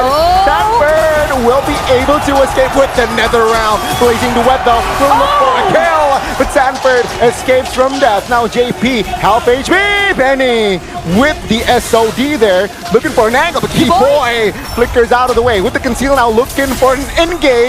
The Key Boy with 1 HP will not survive. And now Fnatic Onyx, they want to re-engage against JP, who is low. Kyrie securing the kill, but Carl TZ has enough damage to take him down. And now FNOC, they reset with the kill on towards Sanji. That is one messy team fight from Team Liquid PH and Fnatic Onyx. Again, whenever the Nether Realm has been used already for Sanji, they can go for a play. That is what they've been doing. Although Luti is going to be down. That is 4 players from Team Liquid PH. Oh, blazing the what? Not enough damage just yet though. With the player BMI here, but Carl TZ is right on their nose and picks up the double. I think that was a miscommunication from Fnatic Onyx side, because it was just CW. I thought there will be reinforcements from Fnatic Onyx, but yeah, it's a very crucial death by CW, and you can see Team Liquid PH can actually take this turret at the middle lane. Final slash committed. Key Boy soaking damage. Seems like with the conceal, he wants Kyrie out. Key Boy is still able to be in that fight. But yeah, TLPH will be more than happy to take the mid-tier one. Yeah, it's the middle lane turret, and they can now go to that purple buff of Kyrie. Same with what happened in game number 1. So it's 10-4. 8 minutes, and we could see the difference, right, in terms of how long team can stay. It's definitely Fnatic Onyx winning, but because of the damage that the Team Liquid PH has, they are winning the team fights. But we could see on the itemization, I think the next item for Kyrie will be the Holy Crystal, probably. But for the Zaz, that's the Glowing One and Divine Glaive. Very nice if you're up against a team that is more on the squishy side. The only hero that is more on the tanky side is JP's hero, because for Sanford, if he uses that Jit Kundo and even the Shunpo, we could see that the Fnatic Onyx exploits that information and even taking him down in a team fight.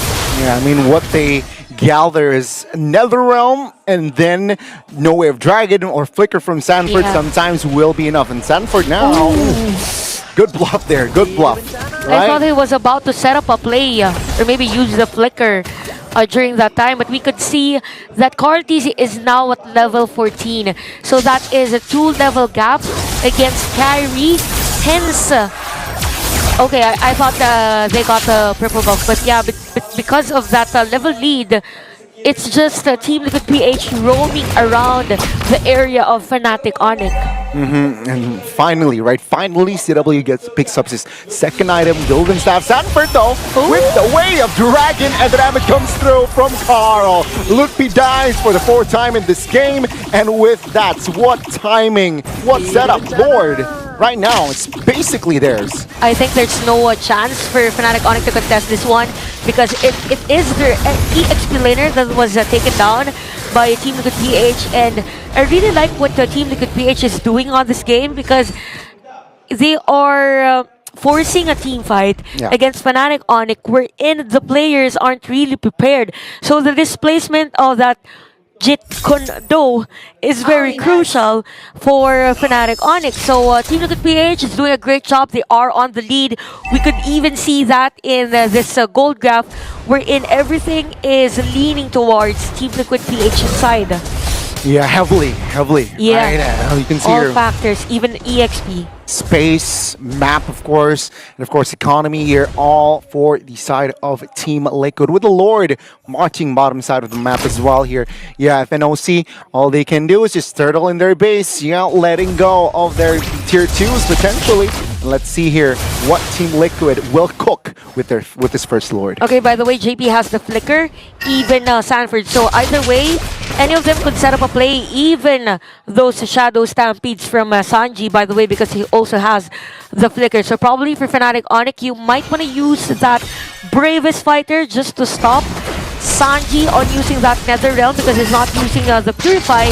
Yeah, Lord is marching at the bottom lane. A lot of discipline here by Team Liquid PH, still on the lead for this game. Yeah, they do not see an angle, but perhaps with a concealed play, they might force this one wave. Let's see though, they want the dive. Oh, final slash, all towards the damage will not come through just yet. Sanji with the Nether Realm, looking for the play, but the Blazing Duet is there to save Fnatic Onyx. Call easy though, will find two, and that will be the shutdown. Benny has a triple, looking for the Maniac. Kyrie finds a double. The damage will not be enough though. The SOD will secure the triple. Benny QT is in the Land of Dawn. Team Liquid PH taking down 4 players of Fnatic Onyx. They might actually go for forced push here or forced win against Fnatic Onyx. No, they have the minion. They have 2 minions. But that was very intense and no one noticed. Benny Cutie at the time was just doing damage against Fnatic Onyx. Yeah. It's so scary, the coordination from the side of Team Liquid. And again, Fnatic Onyx, they lose another battle. Let's see though, 12 minutes in, Team Liquid PH, they're just resetting right now. They know they have the better odds, waiting for the spells to cool down, to activate as well.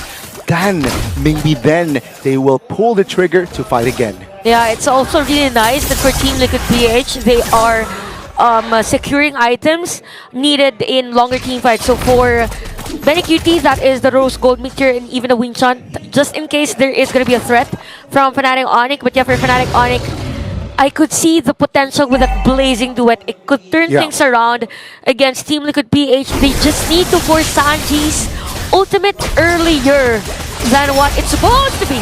Oh, that might be it, right? Sanji, no passive as well. 20 seconds cooldown on Sanji. Let's see, FNOC, can they exploit this moment? That's a decent kill for Fnatic Onyx. Sanji doesn't have that higher stocks for that ultimate, so yeah, probably Fnatic Onyx will take this one. Yep, Raven Spider onto the back. KP taking some heat. Kyrie secures the Lord. Now Team Liquid, they want to fight there. Ooh, the cancellation on the Blazing Duet is huge. Keyboy will be taken out, and that's another double for Carl Teasy. Somebody stop Benny Cutie whenever there's a team fight. He's all over the place, just dealing damage against Fnatic Onyx. It was a nice Way of the Dragon for Sanford. The zoning is there for Team Liquid PH. For Fnatic Onyx, they have to defend this one out. They have the Lord, yes, but the Team Liquid PH is just running over them. Oh, can they do it though? Lord is up. The damage is there, and Steve Clear will fall. Ludpi is in play, but the minions is still there for them. A Way of Dragon will take him down. The damage will not come through, but it does not matter. Team Liquid takes down Fnatic Onyx and stays in the upper brackets. Just when we thought that the game is going to be extended because of that Lord take from Fnatic Onyx, we see the dominance of Team Liquid PH winning a sweep against the Indonesian team, Fnatic Onyx. 2-0. 2-0. 2-0, ladies and gentlemen. Wow. You can even see the look on Fnatic Onyx faces right now. Flabbergasted. Disbelief on their face. Even Kyrie's like, what? What happened? Where did that Cho idea come from? How? Why? Why? Yeah, that's true. It's unfortunate. It's unfortunate. But Fnatic Onyx does still have another life in the lower brackets where they will either have to face either Falcons AP Bren or the Udu Red Giants, depending how the match happens tomorrow. That's gonna be a tough fight again. I mean, it's Fnatic, Onyx, and either you, the Red Giants, or FCAP, literally champions of their own leagues. Yep. I don't know. You want to go against a world champ or another world champ, right? Technically. That's a hard question. Can they just not fight and then we'll have like separate group championships? Okay. Champion for Group A, we have champion for Group B, and champion for Group C. Let's rock, paper, scissors, all right? I mean, even if you want to split it into groups, Onyx was not champions of their group either, right? But it looks like our players are ready, Team Liquid are ready on stage to go for an interview very, very soon. We'll get to talk to them a little bit of how they were feeling. So with that, let's take to the stage. We feel good. They feel really good. Oh, you wanted to talk? Sanford wanted to talk. Okay. Wow. Parang ano po, kasi, we really dedicated this game po for Boss Dan kasi right now po, may sakit po siya. So, sobrang ginalingan po namin para sa kanya po talaga. They're dedicating this game to their boss, Dan, who's feeling ill right now. So they dedicate this game to him. That's so nice from the team. Yeah. Now, complete dominance in game number 1. 10K gold lead. 15-1. When we came to game number 2, they also had a hard time. In fact, Liquid Philippines has not lost a single series, even in the group stages. So Carl, what makes your team so strong that the rest of the teams are having such a hard time taking you down? Siguro po yung adjustment ko po sobrang laki, tapos parang sobrang laki po ng tiwala ng teammates sa akin, pati ng coaches. So parang pinaprove ko lang yung worth ko sa kanila. He feels that his adjustments have been really big, and his teammates and his coaches have so much faith in him that he just wants to prove himself. And all the teammates have really supported him, and that's the key to their win. Wow. Do you want to say a message to all the fans? Actually, we have a lot of Filipino fans in here as well. There you go. They come from the Philippines. Wow. Let me hear it from you. Where are the fans of Team Liquid Philippines? Wow, that's a lot. What do you have to say to them and to everybody back home? Thank you po sa mga sumusuporta dyan. Sobrang dami nyo. Thank you very much. He's thanking everybody who's supporting. He says there's lots of you. Thank you so much. Congratulations once again, and you may now rest. We'll see you in the next days. And now, I think the casters have a lot of things to talk about this match because Team Liquid PH just winning 2-0. Oh, Lutfi! Hi, Dada Lutfi! Now, it's not the end. You're just going to go down the lower bracket. What did you learn in this game so you could go back on top? Jadi ini belum berakhir. Kalian baru aja kalah, tapi kalian bakal main lagi di lower bracket kan? Apa sih yang kalian udah pelajarin dari match ini? Mungkin apa ya? Banyak sih, tapi nggak bisa dibilang di sini sih. Adalah pokoknya yang kita pelajarin dari match tadi.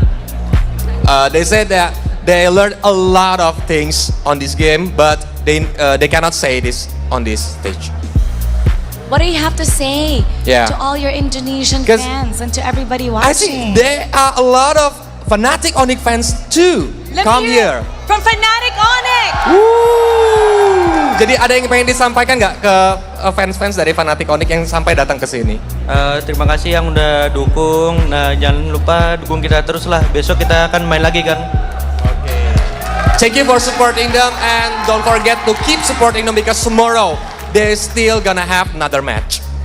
And definitely they will support you tomorrow. We'll Yeah. see you. Good luck. Good luck, Lutfi. Coleus, it's been such an amazing day. 3 series in a row. Yep, 3 series. But on the last series, the scores is 2-0. Yes, thank you, Lutfi. You may go back and get rest. Yeah, but the last series, its end result is 2-0, Mara. A lot of people were surprised with that, but let's see if the casters were taken aback. So how about we break it down for you and we'll go back to our panel. It's all yours. Well, I mean, clearly somebody in the studio or on the panel wasn't taken aback, Mara, but thank you so much for that question. Just rub it in a little bit more. That's fine. I'm not gonna cry soon. Yeah, I think I predicted 2-0, right? Okay, Yeah, Chantel. whatever. Okay. Just kidding. Okay, Chantel.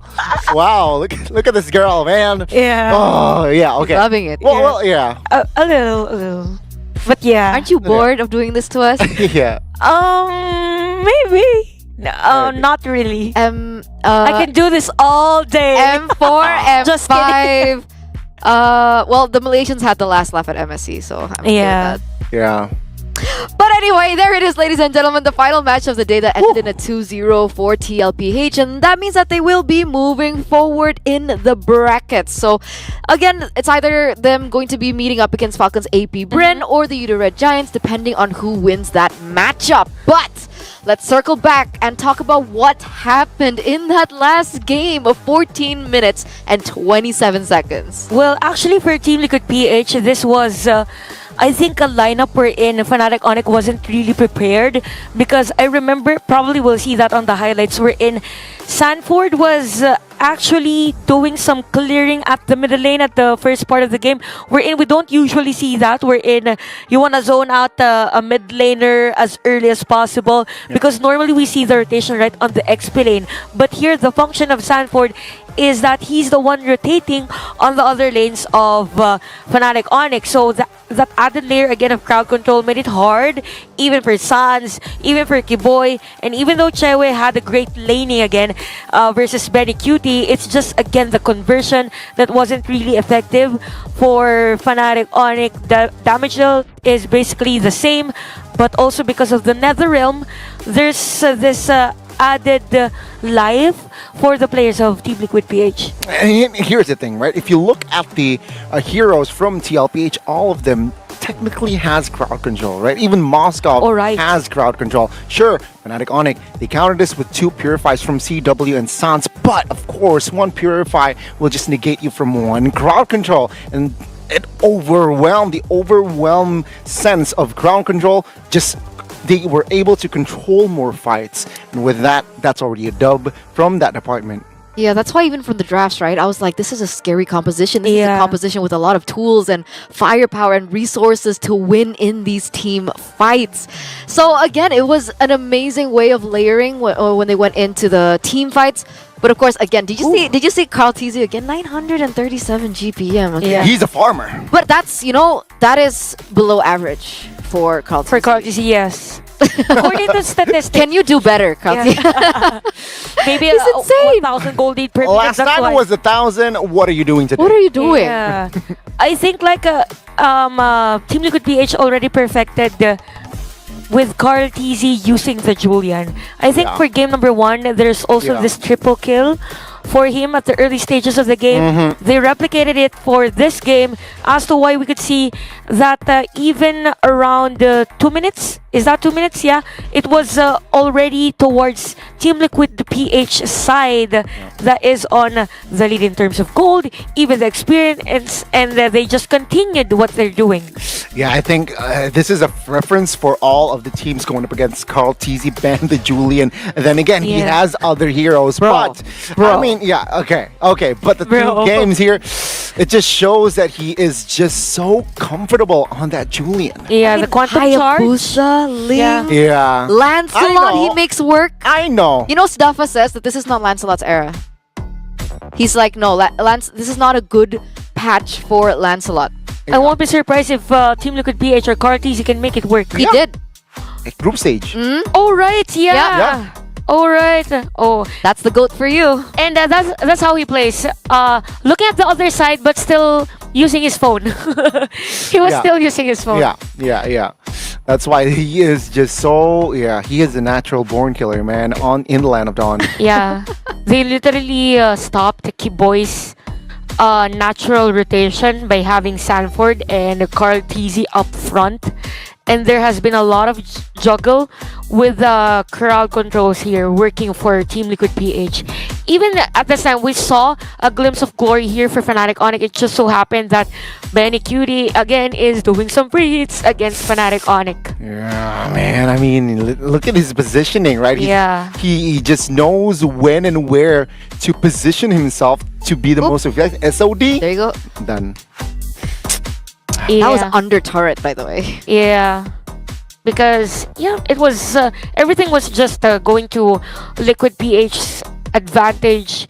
So they just capitalized on it. But yeah, early game, it was Cortezy that gives Fnatic Onyx the headache. And because of that effectivity on the early game, it gave a lot of space for Benny Cutie. Wow. And there you have it, ladies and gentlemen. Again, right? 2-0 for the Cavalry. The Cavalry. And it was cute, right? Because like in the interview, Sanford's like, you know what? It's for our boss, Ko Dan. Okay, he didn't say Ko. He was like Mr. Dan, because he's sick today. Shoutouts to you, Coach. I hope. Why did I say Coach? Shoutouts to you, Ko Dan-san. Hope you're happy with that. Yeah, it was for you. It was for It you. was for you. It was for Chantel too. Yeah. Because now she's super happy. Stop being so good. Are we gonna get updated brackets, Mr. Zipper? No updated brackets? Oh, there you go. There you go. Thank you, Mr. Zipper. You're amazing. Okay, so now we get to explain to you in a little bit more detail, right? I think I mentioned this earlier on, but let's touch on this. So Fnatic Onyx, they were able to move forward earlier on against Homeboys, which unfortunately Homeboys had to be eliminated, and then they were knocked down to the lower brackets that will be in a best of 3. However, after the match between Red Giants and FCAP, whoever wins will move forward again to the upper brackets, but now it will be a best of 5. So things are getting even more intense in the upper brackets. Yeah. And, you know, it's really down to skill at this point, right? Practically with the top 4 already, right? But yeah, I mean, YRG, FCAP will move on. One of them will move on, and it will be the upper bracket finals. I think there's also a lot of pressure with the one who will be at the lower bracket, right? Because it's just a best of 3, and that's your last string to be part of this tournament. I'm excited to see the early rematch between YRG. Well, we've seen a best of 3 with YRG and FCAP, and it was a 2-0. Right? Yeah. I don't know what I'm saying anymore, but I'm just excited. I mean, YRG. I share that sentiment. I share that sentiment. It's okay. I'm also excited. YRG, will their streak end tomorrow? You know, a lot at stake. Yeah. So let's take a look at tomorrow's schedule to figure out how exactly things are going to be panning out. So first and foremost, we are going to tackle that first best of 3 match between the Red Giants as well as Falcons AP Bren, and then it will be followed by Fnatic Onyx versus TBD. So whoever wins that will be moving forward. But this is who gets eliminated. So Falcons, so that will also be in a best of 3, and then the final match of the day in the upper bracket finals, it will be Team Liquid PH versus whoever. I'm not gonna say anything because we don't want to jinx anything or curse anything, but that's what we're expecting. And remember, the lower bracket finals are also going to be in a best of 5, but that should happen tomorrow. The day after tomorrow. The day after tomorrow. Yeah, tomorrow is... I'm not wrong. Yeah, tomorrow is technically the tomorrow of tomorrow. Exactly. Thank you, Chantal. She gets me. Yeah, girl things. Girl things. But we are going to throw in over to the top 5 plays of the day. Let's see who made it. We got a triple kill earlier. Did we ever get a main? Yeah, okay. So the first one is that play from Kyle Teasy. Please walk us through it. I mean, this game, man. Kyle Teasy, he was just popping off as well, right? Yeah, this was under third. I remember this one. I casted this with Gideon. A lot of damage here and juggle from Falcons AP Bren, and he used Alpha for this game. So I think it was a decision that